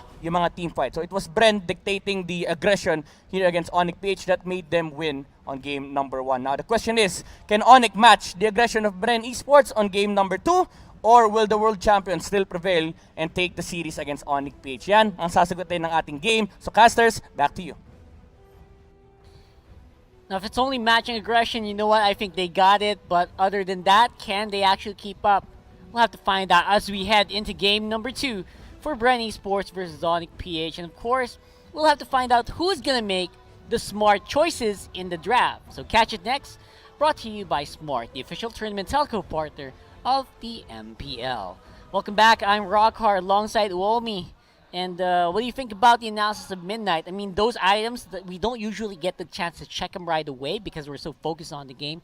What do you think about Midnight's analysis? Well, Midnight's analysis really discussed on the micro, or maybe the things that are not that seen inside that game, the little aspects or the little things that happened in, let's say, ONIC-PH's mindset, or the way they built their items, the way they're rotated. And you said a little bit about our post-game analysis earlier. You told me that the aim coming in from Kyrie wasn't that well, and I feel like adding it up with Midnight's analysis, that early Ice Queen wand on Kyrie, that could have been massive if the abilities were landing. I have to agree on that. I mean, in fairness, you are aiming it at the world champions who kind of know how to dodge very well. Each and every one of them, most likely the most mechanically gifted players in the whole world in terms of Mobile Legends. Now, other than that, the picks might just be a little bit off for me, personally, because I feel like you put Kyrie on heroes like the Lancelot, like the Ling, the high skill cap heroes.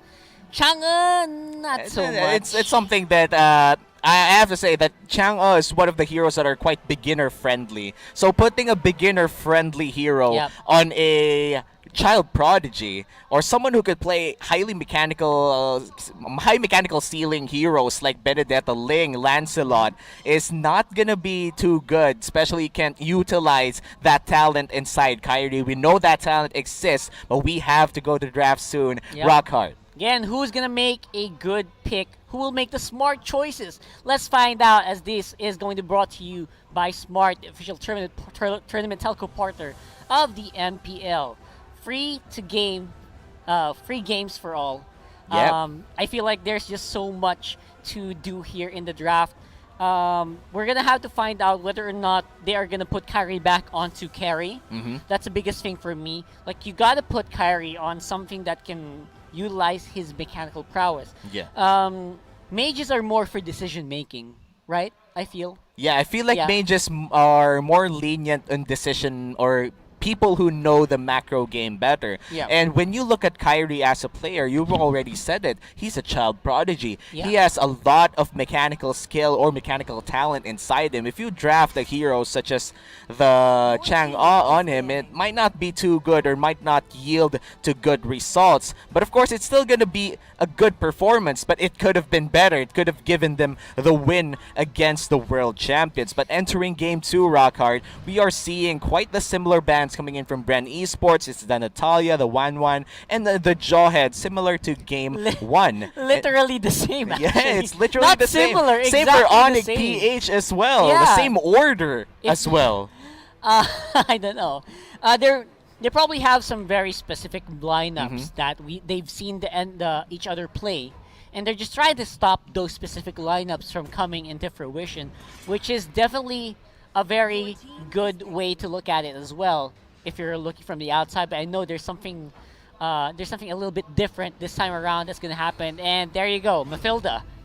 Man, that Mafilda by Lusty was just so scary. Like, no matter how well you play that game, if Lusty's coming at you and he knows he's got the full backup of a very scary Benedetta, a very scary Carl Tizzy, I mean, stuff was gonna happen, and Yeah. it just did. So banning it out is actually a very, very smart pick, or smart choice rather, for ONIC PH. Yeah, and for ONIC PH, knowing that Lusty was one of the main factors of their not terrible, but at least not good early game, the roaming coming in from Lusty and the information given to Bren Esports in Game 1 was insanely good. Banning that out, as you said, is a smart choice for ONIC PH. But after you ban out that Mathilda, what will you draft for your first two picks? Because Bren Esports here, they already locked in the Paquito, which is known to be quite the good solo laner, could really defend on his own, sometimes could even fight more than 3 people at once. We saw that a little bit earlier, right? Yeah, we saw it a little bit earlier, but not that highlighted too much. But we did see a Uranus ban coming in from ONIC, or maybe Bren last game, but I'm quite sure that Uranus was banned. I'm pretty sure last that was ONIC. That was coming from ONIC, so they actually banned out a hero for themselves, but they actually drafted the Uranus in this game, considering that their picks back in Game 1 was locking in the Paquito with the Cho, and now that the Paquito got stolen by Bren Esports, they locked in the Uranus with the Cho instead. Yeah, I mean, this is one of those old school El Clasico picks for people, for players like Dilar, for players like Yak, who can be flexed a little bit as well between the teams. So I understand where they're coming from. Maybe they don't want that to be read out right away, but since they did see that Uranus is making a good resurgence into the meta, I think they thought this might be a perfect time to pick it up. Yeah, and Uranus offers a lot of things, especially if you want a formidable front line. Yeah. Someone who could soak up lanes, someone who could just defend, or literally someone who could just soak up damage for your team. And to add up a little bit of magic damage inside the mix for ONIC PH, they're gonna draft this Lunox in as their final pick in the first rotation of picks, which means that I think they already have a lot of side laners that they could flex. These picks could be flexed on several other roles, but these are already quite good picks coming in from ONIC PH. Actually, if you look at, yes. Yeah. I'm actually scared about the Esmeralda here, which is a great answer to the Uranus. So it's right that they did pick up the Lunox. At least they got some form of counter to it, at least. And for Bren Esports, as you said, the Esmeralda, good counter pick against the Uranus. And this is the power of having flex picks. As you said, Rockhard, having flex picks, having counters, having players that could actually swap heroes is a big thing for any pro team to have. And for ONIC-PH, again, this is a rebuilding ONIC-PH. Do they have that skill? We will get our answers as Game 2 starts. This is a best of 3 series, and that means if Bren Esports gets another win here, ONIC-PH will not get any points for today, because if Bren Esports gets that second win, they're going to end this day with 3 points, and that's what you want if you're in a point system based format here in the MPL. Exactly. So Bren Esports, it's a tough barrier to beat, to be honest. But ONIC-PH, they have pulled off some miracles in the past, like very good stuff. And they've also been one of the teams that has been able to beat Bren Esports previously. Not super consistently, but they are one of those teams. And very few people can claim, very few teams can actually claim that they have been able to beat Bren Esports like in a 2-0 fashion, in a very decisive fashion. And aside from Omega, ONIC-PH is one of those teams. Yeah, and for Bren Esports, facing one of those teams that actually beat them before could be a statement for them as well. I know it's already a lot of statement considering that they've won the World Championship, they won the National Championship from MPL last season, but beating the team that beat them last season, even if it's just for one match, is already a good opener for them in the MPL Season 7 regular season. But going back to the bans, however, looks like they're going to focus, or ONIC-PH is going to focus on long-range mages in their bans, with a Farsa and an Eve as their final bans in this game. Meanwhile, for Bren Esports, they're going to focus on choking out the marksman in the game by banning out Yisun Shin and the Claude. I love that, actually. That kind of stops Kyrie from going into those big ticket heroes that I was talking about. These are the heroes that you gotta put this guy in so that he can do some damage. And Bren Esports very much aware of what they need to do here in terms of the draft to slow down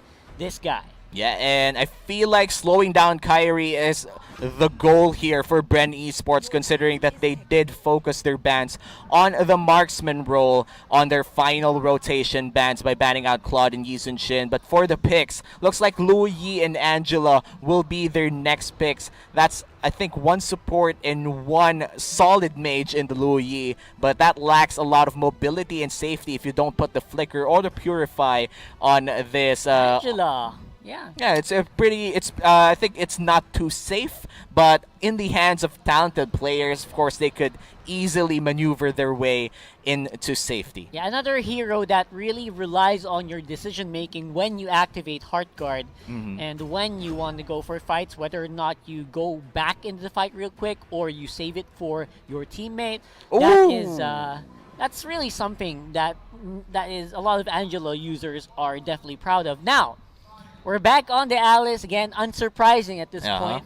And Kyrie, he's not going to be going for the mid carry. Instead, Hate will be the guy to watch out for in this one. Yeah, and for ONIC-PH, locking in that Alice, we really didn't notice that much that Alice was open here, and the moment that they noticed that, oh, Alice is open, let's just lock it in. Again, Alice, one of the stronger or more contested picks in our day 2 of MPL. We already have one of our more contested picks in the Alice, and the Alice indeed, as we've seen in games that there were actually Alice's playing, it's quite the game for them always. Had good late game advantages, also good mid game plays, but also we are going into game 2. And this is where ONIC-PH really needs to shine if they want a game free against world champion Bren Esports. Back at it again, ladies and gentlemen, with the game, and I think few. What? Ooh. A little bit of flex there. A little bit of flexing, a little bit of minor aggression outside of the game, which also happens inside the game. Very passive-aggressive there for few. Or maybe just a slight accident. But yes, we are seeing quite the standard mid-lane fanfare here. Few dealing a little bit of damage towards Kyrie, a two-man knockup though. Yeah, and Jay very happy to go do some poke damage, but will be answered real quick instead with Disruption coming in from Bren Esports. Few as well is a great player to put this put the Lo Yi in, and Uh-huh. Jay is going to be forced to flicker out while buying Hate some time to get that purple buff. Yeah, that could have been first blood for Bren Esports if he didn't flicker in time, but you know, the flicker in the last second always makes it quite worth it. But looks like Hate will be invaded here. He will be able to secure the orange buff, but that was too close for comfort there. Lusty almost stole away that orange buff. You know what? I think this is just what you need to do if you are Bren Esports fighting against ONIC-PH. Hate is one of the reasons why, Execration was just so successful in the previous seasons as well. Getting picked up by ONIC, they know that they can't rely just on Kyrie alone. So they know, they have an idea of what they need to do to slow down ONIC, right? Shut down the jungle. But Yeah. right now they want to go for more fights, and Few just caught a lot of damage there. Yeah, coming from it. almost dying in that fight as well, but I love the little detail of him going back to the rotation, knowing that he's safe inside that zone. And that was respected by ONIC-PH. They didn't want massive outplays to happen as well. Again, they have to stay careful. They are fighting the world champions as of now, and they're still rebuilding, but looks like they will be the one to pull the trigger here on Lusty. Whoa! That's a great pickup there, and Lusty gets killed by Kyrie, first blood, enabling a free turtle for ONIC. Free turtle it is as they secure the turtle, and looks like there will be a bonus Wanna go kill for as more? well.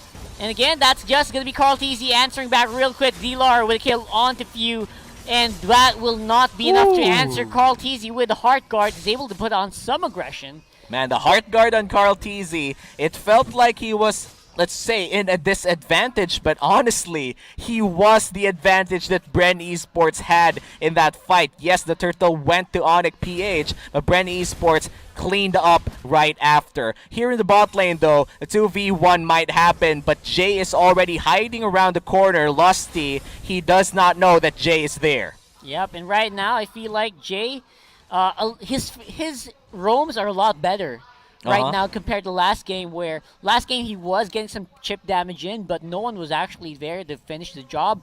He's got some pretty good people to finish the job for him this time around. And I think Rebo, Lar might be trouble here. Lar will be running away safely though. Again, this is a Uranus. Simple walk away would make the pain go away. Yeah, Consecration and the Purify. That's going to be pretty big for him to be able to get out. Now though, oh my god, Kyrie. Again, a really good kill there. I'm a little surprised by what's happening here. Kyrie on the Lunox is surprisingly pretty good. Yeah, man, we're really getting surprised by Kyrie here. 100% kill participation so far. But look at this, Hate already half on HP, but the shields are there, and Bren Esports won't continue their fight. Looking at 4 minutes inside the game, we have a 1K, no, actually just a 400 goal lead for the side of ONIC-PH. Is still quite close. Yeah, quite close indeed. I mean, I would attribute this to Flap TZ, just not ready to fight yet. He's trying to accrue some experience so he can be battle ready, but the rest of Bren Esports lineup is, if you think about it, they're actually quite squishy. A little bit squishy, but they do have the Esmeralda. But the problem with Esmeralda, without the shield, He's not joining the fights yet. Yeah, true, but look at this, a 3v1 here in the bottom side. That's an easy kill, plus could possibly be the first turret of the game as well, but the ulti is coming in. It's a fake. Oh my god, it's a fake. It's a fake. They just slow down the push. And that's just what you do, man. You push down. You go for the diversion, and, it's either there's something there or there isn't. And the diversion there really diverted the enemy team, knowing that ONIC-PH will respect, might be a big teleport coming in from Bren Esports. They immediately repositioned to safety. Could have been the entirety of the plating in the bottom side, but because of that diversion, their attention really was diverted into something else. Yeah. And going back to the mid lane, we have what is happening to Dlar here. I feel like he's trying to get a few things happening, but what might happen is he dying to the Esmeralda. Quite unfortunate for Bren, for ONIC rather. And of course, there will be an answer on the bot side. Finally gets a kill, and finally a turret most likely if they get lusty, and they do, that's a double. For Hate, another kill. For Kyrie, off camera kill over and over and over again on the mid lane here. Oh this no. guy is surprising. Carteezy getting that 1v1 in the mid lane would have been a kill, but you know, you gotta play it safe. Bren is already losing out more than they've been gaining for the past few minutes. We have seen Bren Esports try to pull off a little bit of their usual tactics, but ONIC-PH already had answers to them early on, and now we're seeing it a game where ONIC-PH is actually ahead of Bren Esports by 4 kills. Not so much in gold, but those 4 kills are massive in terms of building the confidence that ONIC-PH needs to match Bren Esports. Absolutely. I mean, confidence is going to be key. Fighting off against one of the most scariest teams in the MPL.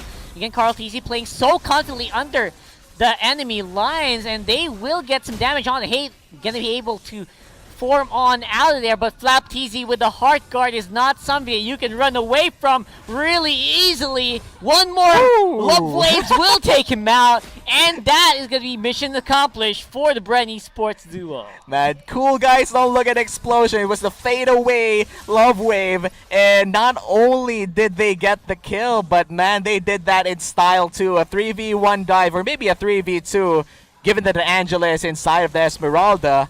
It was still stylish to look at, and for Bren Esports, they're not too much styling on ONIC-PH, but they are winning the fights right now. Jay might be in trouble. That's the Paquito going in, but he will just recall back to safety. Again, Dilar is also not going to be safe against Esmeralda. Look at that. The shields are getting absorbed here. Yaknu suffering on top side as well.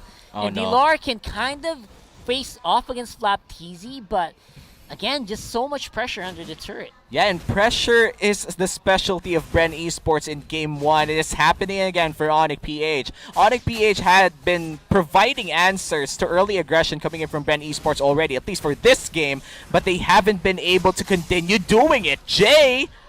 Oh, look at this guy.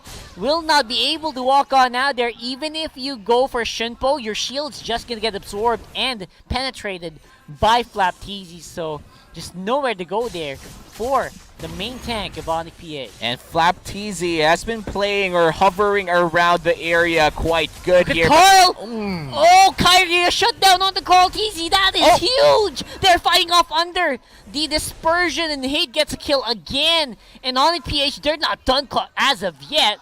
They are going to fight off aggression versus aggression, and the lead of Bren Esports is another stalemate here in Game 2. We're seeing just a 300 gold lead coming in from Bren Esports, and ONIC-PH, they're coming up with the kills, but not so much on the objectives. We are seeing Bren Esports still getting the best of them in terms of gold. Flapteezy here, Heart Guard. Oh, want to go for the fight again. Flapteezy will be able to regenerate very, very quickly here, especially against heroes like the Uranus. However, the Heart Guard will be able to buy some time here. Flapteezy has the slowing factor of the Angela to help him out. Jay's going to be very, very low. Has to be destroyed there by Flapteezy. Nowhere for him to go. Yeah, and if we were talking about the group of Bren Esports here being a little bit squishy, might I just say that they're deceptively tanky instead because of the Angela. We've seen it countless times already in this game. That Angela pick is providing deceptive tankiness to Bren Esports that is baiting out ONIC-PH into making plays that they don't want to happen. Flapteezy was down half HP in that fight,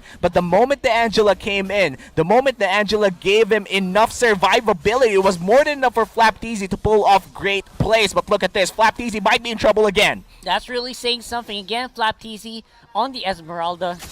His fake tankiness is 2 parts. First is the shields, right? And then second is the regeneration from Frost Moon Shield. So we'll see if that's going to be a factor here coming into the fight, because Dilar seems like he's still ready to go, despite what I just said, because Flapteezy, he's out of the question right now. Fight under the jungle here of ONIC-PH. Lusty, he is in a very bad position. Flapteezy again in the middle of everyone with the Heart Guard. Actually, that's Carteezy rather, and he gets some lifesteal back in. A shutdown, a very crucial one onto the Hate. But again, the intercept is real for Yaknu. He dives in, he gets another, and Dilar will be the one to pick it up instead.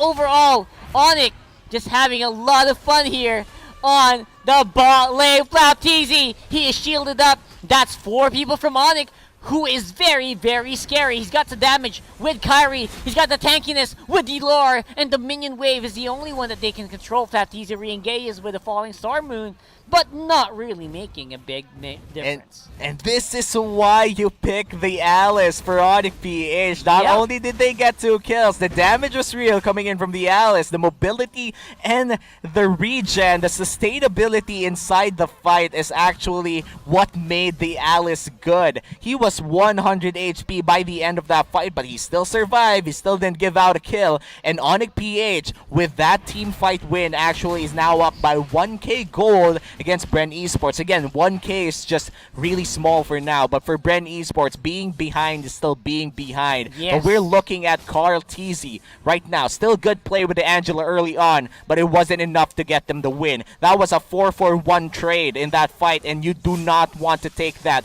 against ONIC PH, who again has that Alice for late game insurance. Yeah, the problem with that Carl Teasy Benedetta is the less targets you have, the less lifesteal you'll have. So the lifesteal isn't as massive as you think it should be, despite Carl Teasy being quite ahead in terms of economy. So that's why they kind of lost out on that last one. Right now, I feel like Bren Esports, they still are lurking. They're still waiting for ONIC PH to make a mistake. Yeah, and we are looking 12 minutes inside the game. The Lord is already up near the bottom side. And if one team chokes out a play or maybe makes a crucial error around this Lord, we might see tragic turnarounds here. ONIC PH, I feel like they need to get that Lord. They need to secure that Lord to make sure that their lead will not be gone after a few bad plays. Lar here might be in trouble. Benedetta is there. This is where Benedetta will definitely shine 1v1s in a long, prolonged fight, but that's not the case here. We got a big one around the Lord area, and that's going to be Kyrie going down. That's a killing spree for Flapteasy, but looks like he is not done. He wants to go for the fight. Iaknu, oh my god, he hit the wall. He should be very, very low and will be the winter truncheon for a few more seconds alive before he gets taken out by Bren Esports. Bren Esports with a massive comeback with Flapteasy and the Angela connected in him. Flapteasy on this Esmeralda was just immortal in that fight. He couldn't die. The shields was there, the regen was there, the damage was too real, and everyone in ONIC PH tried to take him down. They tried to kill Flapteasy, but only to fail. And this might be a free lord for Bren Esports as they look to take it down. This is Bren Esports reversing the tides of the battle here. Now they have the lead. Now they have the Lord. What will happen next? I mean, I'm really curious about that as well. Flapteasy with a hard card, like you said, is a literal immortal hero. And again, putting Angela on the hands of the GOAT. And as well, a rather few. The GOAT. Yeah, the GOAT. So the decision making is just there. The years of experience in ML, you can feel it. Yeah, and a lot of that experience also carried with the way they move around the map. Again, this is similar to what happened in Game 1. All 3 lanes in the favor of Bren Esports with the Lord marching in the top side. They're rotating in a 1-3-1 right now with 3 members invested in the mid lane, just trying to take down turret after turret. In the top side, Flapteasy already gets that 1 turret, and in the mid lane, this will force ONIC PH to defend. That's under turret, but ONIC is still having a hard time. Electro final blow inside the base, but still able to get out. Flapteasy, what a big monster in the middle of the fight here. D-Lore cannot sustain. That's a monster kill for Flapteasy, and they are inside the base as of now. Falling Star Moon under the turret once more. Kyrie doing some good damage on back foot. Ayaknu as well, going for the kills as much as he can. And Carl Teasy answers back with a kill of his own. Yeah, Carl Teasy still not done with this fight. They're still entering, still getting the kills. That's a double kill for Carl Teasy. Might be a triple against the Alice. That's an Electro final blow. This the damage is real. That's 2 old Spurt. Winter's Truncheon might be the last one. That's godlike for Esmeralda. And looks like it's 3 people alive for Bren Esports, and for ONIC, almost a wipe out. Almost a wipeout, man. That's the power of the Esmeralda. The reason why it gets banned off all the time.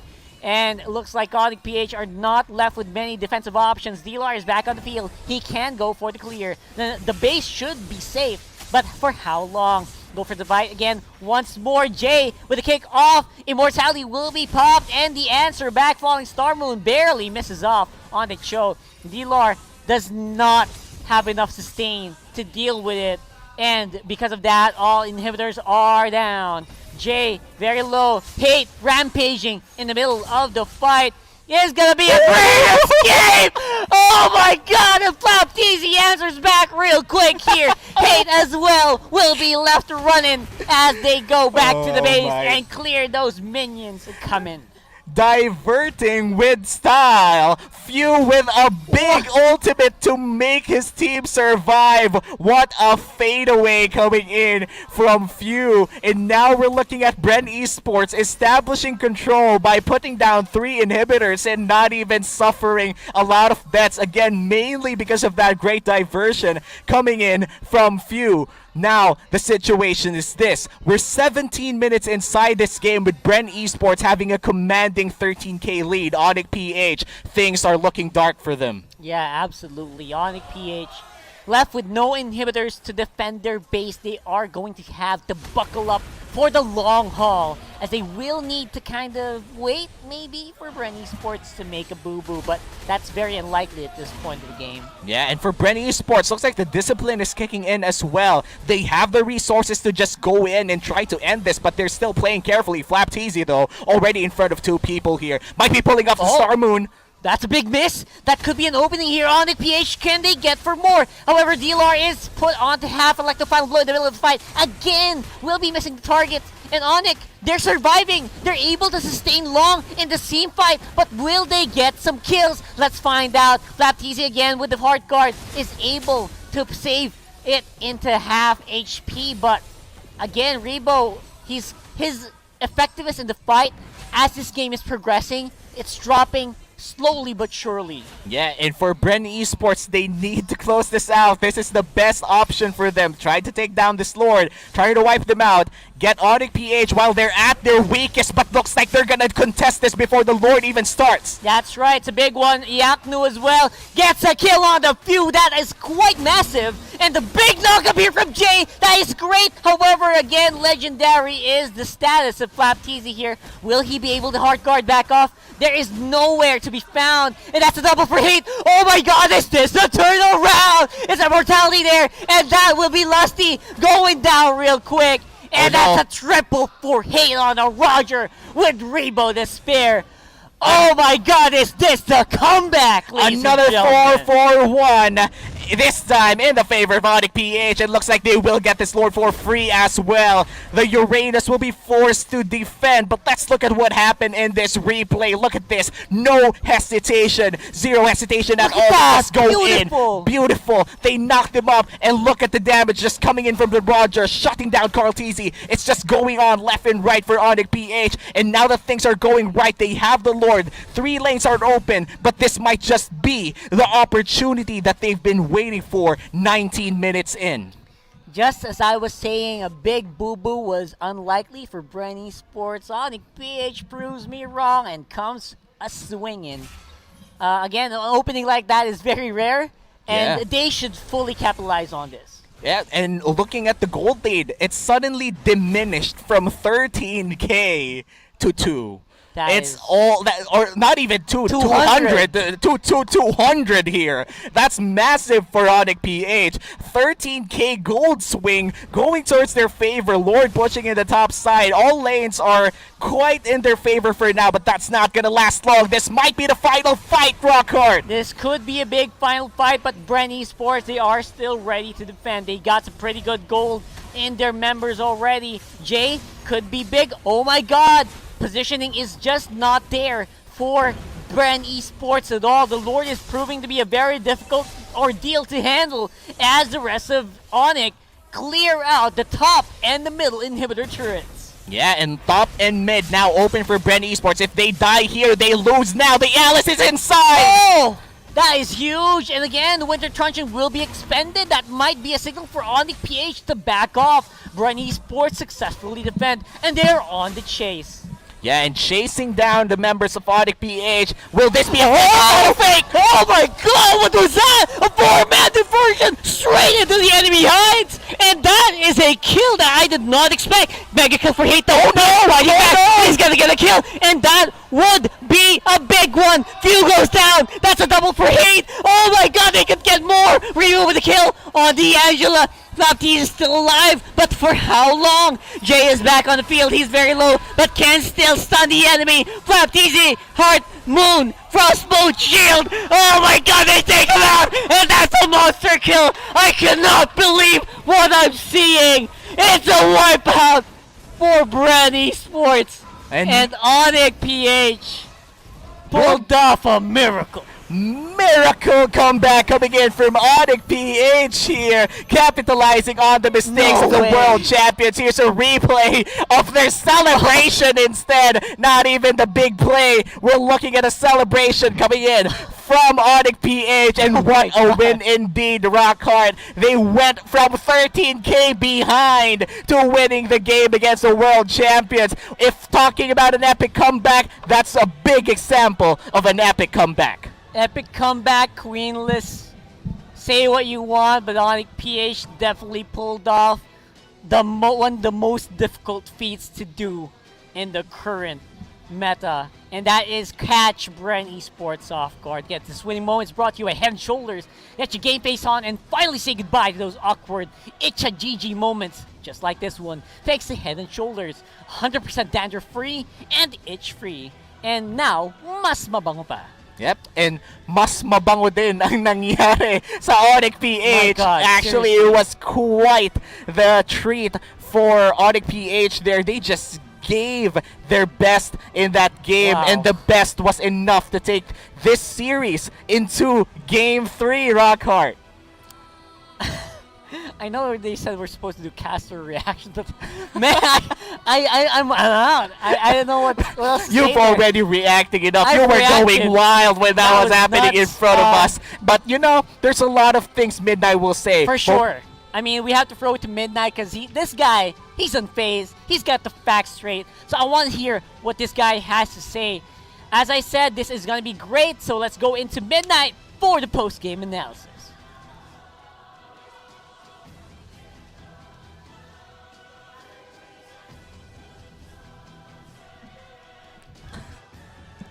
Ocho kahabang team fight, ocho kahabang oras. Both games will go to Game 3. Grabe, ONIC-PH with a comeback against Bren Esports. Once again, this is the Analyst Desk. My name is Midnight, and pag-uusapan natin kung paano nga ba naka-comeback ang ONIC-PH against Bren Esports. Now, these following post-game stats are brought to you by Smart, the official tournament telco partner of MPL. Free-to-game great with Smart free games for all. Makikita natin dito yung statistics ng ating game. Bren Esports really did a lot on this game. Flaptease especially on the Esmeralda with the Angela combo, no, napakarami ng shields, and they had Carteezy on the Benedetta. Same formula ng game 1, relentless aggression, but this time around they can close the objective gaming against ONIC-PH. If you look at the side of ONIC, there's a lot of minion wave clear dito on their side, and they're sustained. Then they can defend their base for all day long, and that's the reason why they are able to come back against Bren. Napaka-crucial nung item pickup ni Iyak rito, the Winter Truncheon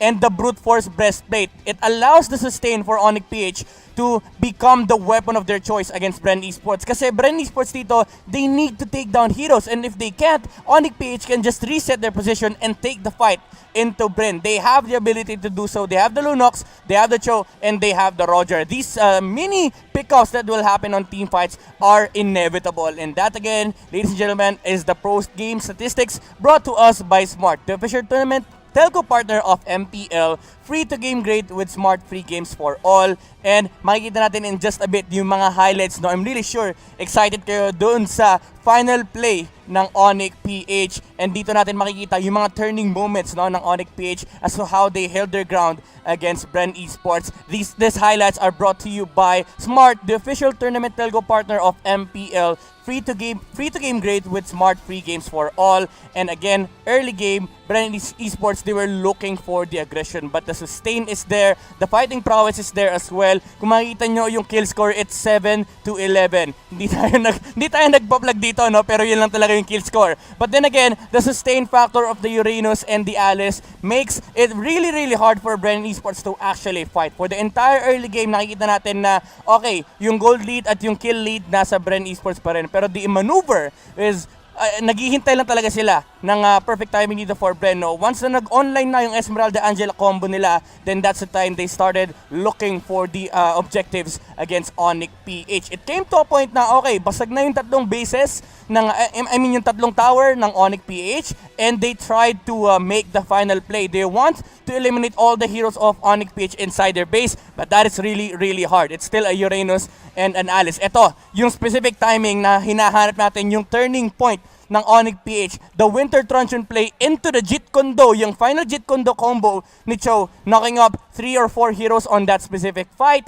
and after that, it was just hate on the Roger securing the cleanup kills for ONIC PH. Pero syempre, hindi pa rin natatapos yan. At this point on, itong moment na to, ramdam natin kulang na yung damage output ng Bren Esports. Ngayon, makikita nyo rito, no, if we can actually go back to the screens para ma-highlight natin yung game natin dito. Iyaknu with the Alice sustaining the damage output of Bren Esports. Nakita natin na control yung 4 na heroes dito actually, and after that it was just ONIC PH dictating the fight. Etong eyebush na to, sobrang importante niyang eyebush na yan. Once na tumawid si Iyaknu dyan, alam nila na lalabanan sila ng Bren Esports. We've seen this time and time again. Few making this kind of play. Before siya mahuli, he was ready to press the second skill. The moment, the instance na lumabas yung Bren Esports, instantly kinontrol niya kagad yung tatlong heroes. Even though he died, it sets up for a wonderful clash for ONIC PH in this area. And makikita natin dito, parating na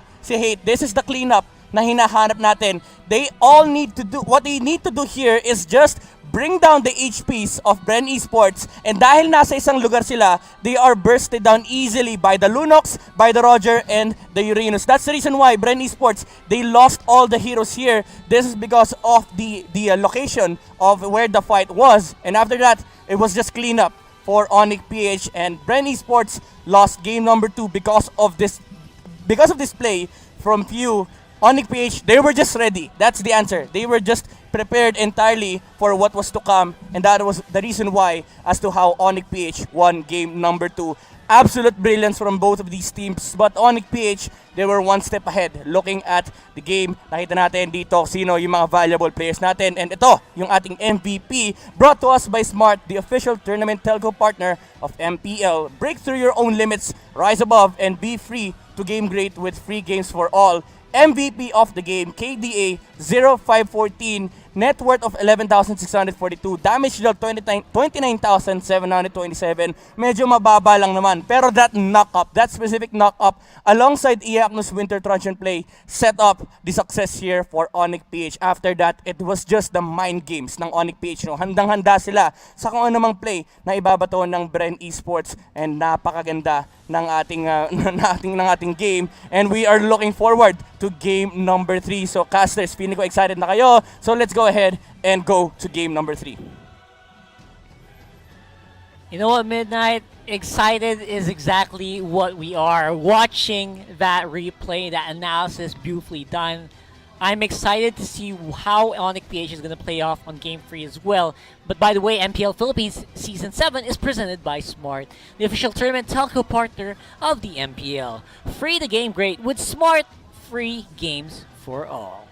Yeah, and looking back in the highlights of Game 2, Rockhart, we were quite thrilled to see how ONIC PH did that epic comeback in Game 2. They were down 13, 14k gold, and they finally got their opportunity, and they capitalized on it so well. Yeah, and that was basically a comeback of a comeback, where Bren Esports was supposed to come back, but then they got ONIC PH came back again. So that was nuts. That was insane in terms of like the results of the game, but you also have to think about the decision making that came into choosing the fight by Few with the diversion. Yeah, with that diversion, they actually chose to try and end it there. That one moment of greed, that one moment of lapse, I think a mental lapse for Bren Esports. A very small moment. I feel like the shot call was this. Let's try to get them from behind. We have the diversion. Let's group up, get them one by one. And they didn't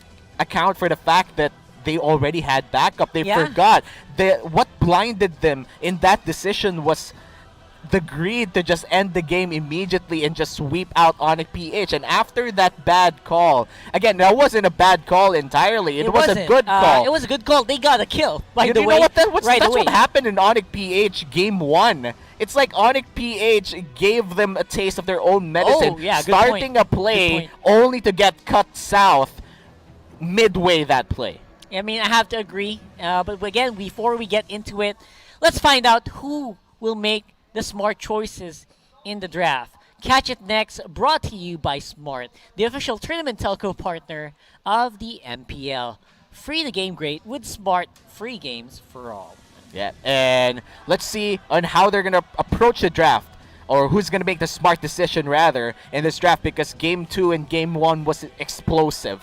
It was filled with a lot of amazing moments, a lot of moments that you regret that happened, or even a lot of moments that made us think that miracles are possible, but there's no miracles in Game 3. Yeah, This is absolutely. winner takes all, with Selena being the first ban for ONIC-PH. Now, if we're talking about the picks and bans, I want to ask you, do you think the Roger, which is, if you're reading social media right now, like people are saying, there's like a guy who said Roger 100% win rate something.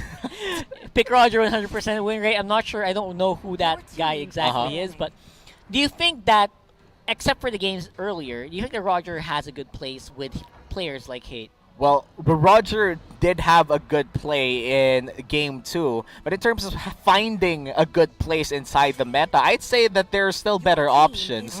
But it was banned in Game 2. We did see Yi Sun Shin and a Claude ban coming in Game 2, giving Kyrie, or maybe Hate in that game in particular, the option to just go for Roger instead. I mean, you already have two of the best marksmen banned out. Might as well get the second best, or perhaps the best option after the Claude and the Yi Sun Shin. You know what the funny thing is?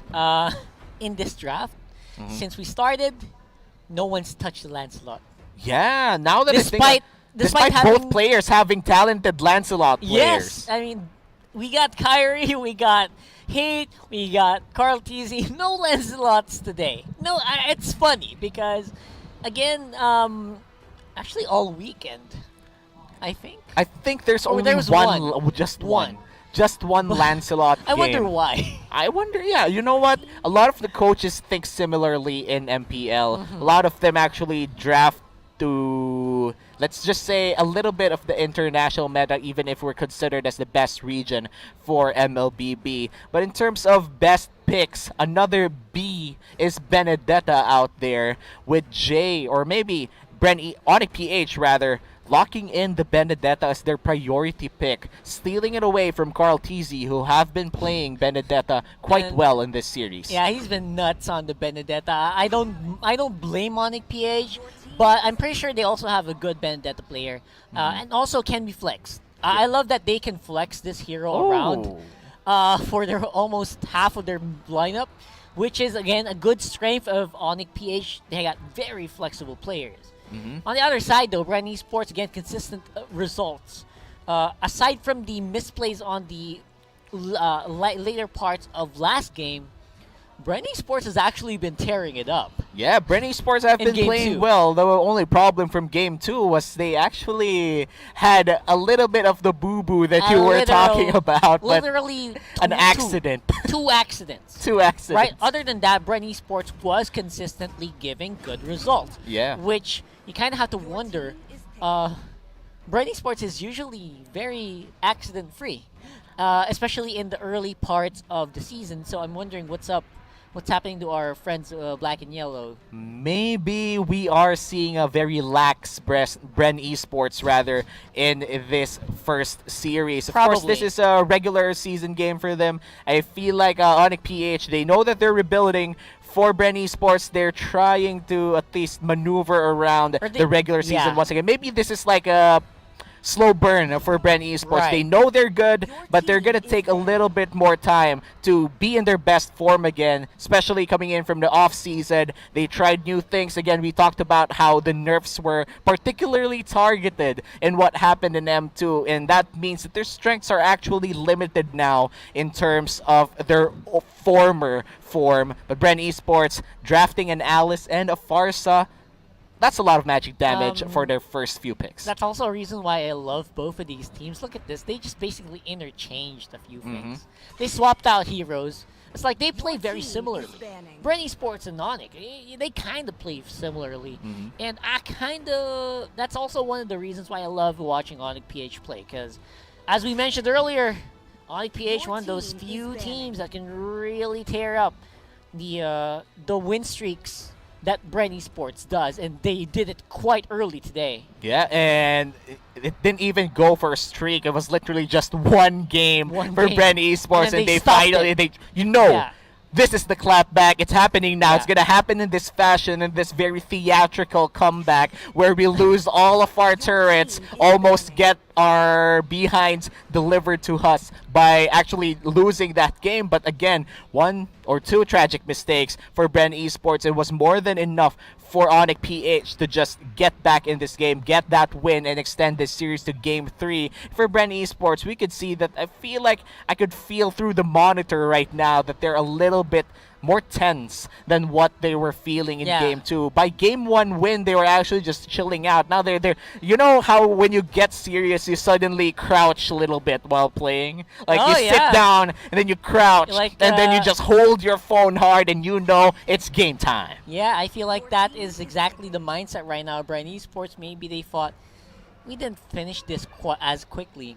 I think we got to bring out the big guns here, and when Bren Esports gets into that, oh wow, okay, Lancelot ban, appreciate it, ONIC-PH. And they know that this is one of the Carl T's specialty. Obviously, he's gonna have a skin after it, so yeah, and the Diggy is gonna make an appearance. Could this be a tank Diggy similar to what we've seen last, I think, yesterday from Aura? I think it was from either from Aura PH or Work. I think it was from Work Osterforce who actually locked in a lot of tank diggies in that game. So let's see if it's going to be the tank diggy coming in from Bren Esports. But so far for Bren Esports, they already have a good beefy front line. A lot of damage coming in from the far side. And Diggy offering a tiny bit of added protection for Bren Esports. And for ONIC-PH, let's see on how they're going to respond to these 4 picks. Because so far, they still haven't drafted, or perhaps they've already drafted their core. You know what? I feel like this is going... Oh, there you go. As I going to be a Cho game for ONIC-PH because Jay just loves that, and they do pick it up. And Kaja? Yeah. Wow. This hero. Welcome back. I mean, long time no see. We've seen a few Kajas from... I mean, way before. You know, Kaja, I would say that even it's very particular in terms of delivering things in games, delivering heroes rather. It's very particular in what its role is in a team fight, so it's easily telegraphed. I think it's a better way to paint it that way. It's also a flex, man. We expect Jay to always go for the show, but finally Yaktu's back on his show, and Jay is back on his Kaja. That's something that's super duper interesting, and also Granger. For Rennie's Granger. Yeah. We have, wait, Claude was open.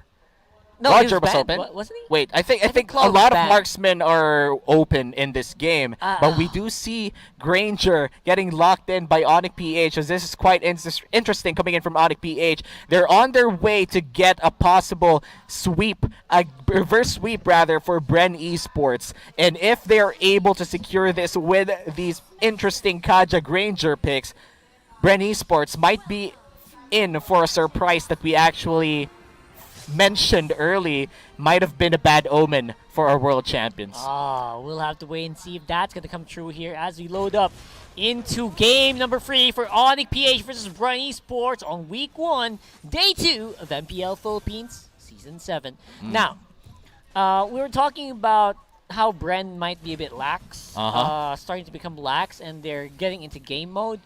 What does that actually mean? Like, are they even going to play a lot more aggressive? Are they going to play more calculated? What do you think? I honestly think that Bren Esports, they're going to play a little bit more calculated at this game. Bren Esports, they know that they went in too aggressive for their final fight in Game 2, and that costed them the game. And if you come from that mistake from Game 2, usually your response in Game 3 is to play a more calculated game, a more disciplined game. Again, not that relaxed anymore. You can't do whatever and expect no consequences. And for Bren Esports, drafting this way with both range damage and protection, I feel like the game plan is just that. Yep, just basically slow it down a little bit more, kind of have more respect for what ONIC-PH is doing on the field. And I like it. I really like it because, again, Carl TZ is on a hero that doesn't really fight early game that well. That's the Granger. You kind of need some heavy physical penetration items before the Granger can do some pretty solid damage. And they will have to respect the jungle early on. Plus, this is also an opportunity for ONIC-PH to go for those jungle invades. Yeah, and Lar might be just too aggressive for that jungle invade, but Electro Final Blow might be just it. That's it, exactly. Oh, a miss! That was a big miss there on the Flame Shot, but the kill will still go over to Kyrie with the first blood again. And it's not just one, it's a double. And then they can get for more here. They can go for that big turtle. Juicy turtle going over the hate would be big. Steal from Rebo will not succeed. Oh no! Yeah, with the kickback. Oh my god, they kick out Rebo! And that will be Lusty going down as well for sure. Oh no! Kyrie with a double kill, ending that fight 4-0-0. ONIC-PH looks unreal. That comeback from Game 2, it's still bleeding out in Game 3 in Bren Esports. The Kings might look wounded in this fight. Man, apparently all you need to do is make the gods bleed a little, and that's going to bolster your confidence in taking a team fight. Oh no! They absolutely did! What? A 3v1 the top side, resulting to another kill going to Kyrie. And we have to take note that Kyrie has not burned his battle spell just yet. He still has that flicker for any aggressive play or any defensive play. And that's a 3-minute clock of destiny for Kyrie. And this will just swing a lot of good things for ONIC-PH. And for Bren Esports, slowing down the game is indeed the only option that they have unless ONIC-PH pulls a boo-boo of their own. Who would have thought, man? Who would have thought that Kyrie would be able to scale this quickly? This much. As FlapTZ is again on the top side on the Paquito, has 3 members going in for the kill, will be able to drop out quickly.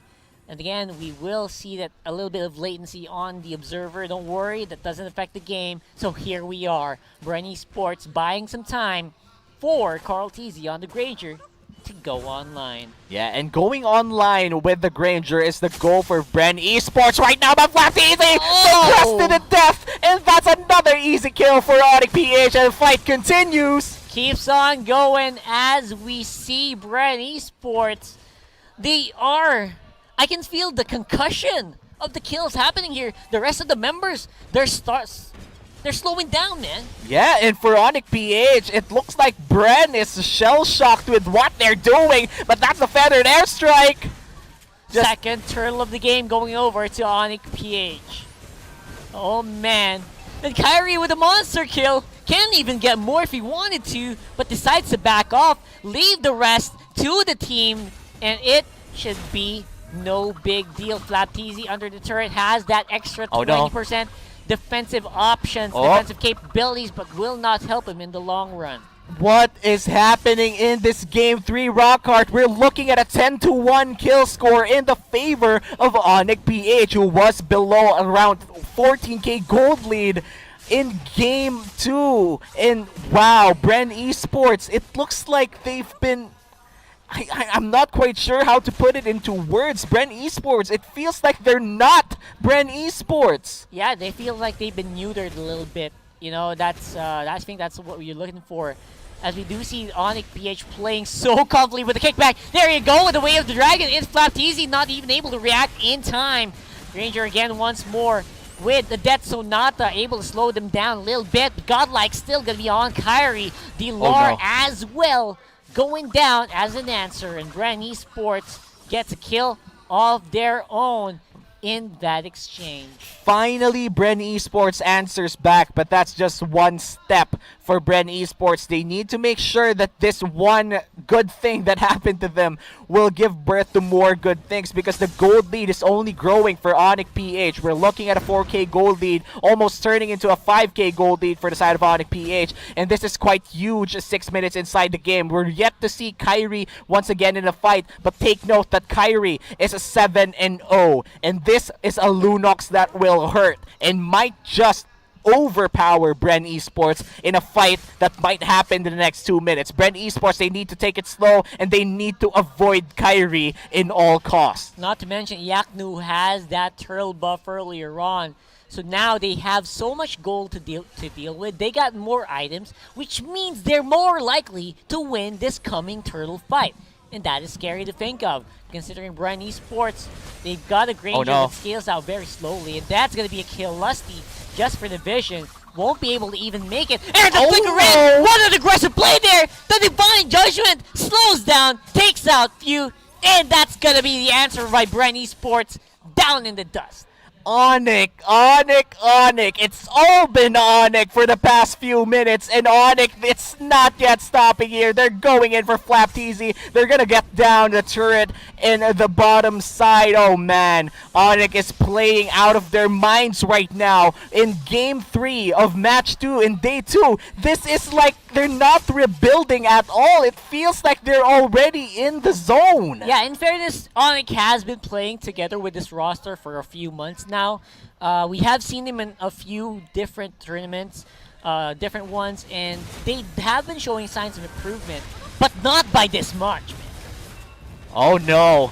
Farsa just going in with a feathered airstrike, getting a kill, and that's the third kill of Few already. Might be good for Bren Esports here, but they are already down to their inhibitor turrets. Only the mid lane and the top lane turrets has the second tier turret, and make that the mid lane only. Bren Esports, they're slowly losing map control, and you know how important map control is. Yeah, Bren Esports always drafts for map control. Almost always with heroes such as a Farsa, such as the Diggy. Get those bombs in, get those bombs on the bush, they can give you vision. However, again, that's not becoming enough, man. The team fights are starting to go in favor of ONIC almost all the time. Yeah, and Blar, he needs to make sure that he stays a little bit safe here. He's in a very dangerous position. Feathered airstrike will deal a little bit of damage, but that's going to be just a little bit of tickles coming in from Bren Esports, and tickles are not what they need. They need actual damage, they need actual kills, they need actual objectives. Because if you look at the scoreboard right now, they have no turrets pushed, and that's 0 for Bren. Yeah, it's 7,000 gold at 9 minutes in the game. They also get the bonus, the last minute turtle for Hate. Now, Hate on the Benedetta is just a different beast altogether. I think he just enabled so much for Kyrie, and I can imagine what he can do now that he has the turtle buff. Yeah, and now Bren Esports, they need to win this 4v1. No, make that a 5v2. That's the ultimate. Another one by Few. Again, Divine Judgment by Jay on the Kaja. Just catching Bren off guard each and every time. I cannot believe what I'm doing there. And they can go for the push here. Very little that Bren can do in terms of wave clear. Yeah, and the Divine Judgment has been on point for the Kaja. Flicker in, get the priority target. ONIC-PH on a roll right now. Might be inhibitor turn into top side. That's the damage going in! Oh my gosh, this should be a very difficult push here. But it's not. ONIC-PH are making it work so well. And now 10,000 gold lead against Bren Esports at 10 minutes. This is unheard of. ONIC-PH just silencing the doubters. 10 minutes in, 16-3 is the kill score. 10k ahead of the world champions. Top side is open. Lord is spawning 50 seconds from now in ONIC-PH. It looks to be their game to take. Absolutely. Touted as a very, very difficult fight.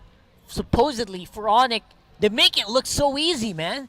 And I gotta find out where Bren Esports is keeping the guns because I don't see him right now. Yeah. Carl TZ 0, 1, and 2 on the Granger.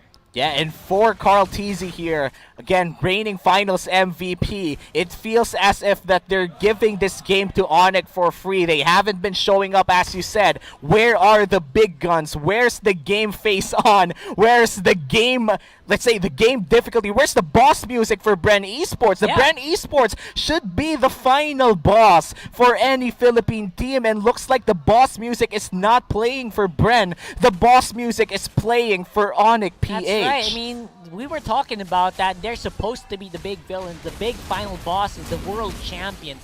So far, being handed a very, very decisive battle here by ONIC PH. Definitely flexing each and every turn. Gold Graph, it's a steady uphill climb here. No signs of slowing down. And ONIC PH, they've been finding objective after objective. And Bren Esports, they look shell-shocked. They don't know what to do against this ONIC PH squad that's just rampaging around the map. The top side is open, and mid lane and bottom lane looks to be the next objective to take for ONIC PH. The Lord is a big option for them to start. But again, what happened in Game 2 is that the Lord was the factor, or maybe the X factor, that tilted the game towards to each other team's favor in Game 2. So the Lord is quite risky, not just for ONIC PH, but for Bren as well. If they're able to contest this, if they're able to steal this away, this might just be Bren, but it's going down too fast. Yeah, and I don't think there is any way for Bren Esports to go near the Lord, let alone go out of their base. Yeah. So that's going to be a lock-in. That's just the enhanced Lord coming in for ONIC PH. Probably won't be enough to go for the push unless ONIC PH can make a pickoff, because right now, despite being behind by almost 13,000 gold, Bren Esports has still got some clear on their side. Yeah, as long as Rebo stays alive. And as long as, few as well, they do have a lot of range, a lot of magic damage, a lot of wave clear, as you said, Rockhard. And this is the same scenario that they put ONIC PH in Game 2. If miracles happened in Game 2, then I'm quite sure in Game 3 it might just happen too. For Bren Esports, this is the perfect setup to a comeback that they did not want to see in Game 2. This might be their comeback to the comeback of the comeback in Game 2, and there are just layers upon layers of gameplay, and this might just be the final fight. And here we go. It's going to be a big pickoff here for Jay. Fails on the flicker, but L is going to be able to force off the time journey from Lusty. And now the rest of the fight is happening around the turrets. Flicker out by Flap TZ. They get hate, and that should be it. But looks like it's going to be the ONIC victory instead. Beautifully done there by ONIC PH, beating the world champion, Bren Esports. What an achievement for the rebuilding ONIC PH squad. Their debut match in MPL Season 7 against the world champions. They beat them down 2-1 in a miraculous comeback in Game 2. And in Game 3, a dominant showing coming in from ONIC PH. Even the players can't believe what they just did. And ONIC PH, my applaud to you. You have just played an insane match against Bren Esports. And again, this winning moment is brought to you by Master. Hindi sila na GG. Instead, they bought their clay game with Master. Sikreto ng mga gwapo. And for our English broadcast viewers there, Sikreto ng mga gwapo means it's a secret of handsome men, just like Rockhard over here. And Master, no. One of our sponsors, of course. And I just have to say, ONIC PH won. And if I were to choose like the clay game of that game, or maybe the guapo of that game, just gotta say, Kyrie looks great. Kyrie looks great, but I think Jay was the undisputed king of the flicker in with the Divine Judgment. He got so many kills, enabling Kyrie to make the big plays. A big props to the rest of the team as well, just keeping up with the fast tempo of these two players. And I gotta say, this is a brand new ONIC that we're seeing here, ladies and gentlemen. Quite exciting. It is just day 2 of MPL Season 7 just yet. Rockhard, I feel like Midnight has a lot to say about this game too. Me too, man. I'm excited because we have seen a big turn of events. Let's throw it over to Midnight, our analyst, for the post-game.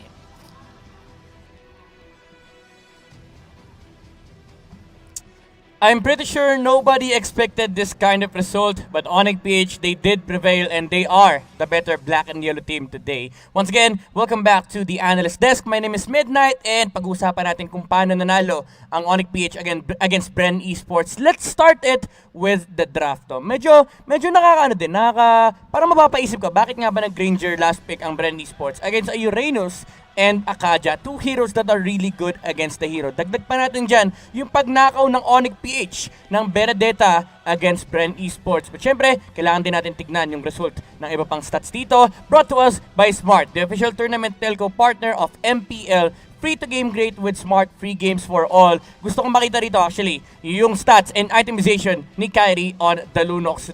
Really, ONIC-PH, they contributed a lot, specifically si Dilar tsaka si Kyrie dito, both on the Uranus and the Lunox. Why is this important to highlight? If you look at the items of Dilar dito, no, after the Oracle, after the book, he went for the Oracle. Just looking at the damage output of Bren, it's primarily magic for the earlier parts of the game habang wala pa yung burst damage that comes out from the Granger of Carl TZ. Actually, very interesting din this Carl TZ dito, nag-brute force muna bago nag-Blade of Heptasis. He needed the sustain. Kaya ang sabi ng ONIC-PH, okay, ang damage output lang nila is the Farsa and the Alice. Now, ONIC-PH on Kyrie, no, si Lunox dito, he went on to become a force to be reckoned with in the early game. He was standing at 7-0-0 under 8 minutes in. So this Lunox performance was really great from ONIC-PH, not because of not because of Bren playing underwhelmingly, but because of the nature of the hero. Ganyan lang talaga yung nature ng matchups. It's good against Alice, good against Granger. Even though it's bad against Farsa, it's good against the Pakito as well of Bren Esports. So kaya naging maganda rin yung performance ni Kyrie on the Lunox. Now, these stats are brought to us once again by Smart, the official tournament telco partner of MPL. Free to game great with Smart, free games for all.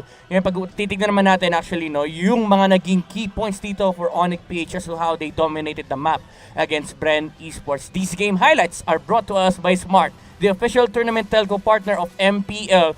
Free to game great with Smart, free games for all. Dito, makikita natin, okay, Bren Esports, they are trying to contest the objectives against ONIC-PH. But again, the nature of the matchups, it's just favorable for ONIC. You have Lunox, you have Uranus, you even have Benedetta that can be the frontliner against the lineup of Bren Esports. It is a Granger jungle on their side. So all they need to do on Bren is control the heroes and hope that the Granger is able to burst him down. Pero pag tinignan nyo kasi yung heroes ng ONIC-PH, they move around a lot. The Cho, the Benedetta, even the Uranus. So it sets up a lot of space for other players of ONIC-PH just to, be incredibly annoying against Bren Esports. Makikita nyo rito, no, itong play ni Dilar, even though he ended up feeding himself, it is what the hero does. Talagang, ang gagawin lang ng ONIC-PH dito is move around the map, look for potential pickups, and try to fight with the Uranus and Lunox.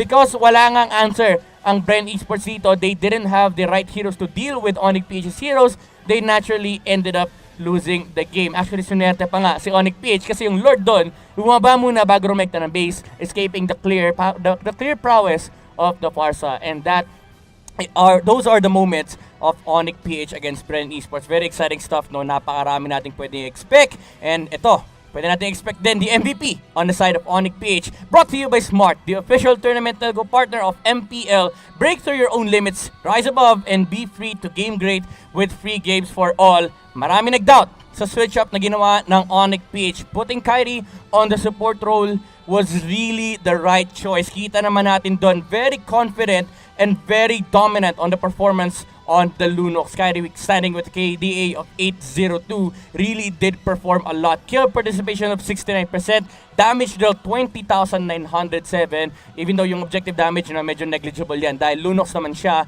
But the thing is, the presence of Kyrie on the team fights were really, really something.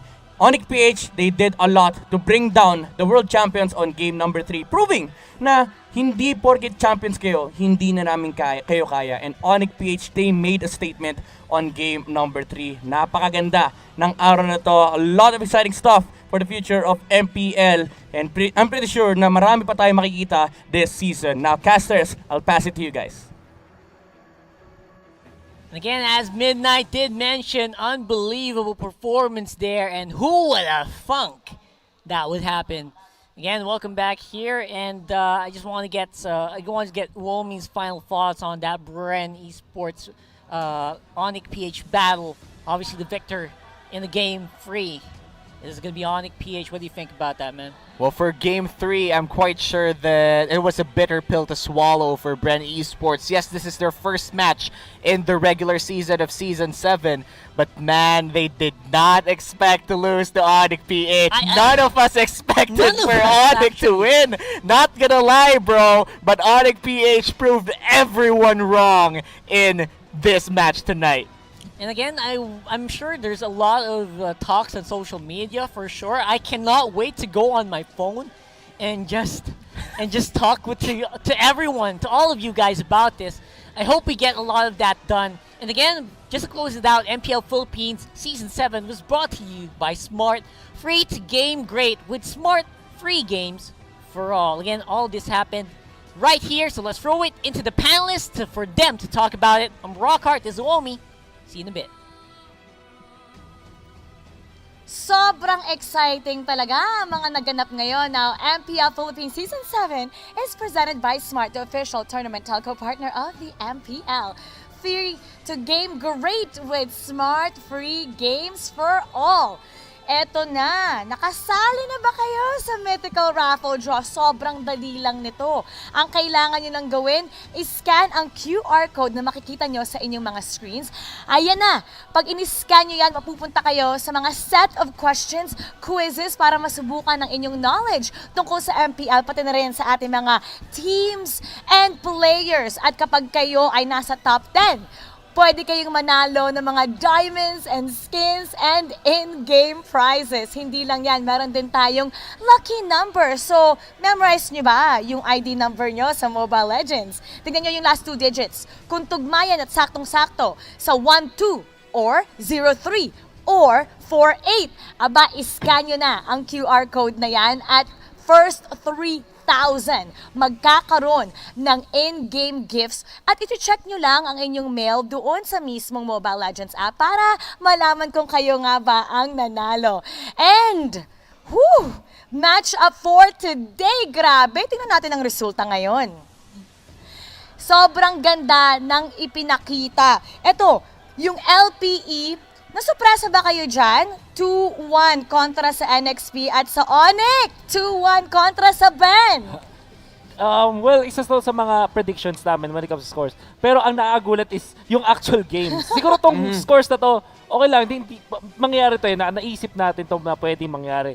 But the way the games are played, kahit yung Nexplay versus LPE, Game 1, dominant Nexplay, and then Games 2 and 3, LPE with drafts and good plays that really outplay Nexplay. At syempre, nobody could have expected that. Oh, it's a reverse day. Now, in Game 1, we see the team that eventually win the series. Suddenly, they turn things around, and it makes such for a more exciting day and exciting broadcast of MPL. Na we see the 2 series that we have today end in 2-1.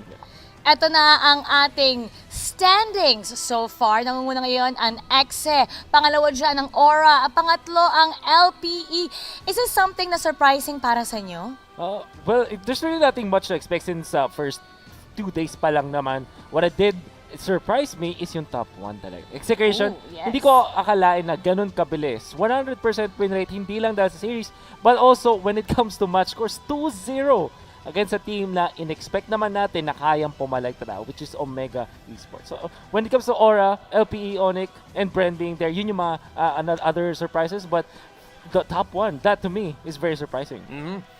Marami din tayong mga magagandang plays na saksihan today. Let's take a look at the top 5 plays of the day.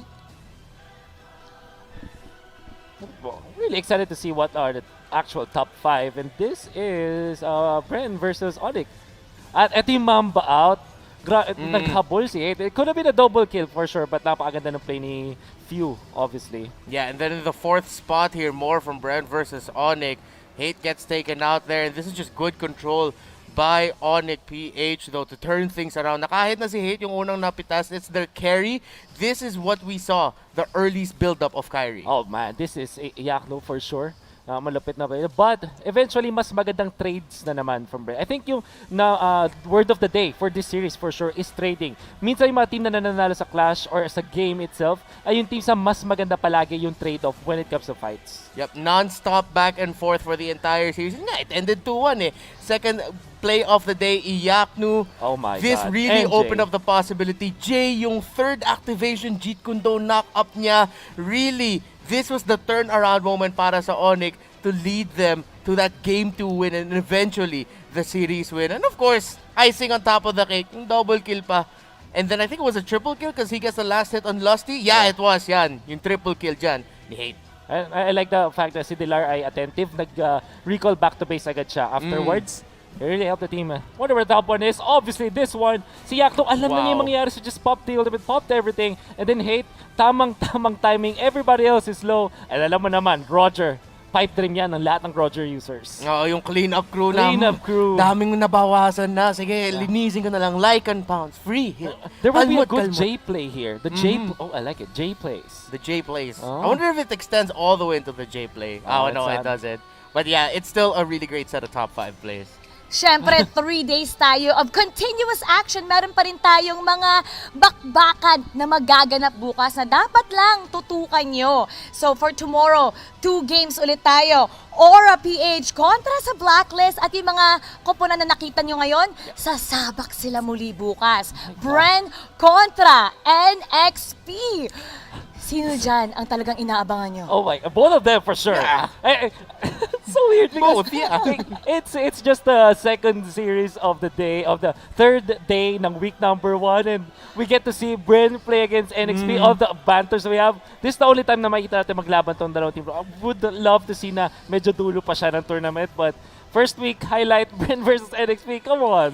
Yeah, like we're gonna see it, and of course, Aura versus Blacklist. You're gonna see the coaching staff of Aura. It's Dale, it's Arcadia versus Coach Bonchan, who we've seen really pull up some really creative things. I think this is gonna be the first match na makita natin ang new look Blacklist that have been constantly improving in the off season. Then yung sinabi mo, of course, laging mainit na Bren NXP. Tomorrow is gonna be a great day, and yung perfect end to our first week ng MPL. Beautiful. Kaya dapat tutukan lang ang mga laban natin bukas. Maraming sorpresang naganap ngayong araw na to. Action-packed at alam ko lahat kayo nagsitayuan sa inyong mga upuan kung nabitin kayo sa mga naganap ngayong araw na to. Mamaya, makikita nyo ang Bren Esports sa MPL Chillax. Right after this, makikilala nyo sila. Tune in sa pinakabagong talk show ng MPL Chillax right after. At bukas kita-kits tayo, 4 p.m. Dito po nagtatapos ang aming coverage. Ako po si Mara Aquino, sa ngalan ni Wolf Raptor, ang ating anchor and analyst at sa buong production team. Maraming salamat po sa inyong lahat. Stay safe and have a good night. You've been watching MPL Philippines Season 7. MPL Philippines Season 7 is presented by Smart, the official tournament telco partner of the MPL. Free to game great with Smart free games for all. Ingat sa inyong lahat. Welcome to the Giga Life. Your passions, your stories, your life. Simplified with just one app. This is the future. The Giga Life in just one tap. Experience more Giga moments when you make the smart choice. With the Philippines' fastest mobile data network. How do I know is T1? Simple, smart ako.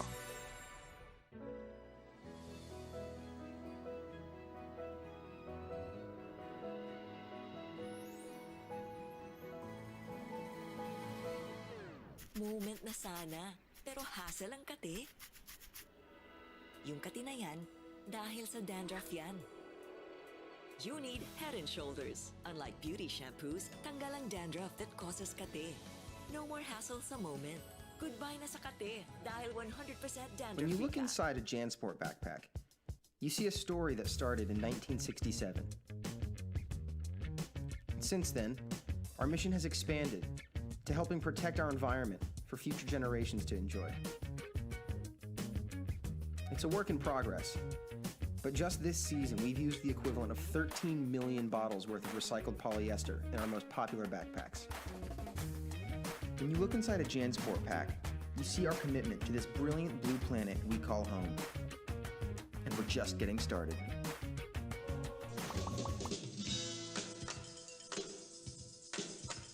Hi everyone, this is Catherine Bernardo. At ako naman po si Daniel Padilla. Guys, may PayMaya na ba kayo? Kung wala pa, dapat mag-download na kayo sa Google Play or App Store dahil ito na ang kusong pangbayad ngayon. Ang PayMaya is isang mobile payment app using only your cell phone and you can pay practically anything, kahit online transactions pa yan.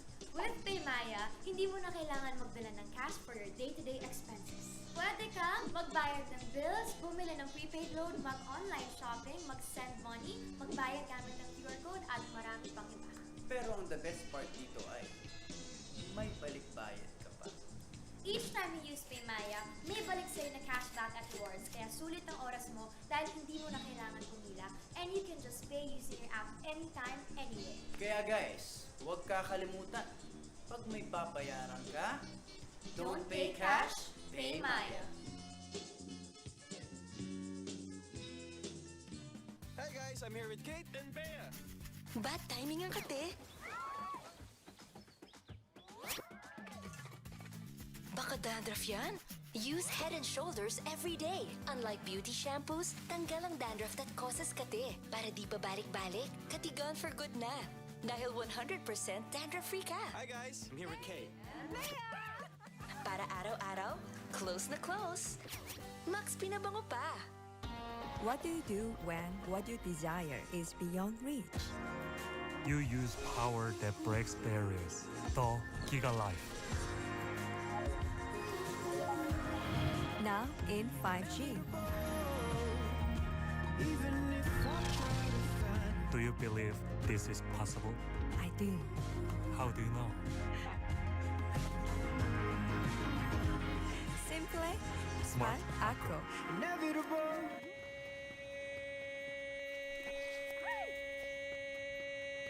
Express your online business.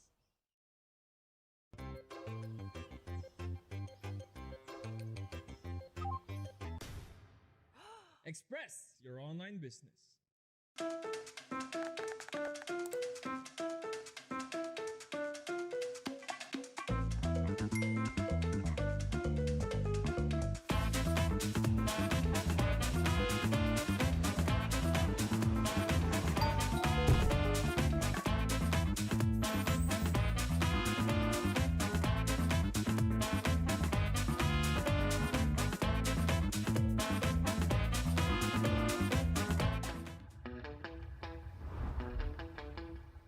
Are you keeping it real?